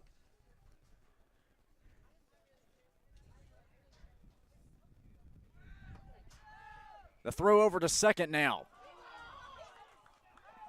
Didn't get there in time. On the tag was Trujillo. As Campbell now makes his way over to second base in scoring position for Blake Rupp, facing the 0-1 count. Rupp 1 for 2 back in game one of today's doubleheader with an RBI triple. He's got an opportunity to add on to that number. Curveball in there for strike two. Beautiful breaking ball over the plate. Rupp 10 RBI on the season. After that triple back in game one, scored a run. 1-0 is our score here with no outs in the top of the second inning. Runner standing at second is Campbell. A 1-2 count now to Rupp. Polly delivering. Contact sent to straightaway center. Sky Foster backs up towards the warning track. And now is he going to beat the throw? Throwing over to third base is Polly. Campbell will beat the throw to third on the tag up after the fly out from Rupp.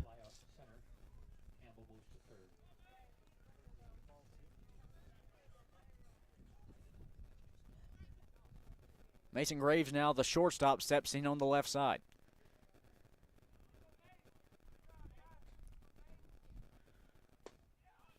Graves will take strike one across the plate. Point leading 1-0 here. They can tack on to that lead with a runner standing 90 feet from home. That's Campbell over at third base. One down here in the top of the second. The 0-1 hangs just inside the zone. I thought it might have been a little bit low. Now 2 strikes. 0-2 down in the count is Mason Graves.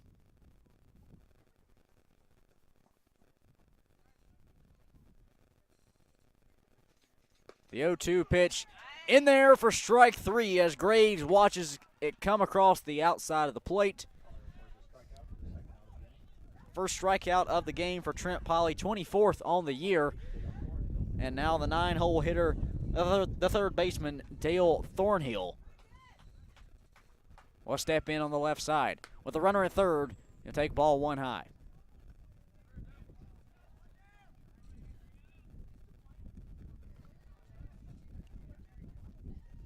Temperature air has definitely cooled off, thanks in part to that high winds blowing in. Thermostat says 72. Not sure if we're quite hitting that right now, as Thornhill take a pitch outside for ball two.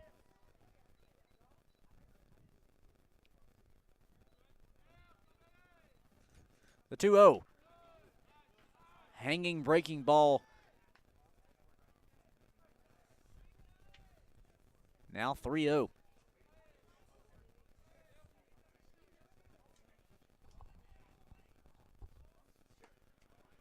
Straight down Broadway there for strike one.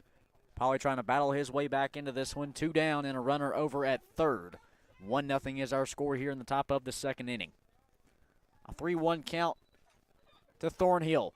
Hard grounder to Bleasdale at third. Backs his way up a little bit. 2 steps. Flips over to Garris at first. In time for out number 3. We head to the bottom of the second inning after Point strands a runner at third base, but not before they score the game's first run. The Skyhawks lead CIU 1-0. We'll be back for more action in the bottom of the second inning on the CIU Sports Network.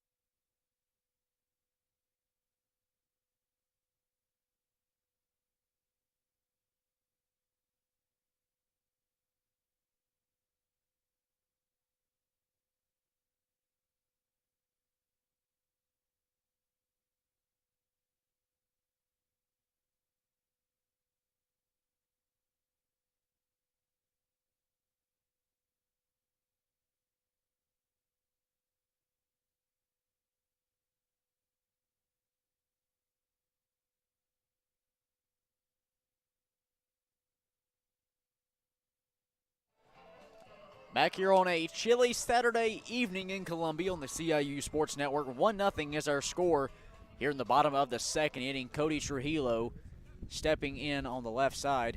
A few defensive changes for Point. First, though, now at shortstop, moving over from second base is Vincent Volpatti Leontini. And then moving in, making his first appearance in this weekend series at second base is Jeff Rice, a sophomore from Dadeville, Alabama. Trujillo, contact down the right field line, going to sail foul after he took first pitch ball. Now a 1-1 count to the second baseman.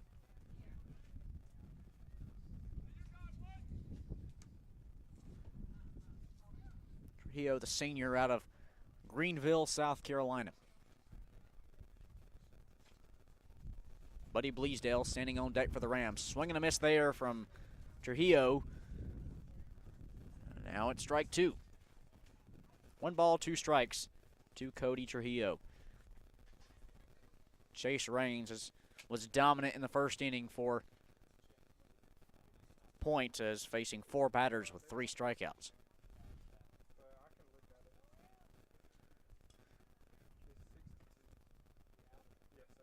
Swing and a miss from Trujillo as he's retired.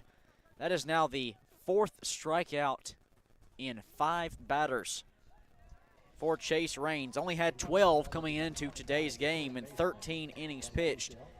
He's got 4 in an inning and a third. Absolutely dominant start here today from Chase Raines. Okay, the Rams only struck out 6 times in total, all in game 1. They already have struck out 4 times today. Not the start you want to see offensively as they trail 1-0. Buddy Bleasdale take first pitch ball outside. 1-0 is our score here in the bottom of the second inning.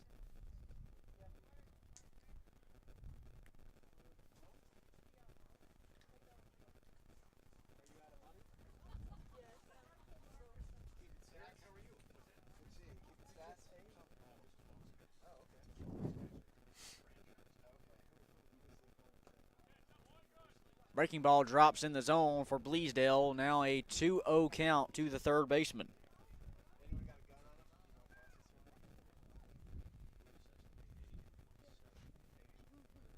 The 2-0. Swung on and missed from Bleasdale. A hard swing and a miss for strike 1. Just seems like the Rams hitters cannot quite catch up to the fastball that Polly is throwing. Bleasdale 0 for 3 in game 1 of this doubleheader with a walk. A hard grounder to the shortstop, Leo Potty. Flips to first to McClintock in time for out number 2. Number 2 outs, the batter will be number 17, the left fielder, Bryce Spittle.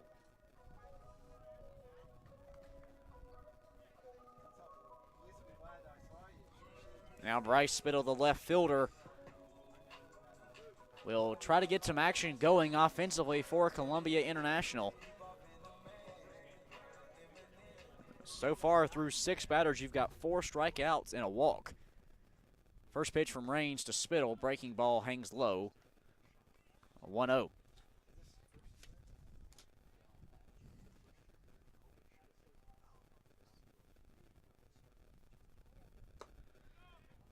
Pitch misses inside now. 2 balls, no strikes to Bryce Spittle. Freshman out of Sumter. Hitting 191 on the season for the Rams. Curveball outside. Now ahead of the count is Spittle. 3 balls, no strikes.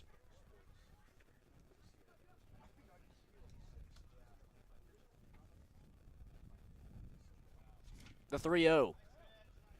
Ball 4, a 4-pitch walk for Bryce Spittle. The second of the early day for the Rams here in the bottom of the second inning. Second batter walked there by Chase Raines. The Rams have a runner over at first now with 2 down in the bottom of the second inning, trailing 1-0 to Point. Hunter Garris now, the first baseman, steps in from the left side, batting in the 8 hole. Pitch from Raines misses for ball 1.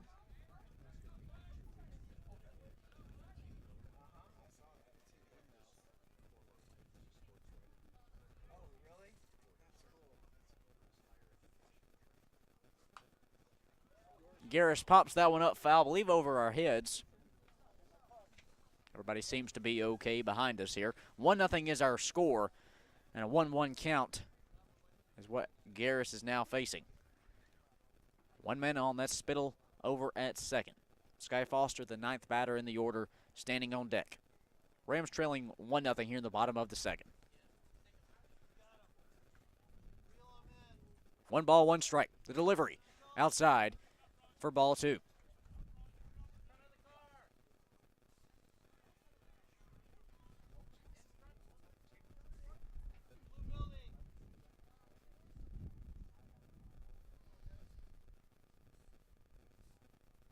The 2-1, straight down Broadway for strike 2.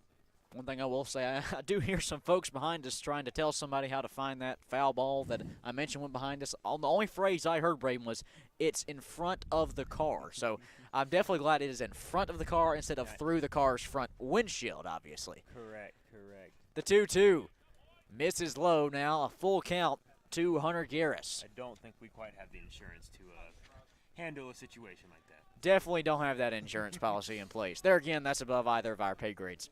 1-0 is our score here in the bottom of the second. Garris hitting .222 on the season. He's got a full count with 2 down and a man on in the bottom of the second inning. The payoff pitch, hard grounder to the third baseman Thornhill, charges his way into the infield, flips over to first in time for out number 3. We've got 2 in the books. We'll head to the top of the third inning with Point leading Columbia International 1-0 here in Game 3 of this AAC Weekend Series. We'll be back for more action on the CIU Sports Network.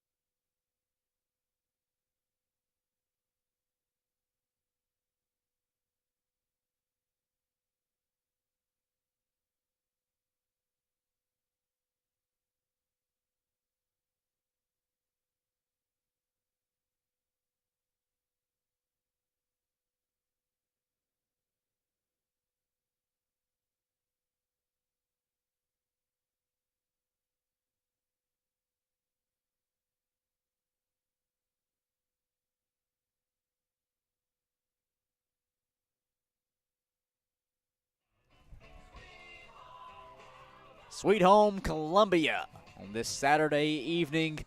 1-0 is our score. Obviously, a little Leonard Skinner tribute there with Sweet Home Alabama over the sound system. We're here in the capital city of the Palmetto State, a 1-0 ball game. Heading into the top of the third inning, Trent Polly back out onto the mound for Columbia International. Back around to the top of the order for the Point Skyhawks we are, as Dylan Brown, the center fielder, reached on an error back in the first inning to go along with a stolen base.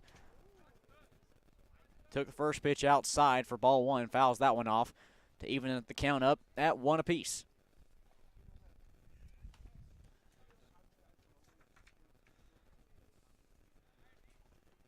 Brown just 1 for 4 in today's game 1 of this doubleheader, but that one hit was a big one. A 2-run homer over the right field wall. So he tries to battle his way ahead in this count, and he does. Now 2-1. Brown back in the first inning reached on an error and then stole over. He actually reached all the way to second base on the error and then stole third, but was not able to be brought home. The next 3 batters retired by Polly. 1-0 our score here on a 2-1 count. Just outside. Now 3 balls and 1 strike.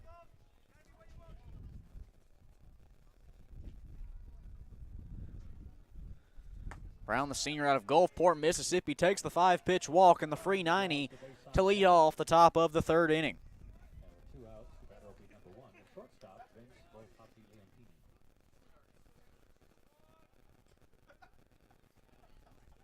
that's a big point with the speed that Dylan has, be able to move him around, whether it's stealing bases or just him getting that extra base on a deep ball to the outfield. Vince Volpati Leontini now at the left side of the batter's box. A quick check bag over at first to Brown. A lot of people in the stands thought that Polly may have got him on the throw. Umpire disagrees.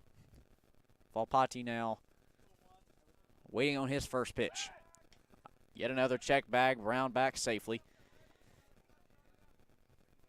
Once you steal a base in a game, the pitcher kind of has an eye out for you across the way. He does. He's mentally tagged you as a base stealer, and that he will devote a good amount of his attention from the mound to you. Leontini takes strike one. No outs here in the top of the third inning. And that's what being a base stealer does. It doesn't just get you the extra base, but it allows you to get in the mind of the pitcher. It takes his focus off all his focus off of home plate, and it allows the batter to sometimes capitalize on the mistakes the pitcher makes. A hard swing and a miss there from Leontini. Now puts him behind in the count, 0-2. No outs in the top of the third. Runner over at first is Brown. Check bag once again, the third of this at bat, and Brown's back safely.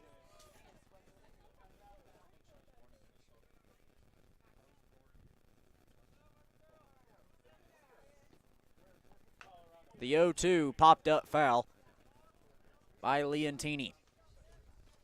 If you're wondering just how good of a base stealer Dylan is, out of 22 stolen base attempts so far this year, he has 19 successful attempts. It's pretty good.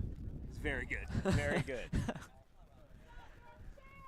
Leontini 0-2. Check back once again to Brown. Back safely. Leontini at the plate, 0-for-1 in today's game. Popped out to short back in the first inning. The 0-2 pitch sails high for ball one. Leontini 3 for 5 back in game one of today's doubleheader with 3 singles and a walk.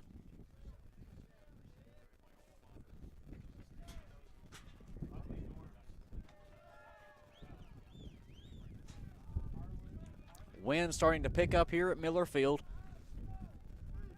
The 1-2. Gets him on strikes. Strike three, he'll sit him down. Vince Leontini, a second strikeout of the day for Trent Polly. It's 25th of the season. Now Jacoby Smith, the third batter in the order for the Skyhawks. 0-for-1 here today.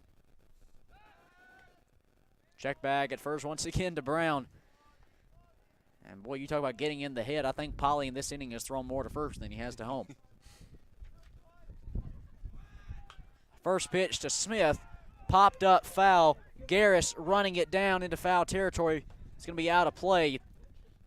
One thing we did see there, interesting enough, Brown went for the steal. Obviously now he comes back on the foul ball, but Polly maybe sensing a little something there that Brown is going to take that 23rd stolen base attempt of the season here momentarily. Yeah, if you think Polly was going to maybe cool it a little with the throws over to first after seeing him take off, I don't expect that to happen. Hernandez, a very talented catcher, too, in the battery, as, like we just mentioned, check bag over to first, Brown back safely. But Hernandez, he's got a cannon of an arm back here behind home plate. So if the pitch does come home and Brown goes, the throw might be close. Smith, contact, no doubt. There is a doubt. Foster jumps up and grabs it on the wall. When that came off the bat, I thought that one was a goner. Smith now 0 for 2 in today's game.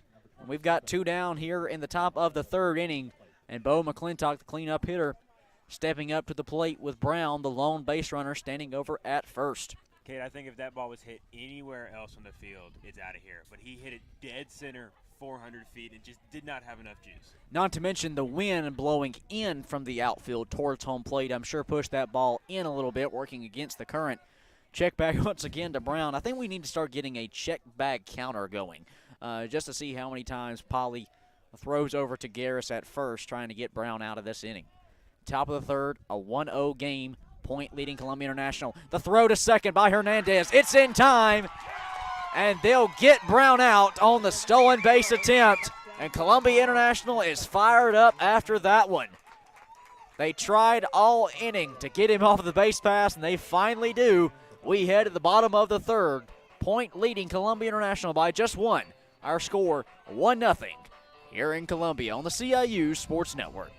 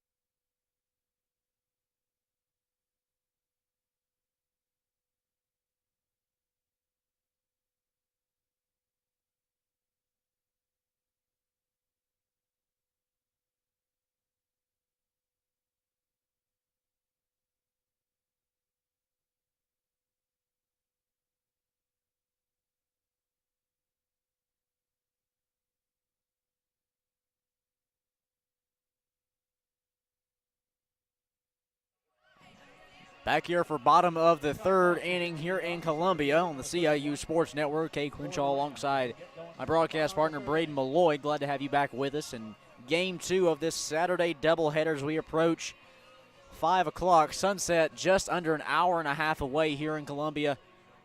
And we will play till, as they say, the sun don't shine no more. And Sky Foster steps in here in the bottom of the third inning of a 1-0 game. The Columbia International trailing Point. Foster, the center fielder, batting in the 9 hole in this one. Getting his first at bat.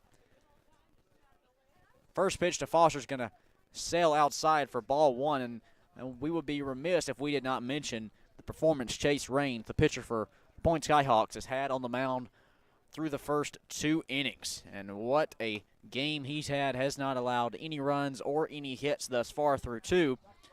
Facing 8 batters, striking out 4 and walking 2. A tremendous day on the mound for Raines. Now with a 2-0 count, you can make it 2-1. He shoots that one down Broadway.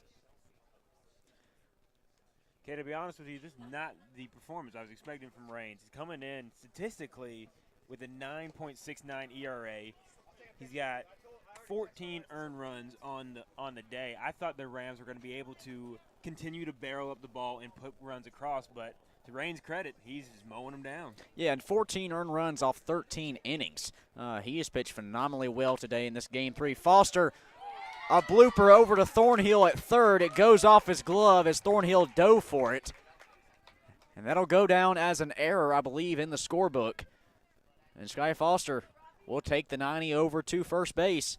And we're back around to the top of the order. And Rafi Gonzalez, and indeed will go down as an error. Foster reaches first base, brings the Rams back to the top of the lineup. Shortstop, Rafael Gonzalez. Rafi 0 for 1 today with a strikeout back in the first.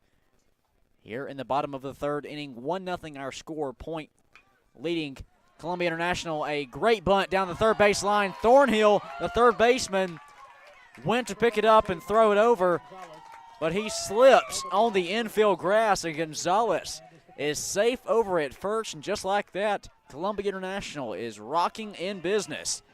2 men on and no outs here in the bottom of the third inning, bringing up their power hitter, the catcher in the 2-hole, Josh Hernandez, a team-high 8 homers on the season.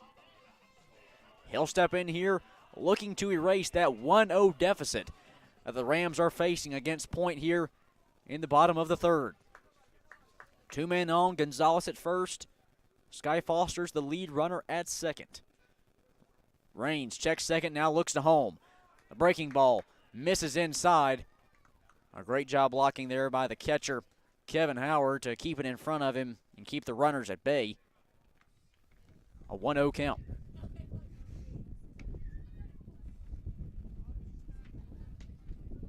Hernandez 29 RBI on the season. He'll look to tack on to those numbers here. Facing the 1-0 pitch. Chop foul down the third baseline.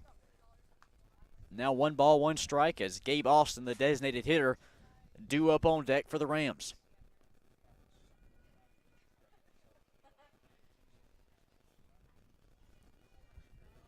A 1-1 count here in a 1-0 ball game. Point leading Columbia International.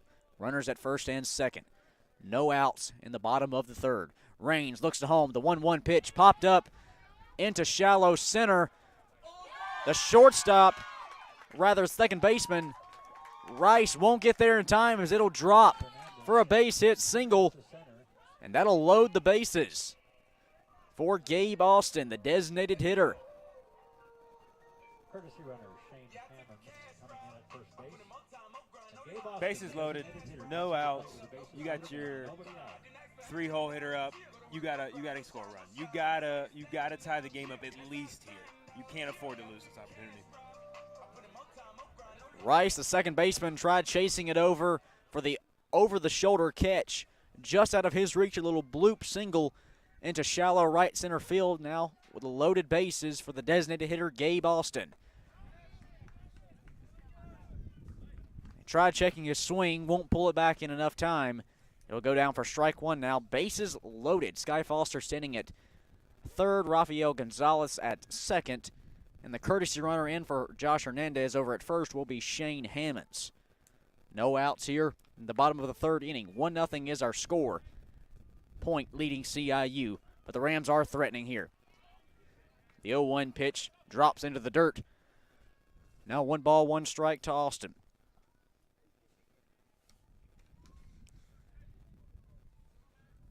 .353 hitter on the season. Just 1 RBI to his credit. If he can lay one down here, he's definitely going to add 1, maybe even 2 more. Curveball misses high. Now 2-1.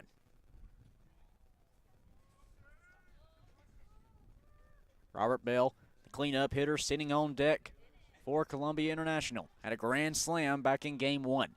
The 2-1 pitch to Austin, though, once again misses in the dirt. Howard, a good job there on the recovery in the battery.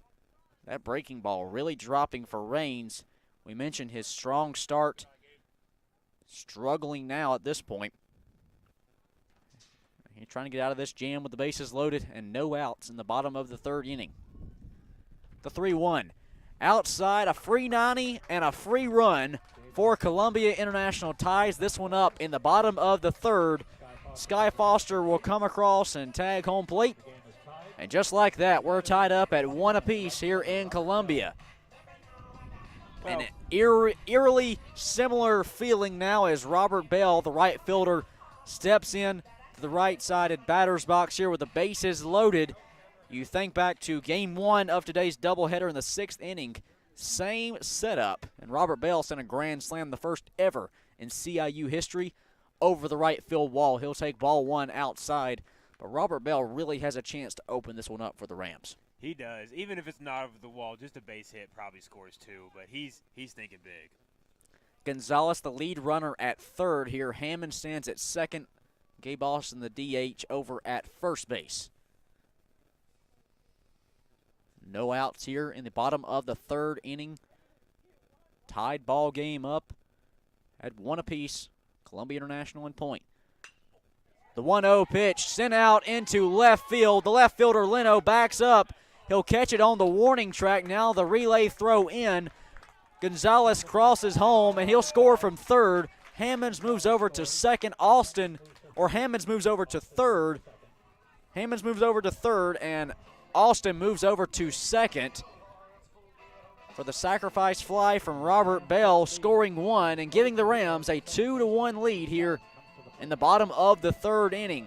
Just 1 out in the books. The Rams still have 2 runners in scoring position for Cody Trujillo, the second baseman, 0 for 1 in today's game with a strikeout.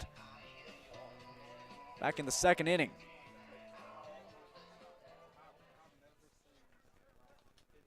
With that hit, this is the first lead the Rams have had in their 2 games today, which has to be a great feeling for that offense to finally get ahead.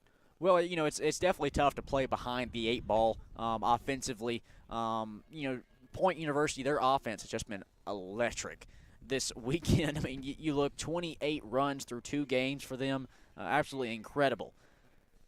Right now, 2-1 is our score. Trujillo takes a curveball for strike 1. Austin standing at second. Hammond's the lead runner at third.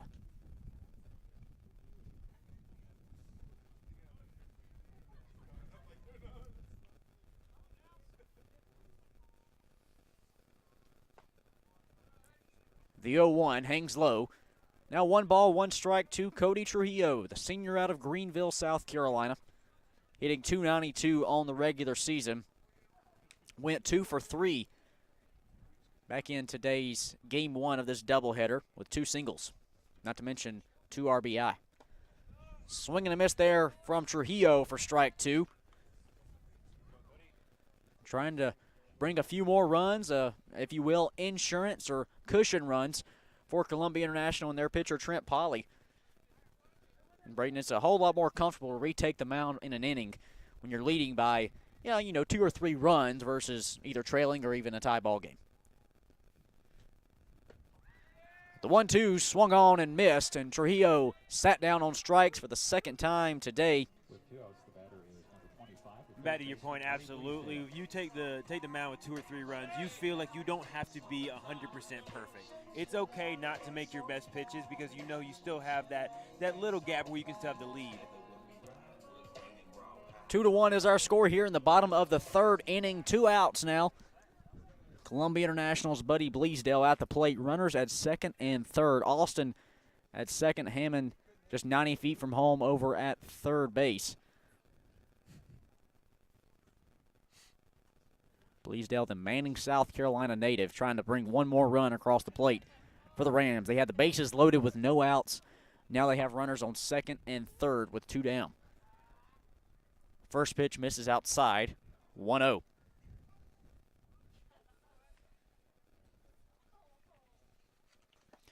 The 1-0 curveball misses low.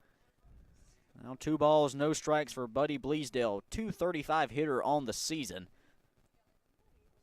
Went 0 for 3 in game 1 of today's doubleheader with the walk. Bleasdale 0 for 1 in this one. The 2-0 grounder down the third baseline, foul.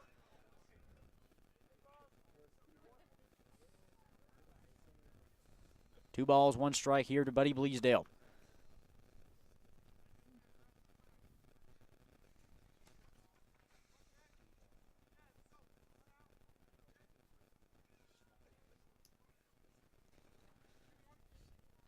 A 2-1 count here to the third baseman, Bleasdale. 2 down. The 2-1. Curveball misses wide outside on the right half of the plate. Now 3 balls, 1 strike to Buddy Bleasdale. Bryce Spittle, the left fielder, standing on deck.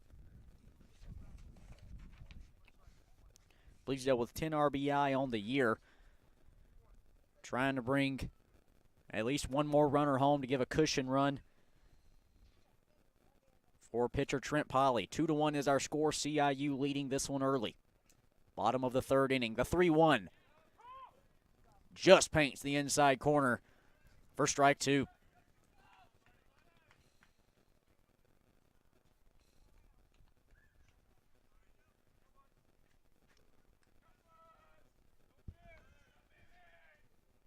Bleasdale hitting out of the 6 hole. Now facing a full count with 2 men on and 2 down here in the bottom of the 3rd inning. Runners on second and third. Hammond's the lead runner. 3 balls, 2 strikes. The payoff pitch. Bleasdale tried checking his swing.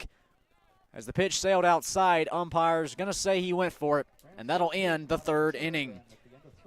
3 in the books. We head to the top of the 4th inning after the Rams take a 2-1 lead over Point University after a sac fly RBI from Robert Bell, put the Rams up in this one. We'll come back for fourth inning action right here on the CIU Sports Network.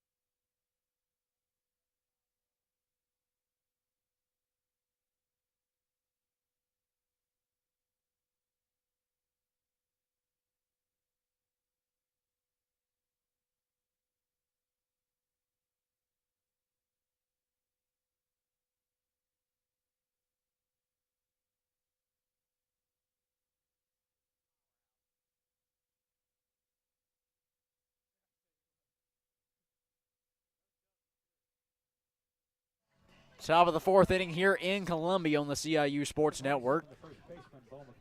2-1 is our score. CIU leading Point University. Trent Polly back on the mound for Columbia International. Bo McClintock, the cleanup batter, playing first base today, 0 for 1. Leads off the fourth inning. He'll take the first pitch outside for ball 1. Kate, I'll be honest, I don't really know how to react to this game. We're in the fourth inning, and it's only 2-1 with 2 hits for each team. Very uncharacteristic, especially with the amount of runs we've seen over the course of this series. 25 combined runs in Game 1, 23 in Game 2. Just scoring 3 runs through 3 frames, it seems like something's wrong, something's off. Something in the air, if you will.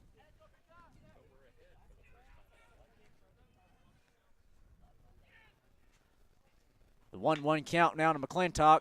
Hard grounder to Gonzalez at short. He flips to first in time for the first out of the inning.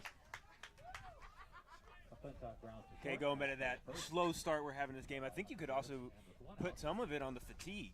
This is their third game in 2 days. They just played a whole 9-inning game that took close to 4 hours. And scoring 24, 23 runs each game, that takes a lot. That's a lot of work. Rounding the bases. I know it sounds like fun because you're scoring runs, but you got to run them.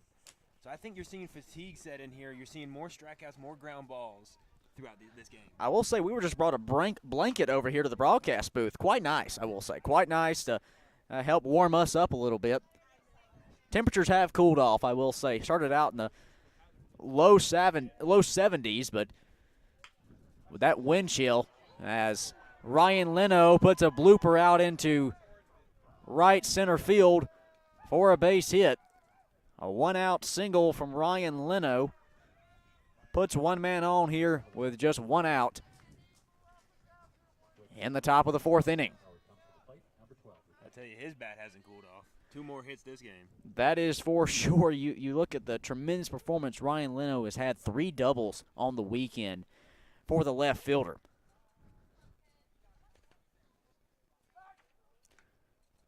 Quick check bag over to first. Leno back safely. Kevin Howard at the plate, the catcher for Point. 1 for 2 here today with a single. Pitch hangs low, misses for ball 1.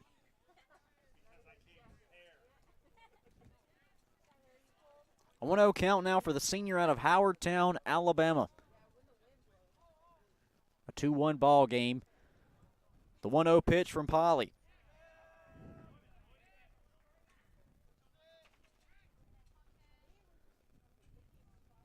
Now make it 2-0.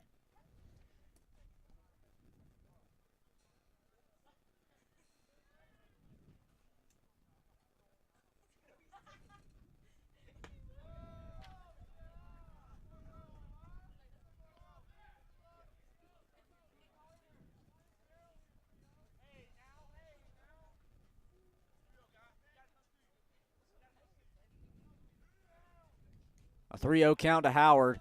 A 4-pitch walk A free 90 for Kevin Howard puts 2 men on here with just 1 out in the top of the 4th inning. And if you're Columbia International, you just took that 2-1 lead. Your first lead of the series, you definitely don't want to give it up right away.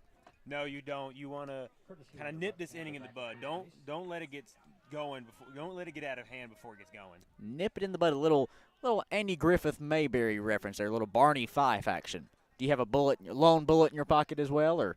Oh yeah. Nonetheless. Waiting for that one guy. Swing and a miss there from Blake Rupp, the right fielder,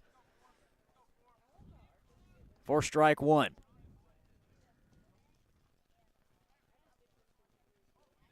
Dylan Campbell, a courtesy runner, I should say, coming in for Howard over at first base. Runners at first and second here with 1 down. Top of the 4th inning. The 0-1 pitch fouled back for strike 2 from Rupp.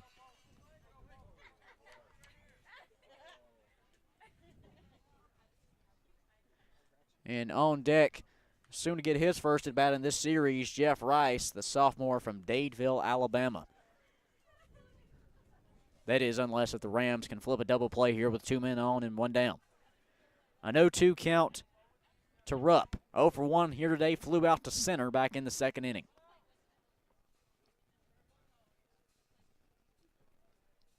Polly gets a signal he likes.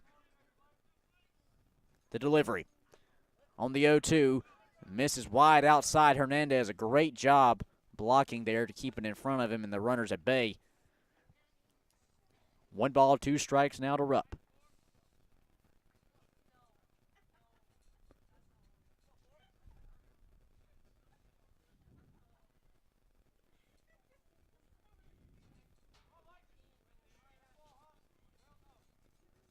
Curveball just misses outside for Trent Polly. Now 2 balls, 2 strikes to Rupp.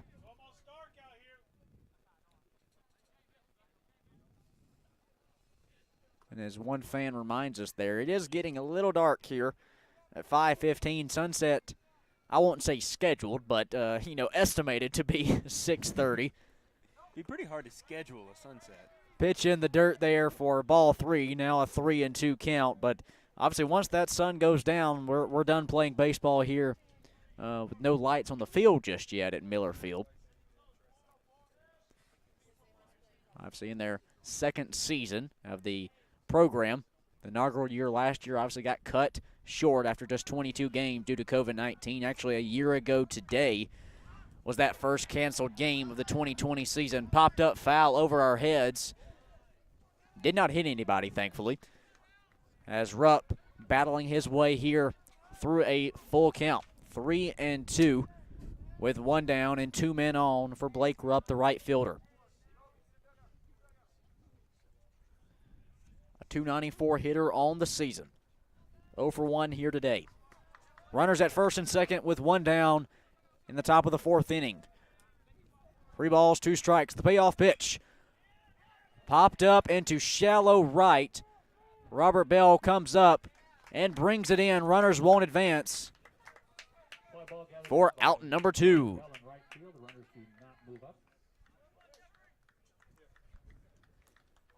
And now Jeff Rice, the sophomore second baseman from Dadeville, Alabama, will take to the plate for the first time here in this series. Jeff steps up. He has 10 at-bats on the season, but does not have a hit yet. Well, what a time this would be to get his first, trailing 2-1 here in the top of the 4th inning. Columbia International leading by just 1 run.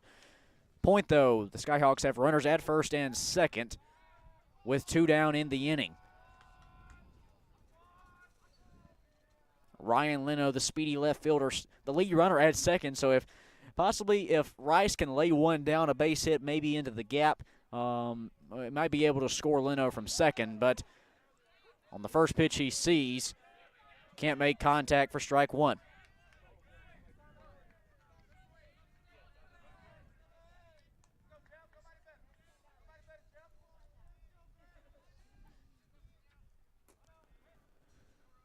The 0-1 paints that outside corner like a white picket fence for strike 2. 2 down here in the top of the 4th inning. An 0-2 count now to Jeff Rice with 2 men on. Boy, that was a lot of twos. Not to mention, you want a multiple of 2. We're in the top of the 4th inning in a 2-1 game. Time called there by Rice. He'll step out. You know, we're not big math people here. We're baseball players, so we like the easily divisible numbers. Hey, listen, if you're going to be in baseball, you better get used to numbers. The amount of statistics we have, holy cow. The 0-2 pitch sails high for ball 1. You've got everything from slugging percentage, on base percentage, caught stealing percentage. You have everything. I know we have 6, 7, 8 sheets of stats right here in front of us. You can never have enough numbers because the numbers never lie. And right now the numbers are a 1-2 count. Just missing is Polly on the inside edge of the plate. One fan wishes she had been the umpire, saying she would have rung him up on that one. Nonetheless, it's a 2-2 count with 2 down. Runners at first and second for Jeff Rice and Point University. Boy, this has been a long day at the ballpark for these folks. Hard hit ball into left field. Spittle comes up, and now the relay home. Leno comes across the plate to score. And with his first hit of 2021, Jeff Rice, the sophomore out of Dadeville, Alabama, gets an RBI single to tie this one up at 2 in the top of the 4th inning. I mean, what a clutch at bat. Gets down 0-2. Haven't had a hit all year, so those nerves are coming back. You're wondering when it's going to happen. Waits for it, watches 2 balls go by, laces one into left field, brings in the tying run.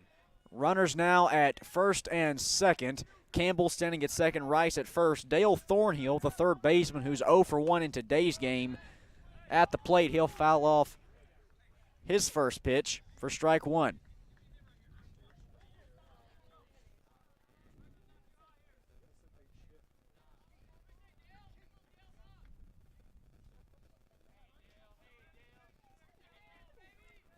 Tied up at 2 here with 2 down in the top of the 4th. Breaking ball hangs low. Now a 1-1 count.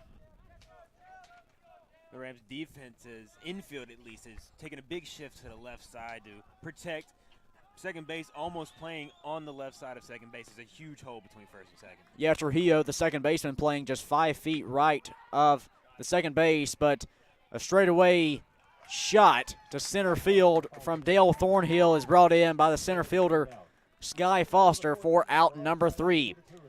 A 2-out RBI single from Jeff Rice ties this one up at 2. We head to the bottom of the 4th inning to see if Columbia International can regain their lead when we come back on the CIU Sports Network.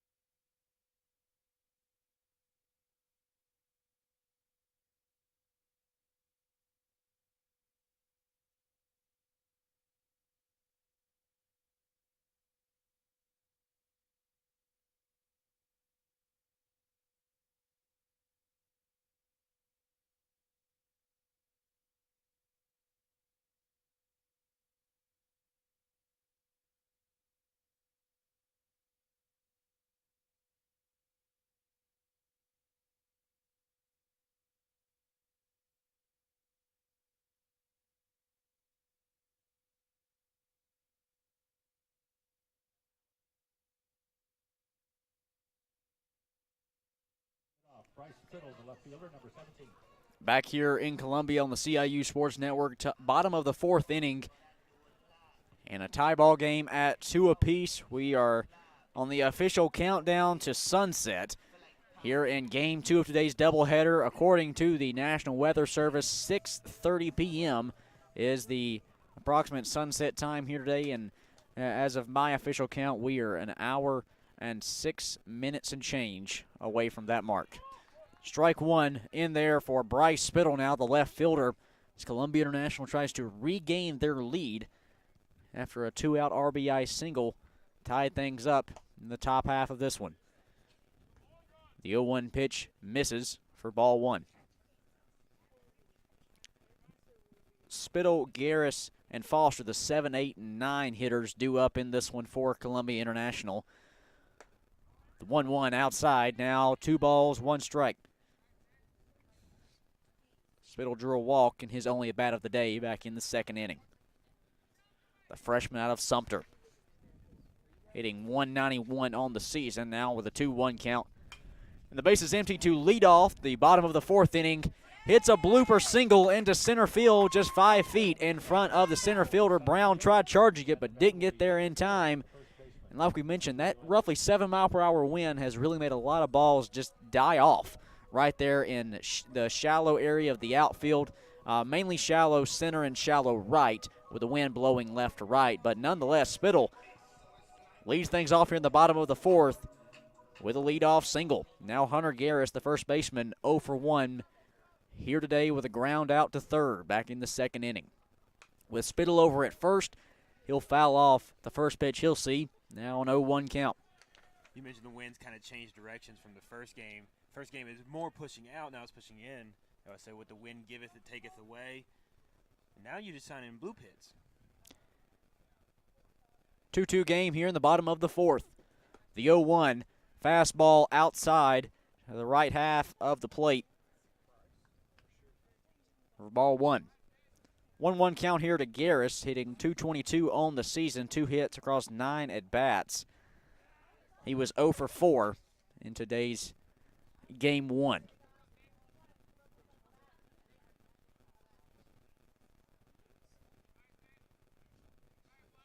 Check back over to first, Spittle back safely. Now redirecting to home. The 1-1 delivery. Curveball misses inside. Now 2 balls, 1 strike. Columbia International trying to pull away with at least 1 win this weekend after dropping games 1 and 2. The 2-1 pitch hangs low, breaking ball. 3 balls, 1 strike now for the 3-1 count.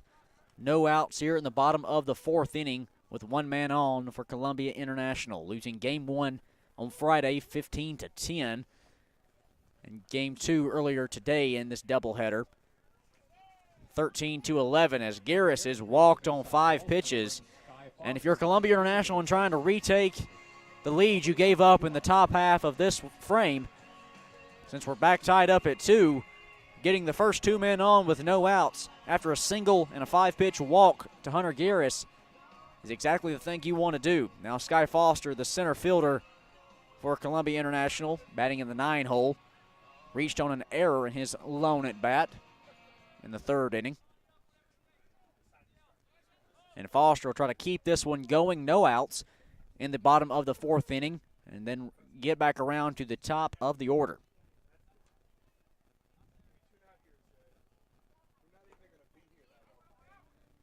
Foster tried laying down a bunt there to move the runners over. Bounces foul. And that's a tough break, especially when you had the infield really wasn't drawn in. But now, obviously, you lay down that first bunt attempt. It doesn't obviously go into fair play. But the infield, like we see the first baseman McClintock, he's standing probably a good 12 feet in front of first base on the infield grass. He's right up beside the pitcher's mound now. And a pitch on the inside. I think it hit him on the foot. Hits Foster on the foot. Yeah, that will indeed. And a free 90 for Sky Foster. And the failed bunt attempt really doesn't mean that much anymore, because with the bases loaded, we're back around to the top of the order. And the shortstop, Rafi Gonzalez, will check in on the right side of the batter's box. Those are some of the ones that hurt the most, because you have no muscle really there to cushion the ball. It's just straight on the top of your foot. You got to just walk it off, rub some dirt on it. Gonzalez, the leadoff batter in this order, the 4th hitter of this inning, with the bases loaded now and no outs. Pitch from Raines sails high for ball 1.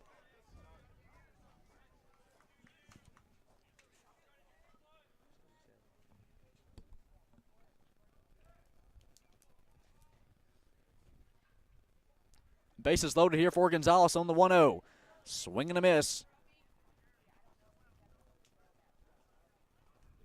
4 strike 1. Rains now here in the bottom of the 4th inning, nearing 80 pitches.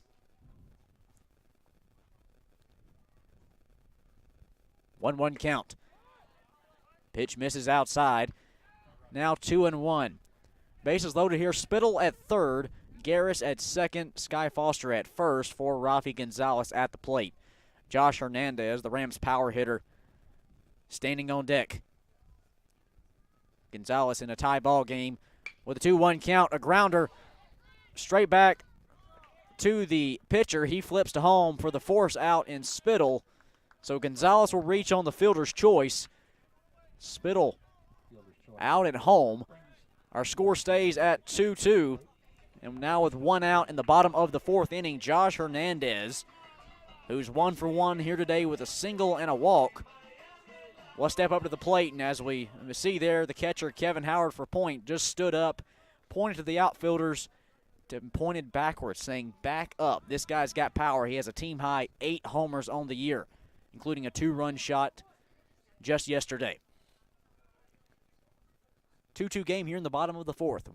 One man down, 3 on with the bases loaded as Hernandez will take ball 1. And the curveball outside.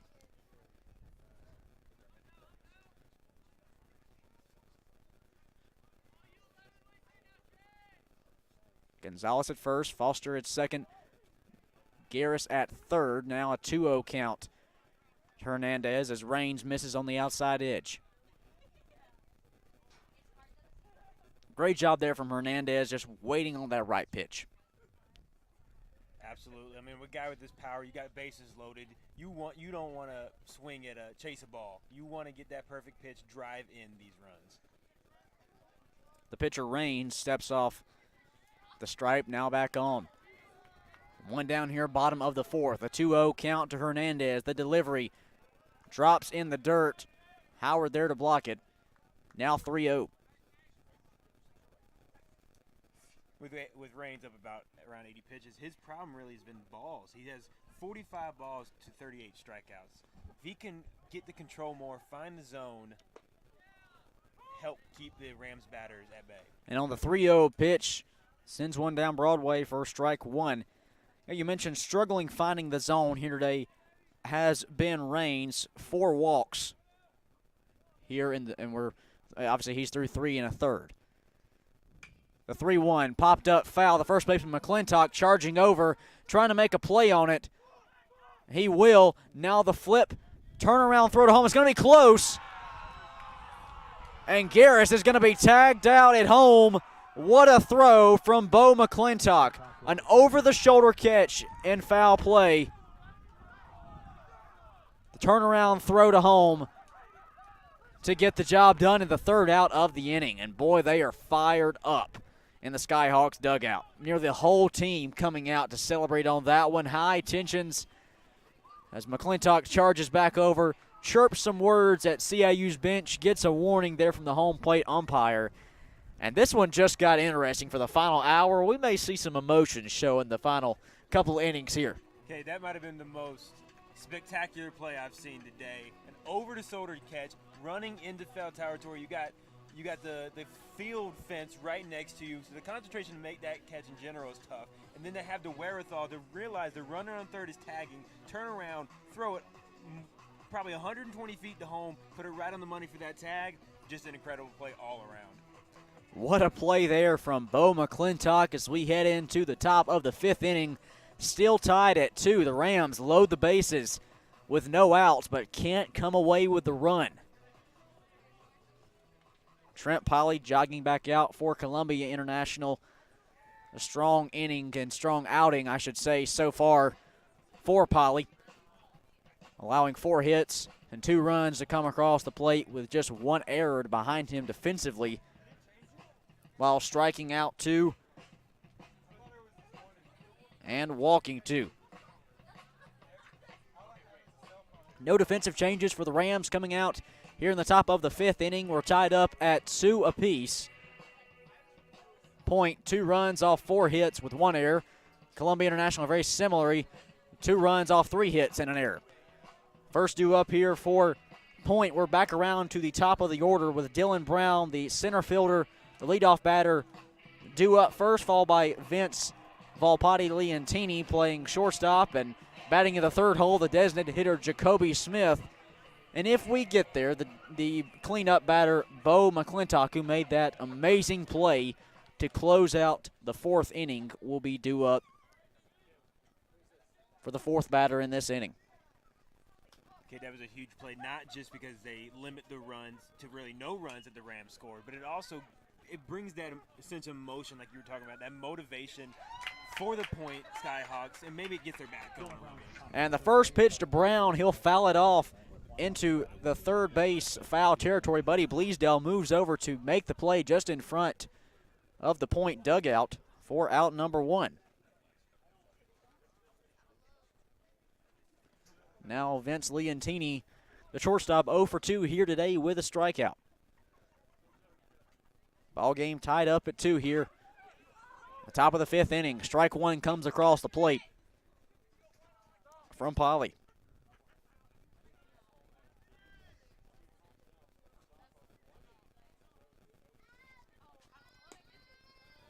Breaking ball hangs outside across the plate. Now a 1-1 count.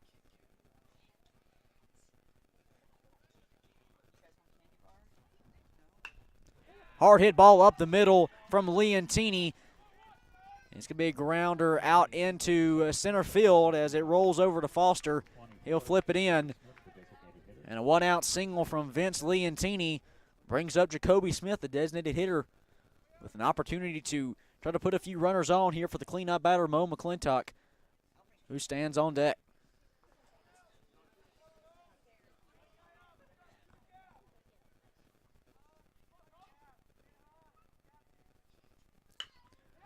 Smith, liner to right. It's going to drop for a 1-bouncer just in front of the right fielder, Bell. And just like that, with 1 out in the top of the 5th inning, Point has 2 men on. Runners at first and second. After back-to-back singles from Leontini and Smith, now the cleanup batter, Bo McClintock, who's 0 for 2 in today's game, will step up and try to retake the lead for Point. Tied up at 2 here in the top of the 5th. 1 down with 2 men on. Smith at first, Leontini the lead runner at second. McClintock pops up. Trujillo, the second baseman, running into right field. Bell calls for it, and he will indeed bring it in for the 2nd out of the inning. Quick throw over to third will keep the runners from advancing, and Bo McClintock now 0 for 3 in today's game with a pop out to right. But with 2 men on, runners at first and second, and 2 down, Ryan Leno, the left fielder, with a single and a double. Here in today's game, 2 for 2. 3 doubles on the weekend. A tremendous offensive showing from Ryan Leno. Not sure if there's any relation to Jay Leno from The Tonight Show, but nonetheless, pops that one back for strike 1 into foul territory. And this has been the Skyhawks' problems all game. They're getting base runners. They're getting on base. They're hitting the singles. They're taking their walks. But they've left 5 runners on base and currently have 2 more on base just kind of sitting out there. If they cannot convert these base runners into runs, it's going to be hard for them to win this game. An 0-1 pitch. Leno pops that one up. Spittle charging his way up into left field. Dives for it. Can't get there. The throw comes in now from Gonzalez, the shortstop, who followed him out there. And they'll go down as a base hit, I do believe. A tough play there from Spittle. 1 run will score. That's Leontini, who simply just, 2 outs, and you see a ball in the air, you run it out no matter how far it goes. And obviously he rounds third, heads home, crosses the plate. Now our score is 3-2 here in the top of the 5th inning after the RBI double from Ryan Leno, his 4th double of this series. An incredible showing. Howard now at the plate. A soft grounder to the shortstop, Gonzalez. He charges into the infield, flips over to first for the 3rd out of the inning. The Skyhawks strand 2 there in the top of the 5th, but not before an RBI double gives them back the lead. Point leading Columbia International 3-2 as we head to the bottom of the 5th when we come back on the CIU Sports Network.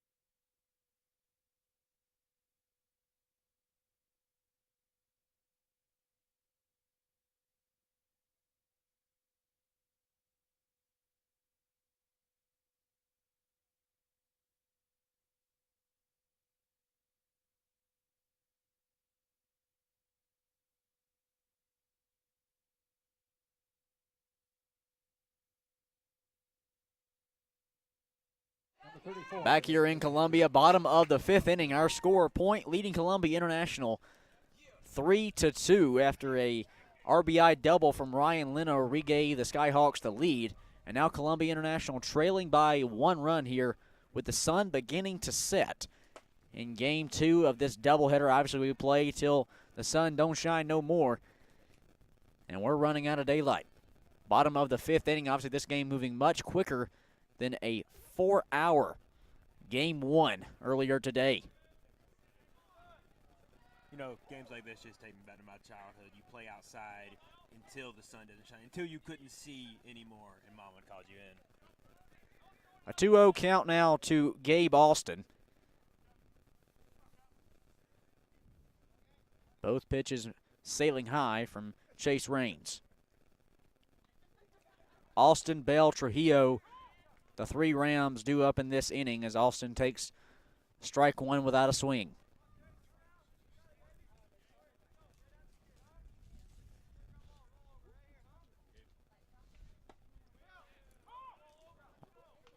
Now the count evened up at 2 apiece. Alston 0 for 1 in today's game with a walk.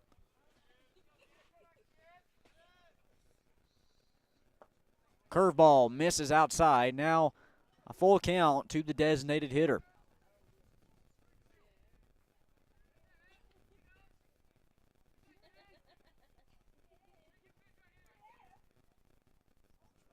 The payoff pitch.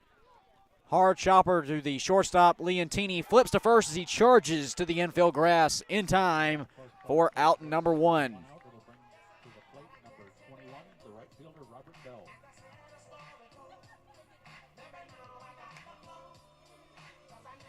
Robert Bell, now the right fielder, will step in on the right side.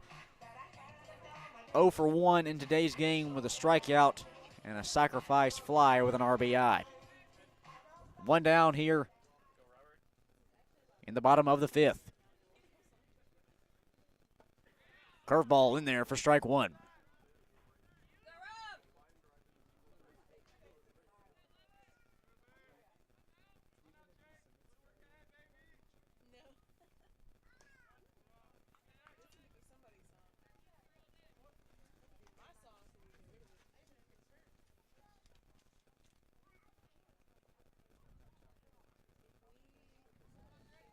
Three to 2 our score here in the bottom of the 5th inning.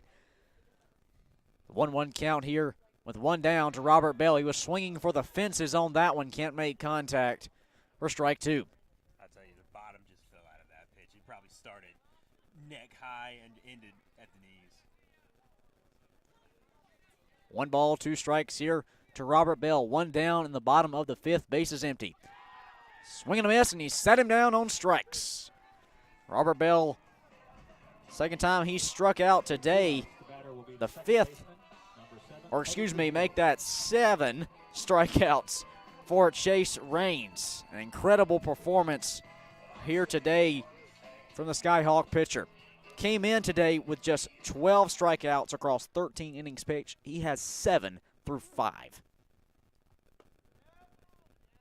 Make that 4 2/3, I should say. Cody Trujillo now at the plate, standing in the left side. Breaking ball misses. A 1-0 count.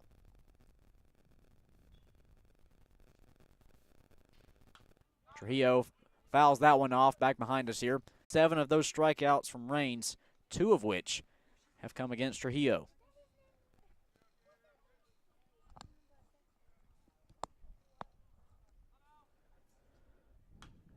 The 1-1 fouled back now, 1-2 in the count. I'll tell you, strikeouts are great, but they do come at a price, as that was Raines' 98th pitch of the game in only 4 1/3 innings, or 4 2/3 innings, excuse me. And if you're Raines, really, you can go down the stretch here. You're not going to play a full 9. We're 45 minutes away from approximate sunset. That pitch drops out of the zone now on a 2-2 count. Although there is some activity out in the Point bullpen.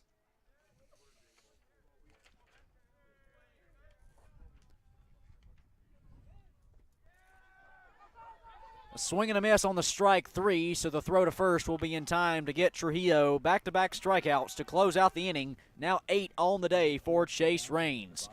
We've got 5 in the books. We held to the top of the 6th. Point leading Columbia International 3-2.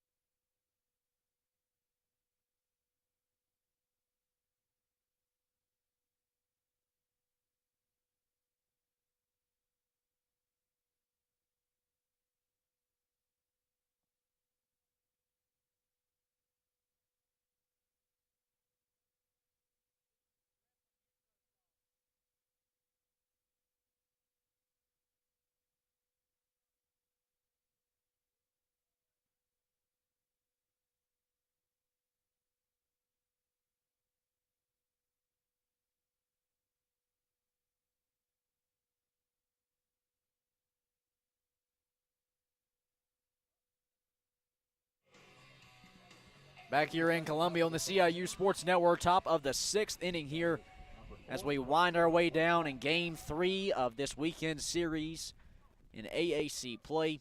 Point and Columbia International. The Skyhawks leading CIU right now 3-2 as we break open the top of the 6th. And on the first pitch, Blake Rupp makes contact, sends it out into center field. Sky Foster now relaying it back to Rafi Gonzalez as Rupp may have been a little aggressive there. Rounds first, heads into second, just gets there on time. An aggressive base running gives Point a leadoff double for Blake Rupp. He came in 0 for 2 into that at bat, but he puts his team well in action, up by 1 run here in the top of the 6th inning now with no outs, and Jeff Rice at the plate, who's 1 for 2 today with an RBI single.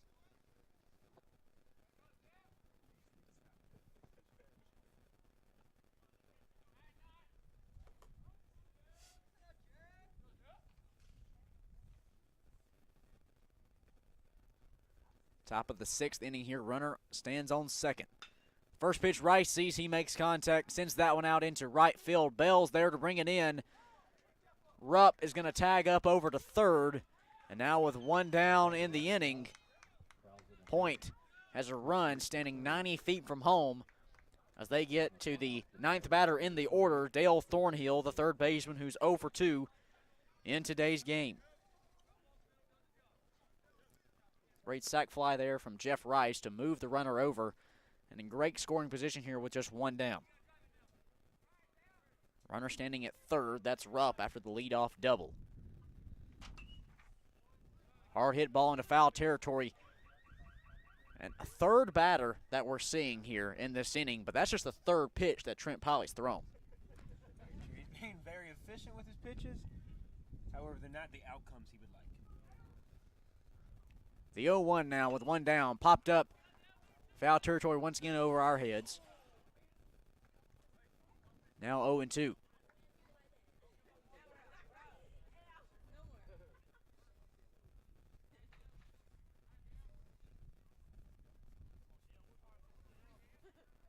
Swing and a miss there from Thornhill. He'll set him down on strikes. Grant Polly records a strikeout. That's a huge second out for Polly there, because now the run on third doesn't matter. The entire defense can just focus on the batter, make the play, and then get out of the inning. Third strikeout of the game for Trent Polly, 26th of the season for the righty. As now we're back around to the top of the order, and Dylan Brown 0 for 1 in today's game with a walk. Runner standing at third, 2 down in the top of the 6th. 3-2 is our score. Point leading CIU as Brown will take a first pitch strike.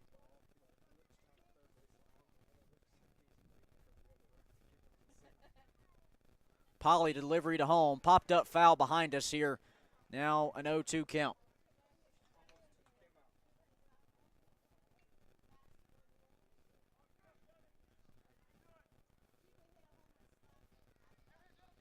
Runner on third with 2 outs here in the top of the 6th inning. Dylan Brown, the center fielder, standing on the right side of the plate.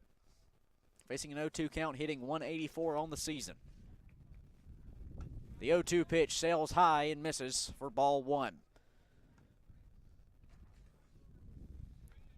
The highlight of Brown's weekend came back in game 2 with a 2-run homer he sent over the right field wall. 1-2 count, 2 outs. Gets him on strikes. The 4th strikeout of the day for Trent Polly. And after the leadoff double, Polly will strand the runner over at third for Point, and we'll head to the bottom of the 6th inning. Point leading Columbia International 3-2. We'll be back on the CIU Sports Network.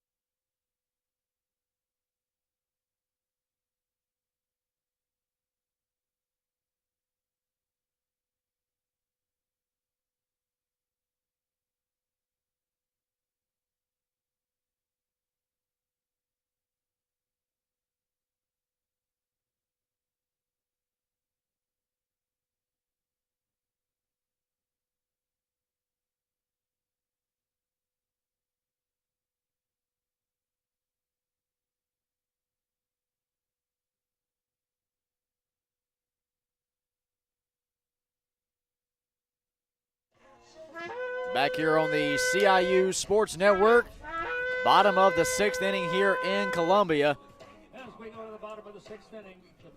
3-2 is our score. Point leading CIU. That sun continues to get lower and lower into the sky. We are now 36 minutes away from sunset here today on this Saturday evening. A hard grounder into foul territory from Buddy Bleasdale, who will lead things off here in the bottom of the 6th. Obviously, for NAIA baseball, you have to get 7 innings in for the game to be called. Right now, we're in the bottom of the 6th, 36 minutes to play. I'm sure the umpires are going to try to move things as quickly as they can. And it popped up into center field is Bleasdale for out number 1. Flies to center field with 1 out. The batter will be number 17. The left fielder, Bryce Now Bryce Spittle, the left fielder, will come on and stand in on the left side of the plate with 1 down in the bottom of the 6th, with Columbia International trailing 3-2. You bring up our time, and we're kind of a race against the clock and race against the sun. Most games when you're in 6th inning, you're like, okay, we have a 7th, we have an 8th, we have a 9th. Now both of these teams are really playing like each next at bat is the 9th inning at bat. Now that's for sure here. Essentially, you could go ahead and figure that the 7th inning is going to play like the 9th inning of a normal game. Strike 1, or excuse me, ball 1 comes across the plate high. Now the 1-0 pitch. Curveball misses. Now a 2-0 count. Hunter Garris on deck for the Rams. 1 down here in the bottom of the 6th. Sky Foster, the center fielder, in the hole. Spittle batting out of the 7 deck. And there for a strike. Now a 2-1 count to Bryce Spittle.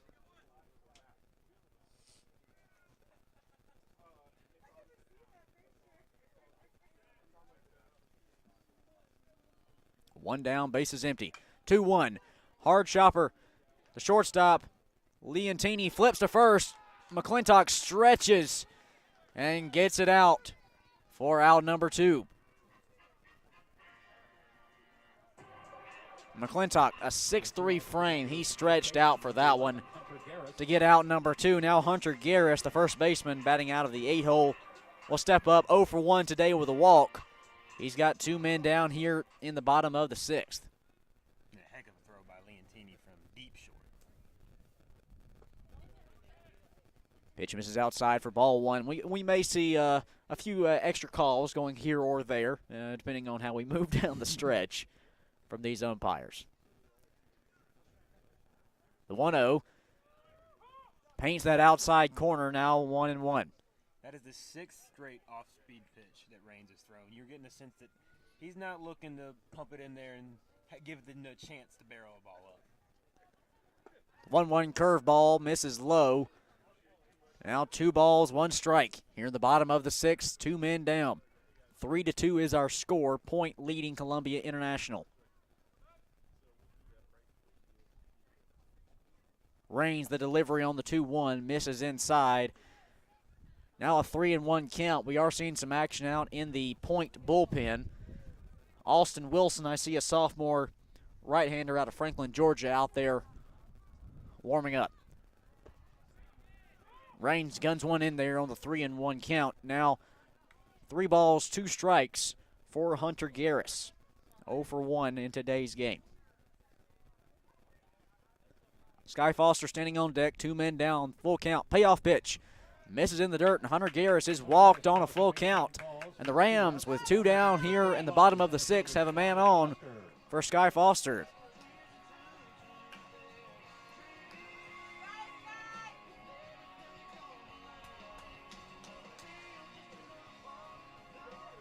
You get a sense of Sky can get on base here, and they flip the lineup over to the top. And you get Gonzalez, Hernandez, and Austin. This could be their chance to take the lead. We are going to see, I believe, a pinch runner come on. Indeed, we will, for Columbia International. And it's going to be Bryce Alexander, a freshman out of Irmo. We've seen a lot of young players get time this weekend, whether it's their first start or their first at-bat like Sky or pinch running.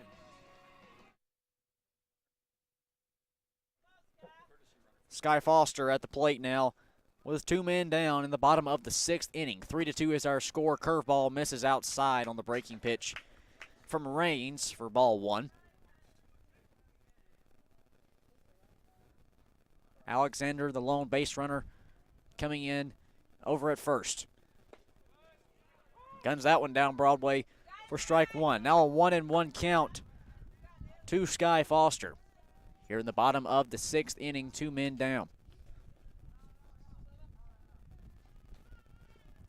Swung on and missed from Foster. That'll be strike 2. Rafi Gonzalez, the leadoff batter, on deck for Columbia International, if Foster can extend this inning. Now a 1-2 count to the center fielder. Curveball misses wide outside. Alexander jogs back over to first. Now count evened up at 2.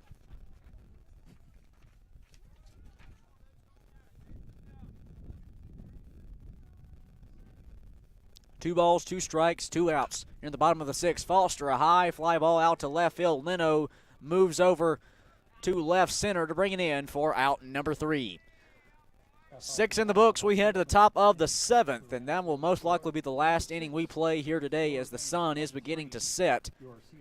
Top of the 7th inning will go with Point leading Columbia International 3-2. We'll be back for more action on the CIU Sports Network.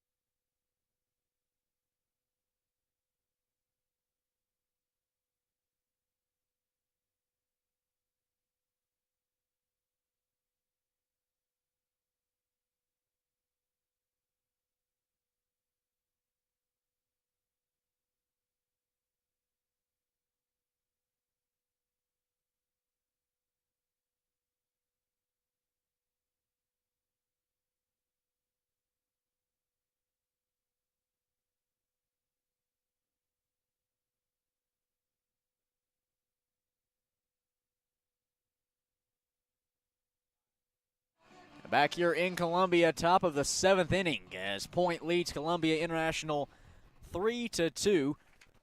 The Skyhawks offense will get one last chance to extend their lead before we head to the last frame of the day, going into the bottom of the 7th, obviously dealing with a loss of sunlight here. No lights at Miller Field just yet, just in the 2nd season of the CIU baseball program. Leontini will take strike 1 down the middle. Sunset set for 6:30 tonight. We are 28 minutes away, so we'll see how much baseball we can get in until that point. And it looks like we're going to wrap this one up after 7. Leontini contact, sends it out into right center field. Sky Foster jogs his way over, and on the move brings it in for out number 1. And with 1 out, the batter will be the designated hitter, number 24, Jacoby Smith. Jacoby Smith now the designated hitter, just 1 for 3 in today's game after he's had such a strong weekend, including 3 home runs. Came in with just 3 on the season. He's 1 for 3 today with a single. 1 down. Breaking ball misses for a 1-0 count. We brought up how efficient Polly was last inning. You know, 1 pitch, 1 out. That first at bat, 2 pitches, 2 outs. He's only thrown 82 pitches in this entire game. Time called there by Smith. He'll step out of the box on the 2-0 count. 1 out here in the top of the 7th inning. 3-2 is our score. Point leading CIU. Polly paints the outside corner for strike 1.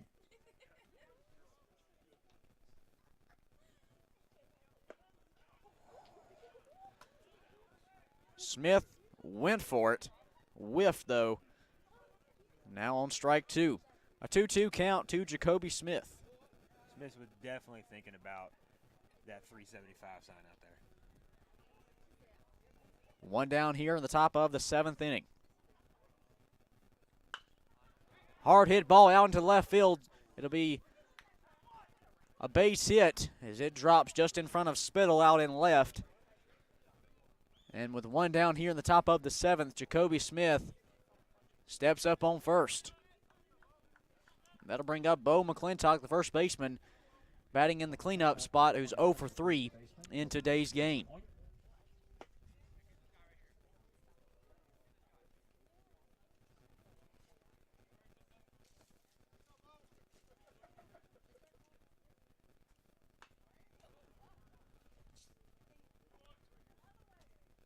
McClintock fouls that one back for strike one.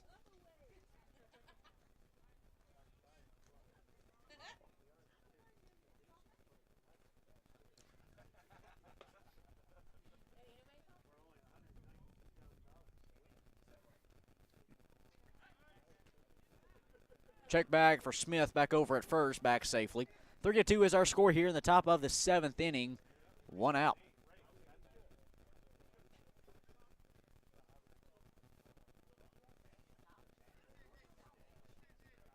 Smith going. McClintock pops it up foul, though, on the 0-1 pitch, so Smith will jog back.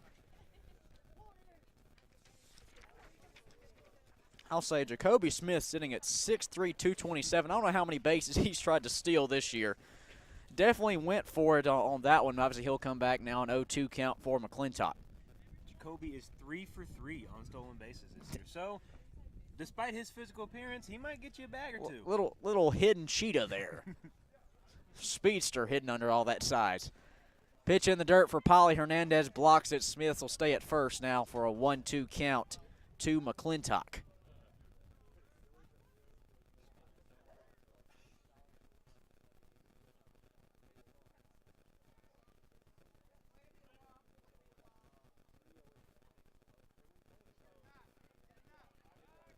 Check bag over to first. Smith back safely. And also, like we mentioned, with that 6'3" frame, he can move off the base a little bit further than maybe your average player with that huge stretch back. The 1-2. Chopped foul down the left baseline as McClintock battles here with 2 strikes. And you see Smith out there. He was going on that pitch as well. He got a great jump on it. He's wanting second. At 6:06 p.m. now, 24 minutes away from sunset as we begin to wrap this one up. 3-2 is our score in the top of the 7th inning. 1 down here.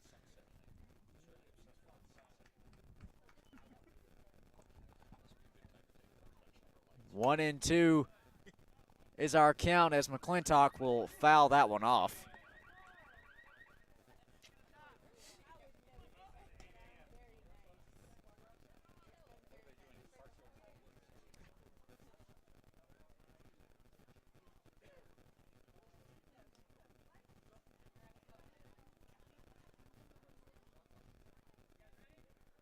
A 1-2 count here to McClintock after he's fouled off 2 straight. Check back once again to Smith.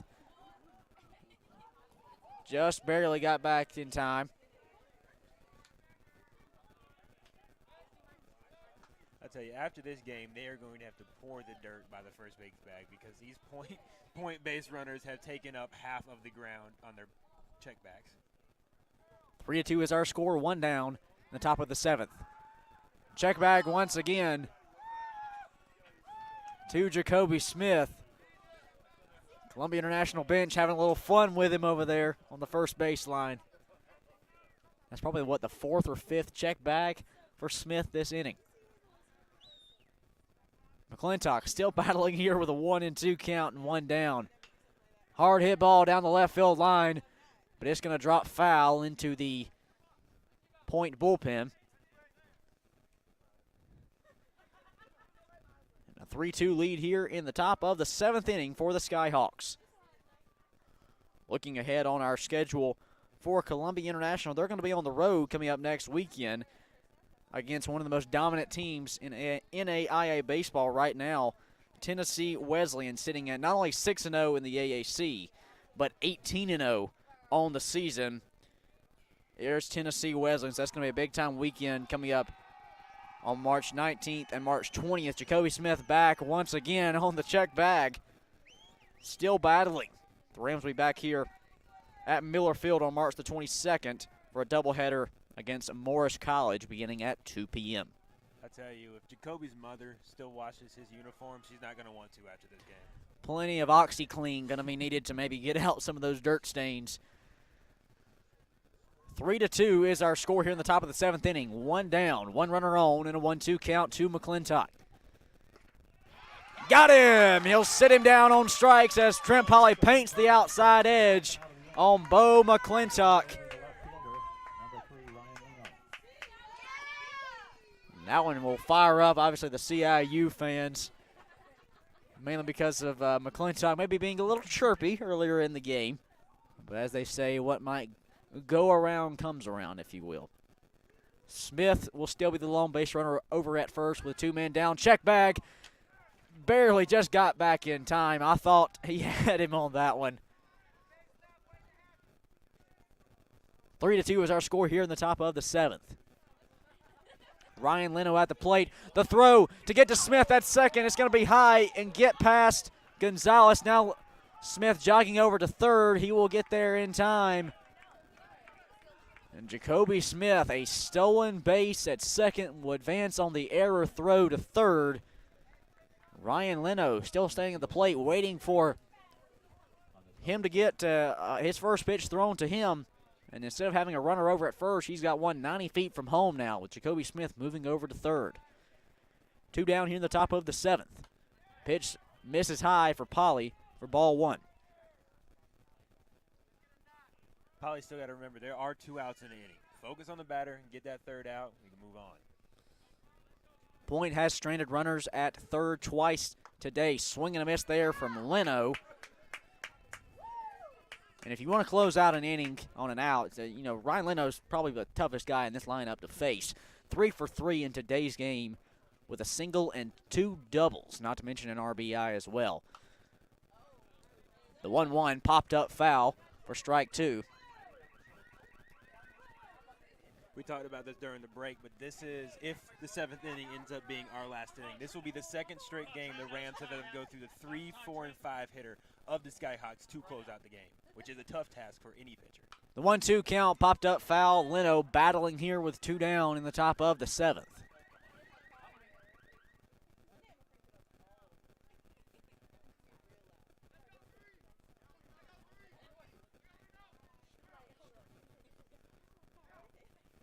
One ball, 2 strikes, 2 down. A grounder to the shortstop, Gonzalez, who charges the infield grass, flips to first. The throw won't get there in time. Jacoby Smith will score from third. Garris now running back to get the errant throw, and Ryan Leno will advance to second on the error throw for what should have been a routine play to close out the 7th. Jacoby Smith makes this a 4-2 ball game here in the top of the 7th inning. Those are plays you just got to make. When you're this late in the game, 1-run deficit, and you're trying to retake that lead, you got to make those routine ground ball plays. Keep your team in. Throw to third.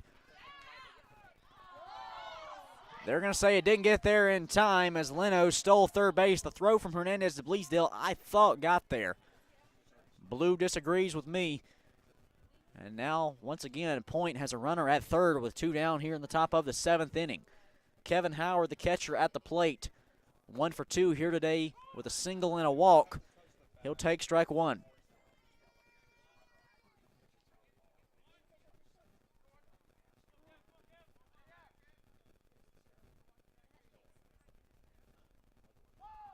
Four to 2 is our score here in the top of the 7th. 2 men down.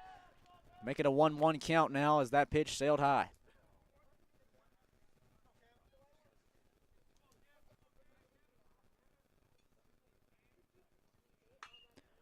Popped up into the infield and make that the shallow outfield as Sky Foster, the center fielder, charges up to bring it in for the 3rd out of the inning.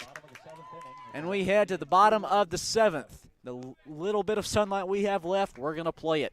4-2 is our score as Columbia International will try to battle their way back in the bottom of the 7th.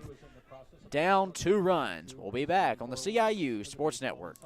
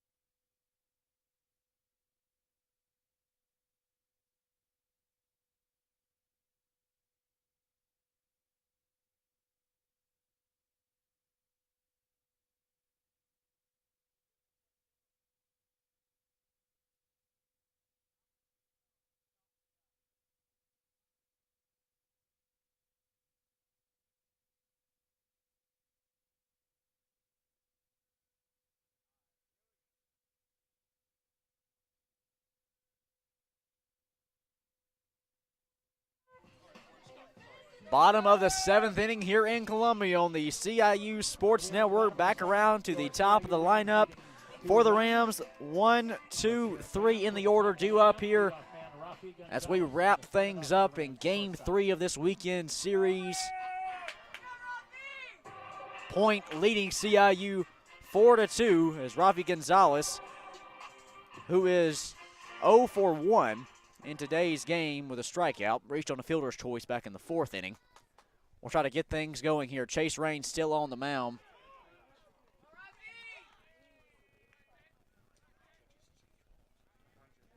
First pitch misses high for ball 1.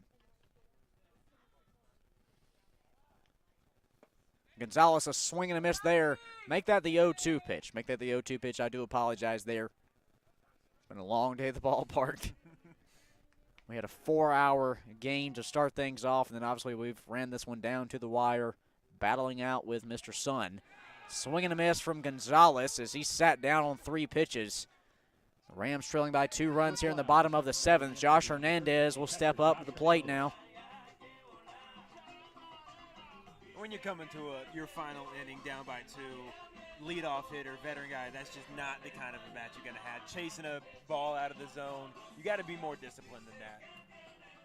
4-2 is our score here with 1 down in the bottom of the 7th inning. Base is empty for Josh Hernandez. Gabe Austin, the designated hitter, standing on deck. Breaking ball misses outside. A 1-0 count now to Hernandez.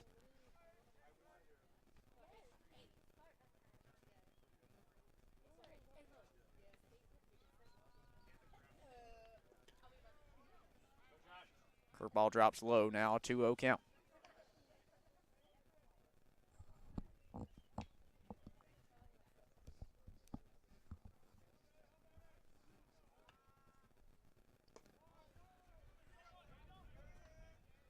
Make that 3 balls, no strikes now for Hernandez as he's well ahead in the count here, and the Rams trailing by 2 runs in the bottom of the 7th inning. 4-pitch walk for Josh Hernandez on the free 90. And now Gabe Austin, the designated hitter, the game's tying run, will step up to the plate.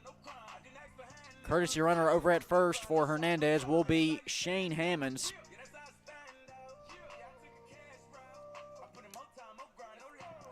The junior out of McBee. Rob Bell will take to the on-deck circle. Austin 0 for 2 today with a walk. 5 straight. The ball's there from Chase Raines as that one misses low. Hammond standing at first on the 1-0 count. 2 down. Austin pops it up foul down the first base line out of play. Now 1-1 count.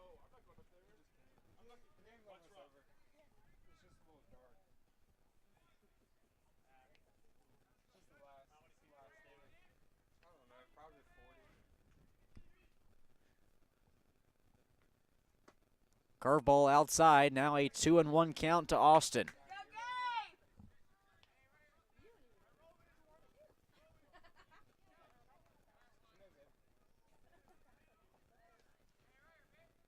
Hammond's the lone base runner over at first. 1 down here in the bottom of the 7th inning, our last frame of the day. Pitch sails high, now a 3-1 count. 7 of the last 8 pitches have fallen out of the zone for Chase Raines, as he's trying to wrap this one up. Point leading Columbia International 4-2. But definitely not making it easy. 3-1 count here with 1 down at the bottom of the 7th. CIU trailing by 2, 1 man on, hard hit grounder, base hit out into left field, and just like that, Columbia International has 2 men on with just 1 out here in the bottom of the 7th inning, and the game's winning run is walking to the plate now in Rob Bell. 4-2 is our score. And Bell with an opportunity here to really open this one up and dig into that deficit and potentially walk this one off. Kate, you mentioned the lack of control that Raines has had over the past 2 batters. You know, both of them have gotten 3-ball counts. Reigns is now up at 129 pitches on the day. That's a lot of stress on the arm. That's a lot of focus. So Bell right here really needs to be selective with his pitches. Don't just go swinging at anything. Take your time. Let the pitches come to you. Pinch runner over at first base is Tucker Chapman. 2 men on now for CIU. 1 down here in the bottom of the 7th. 4-2 is our score. The first pitch to Rob Bell. Falls out of the zone for a ball.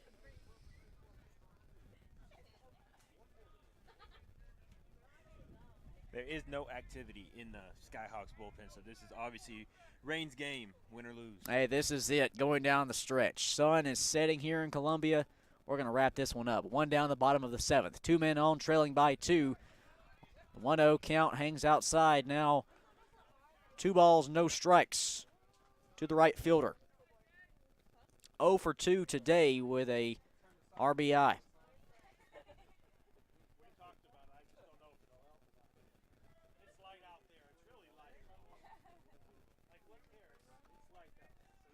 I mentioned how Bell needs to be smart at the plate with the pitcher who's kind of losing his control. These base runners need to be smart as well. They represent the go-ahead run, or not the tying run, excuse me. They need to be safe and smart out there. Chapman stands at first, Hammonds at second, and Rob Bell at the plate as the Rams are trying to battle their way back into this one. In the bottom of the 7th inning, trailing 4-2 with 1 down. They can either walk it off here or lose the series 3 straight. The 2-0 pitch to Bell. Hard hit ball out into center field. That's going to drop for a base hit. Hammonds moves to third. Chapman moves to second. And now the base is loaded for Cody Trujillo. The second baseman, he's 0 for 3 in today's game. And we might see a pitching change here for Point. Indeed, we will. With 1 out in the bottom of the 7th inning, Columbia International trailing by 2 runs has loaded the bases for Cody Trujillo, the senior out of Greenville. We'll take a break and come back and let you meet the new Point pitcher when we come back on the CIU Sports Network.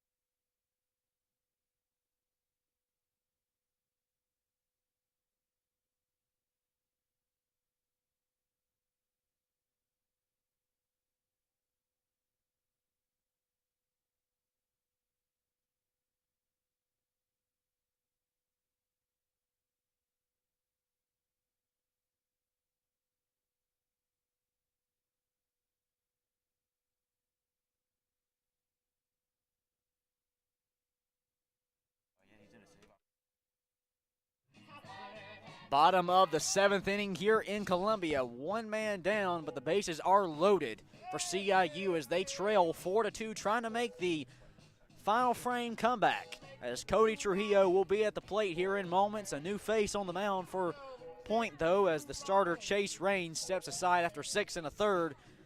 The new face is going to be Kagan Spradlin, a senior righty, 6'1", 170 out of LaGrange, Georgia.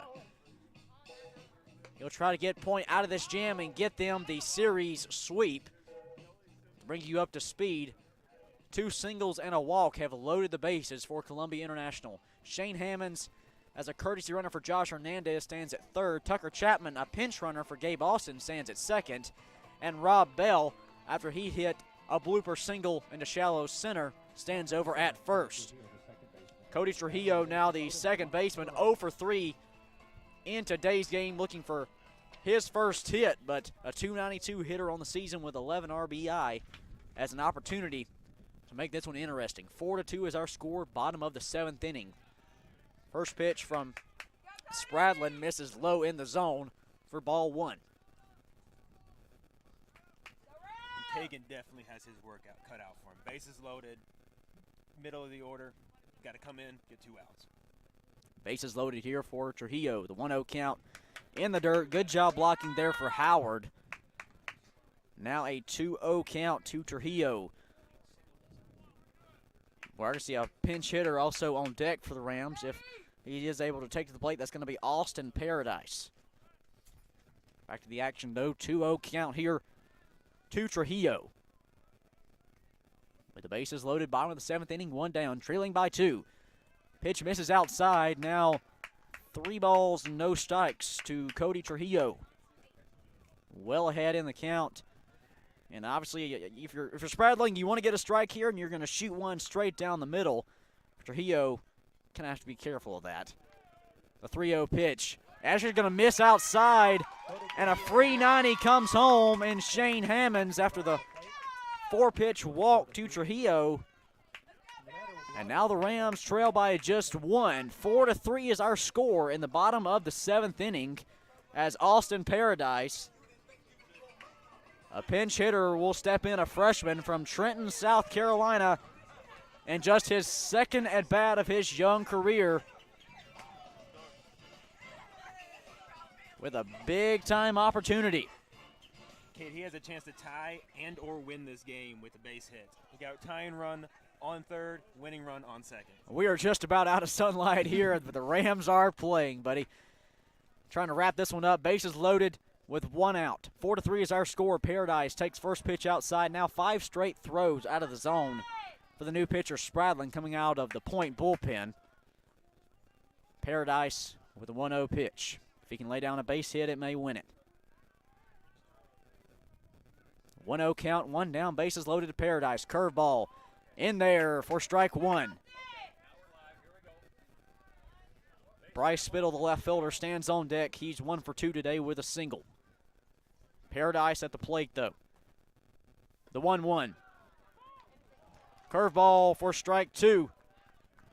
Just across the heart of the plate. Now a 1-2 count to Paradise with 1 down. Bases loaded. 4-3 is our score. Bottom of the 7th inning. That's the last one we'll play. The 1-2 pitch. Swing and a miss from Paradise. He'll sit him down on strikes. A big-time K there for Spradlin. Now with 2 outs in the bottom of the 7th inning, Bryce Spittle, the left fielder, has got the bases loaded. Spittle's 1 for 2 here today with a single and a walk, hitting .191 on the season. Went 3 for 5 earlier in game 1 of today's doubleheader, so he's been seeing the ball well. He's got the bases loaded. Tucker Chapman stands at 3rd, Robert Bell at 2nd, and Cody Trujillo over at 1st. Breaking ball in there for strike 1 from Spradlin, who started out throwing 5 straight balls. He's absolutely dealing right now, hitting that strike zone hard. Bases loaded here on the 0-1. Make it now 1 ball, 1 strike for Bryce Spittle. You can feel the tension in the atmosphere surrounding us here. It's such an exciting closing out to this Saturday evening. The 1-1 swung on and missed from Spittle, and the Rams now just 1 strike away from losing this one. 2 down in the bottom of the 7th. Last one we're playing today. 4-3 is our score. Spittle has 7 RBIs on the season, but I guarantee you he'd trade all 7 to get this one in from home or from 3rd. 4-3. Our score. The 1-2 pitch drops outside. Now 2 balls, 2 strikes. Bases loaded for Bryce Spittle, the left fielder. What a moment here for the freshman from Sumter. 2 balls, 2 strikes, 2 outs. Bases loaded for Spittle. The pitch popped up into the outfield. Brown comes up to make the play, and he brings it in for the 3rd out of the inning of the game. And that'll be all she wrote, folks. Final in 7 innings here today. Point defeats Columbia International and sweeps the weekend series with a 4-3 win. Looking ahead on your schedule coming up, no midweek games this week for Columbia International. as they fall to 10-11 overall on the season, 4-4 in AAC play. With this loss, they'll be on the road coming up next weekend in Athens, Tennessee, taking on Tennessee Wesleyan Friday at 2 p.m., followed by a doubleheader beginning March the 20th, Saturday at noon. And boy, is that going to be a matchup and a tough out for Columbia International, as Tennessee Wesleyan, one of the top teams in the nation right now, 6-0 in the conference and 18-0 on the regular season. Following that, coming back here to Miller Field, the Rams will be back here on March the 22nd. That's a Monday afternoon for a doubleheader against Morris College. And then your next weekend series, the weekend of March the 26th, in AAC play against Reinhardt. Final here in 7 innings. 4-3 is our score. The Rams fall to Point University of Brayton, a tough loss after what a long day at the ballpark. It was, and both teams played exceptionally well in both games. But I really look at it as a kind of a tale of the 2 generations of baseball. You know, this first game one we had, we saw it was a 13-11 game. There's balls flying out of the park, people running around the bases, 25 runs scored. That's really the new age of baseball, the long ball. Game 2, completely opposite. Ends in a 4-3. Neither team even got to 5 runs. There's a lot of bunts. It was moving over with sacrifice flies. It was stealing bases. Get back down to the fundamental basics. But credits to Point. They showed that they can win a high-scoring shootout, but they also showed they can win a close, grinded-out win. That's just it. They proved that they were a quality baseball team. That rounds it out for our coverage this week on the CIU Sports Network. We thank each and every one of you for joining us both yesterday for the Friday afternoon game and then today for our doubleheader. Until next time, for Braden Malloy, I'm Kay Crenshaw saying so long, good night, and as always, remember to smile.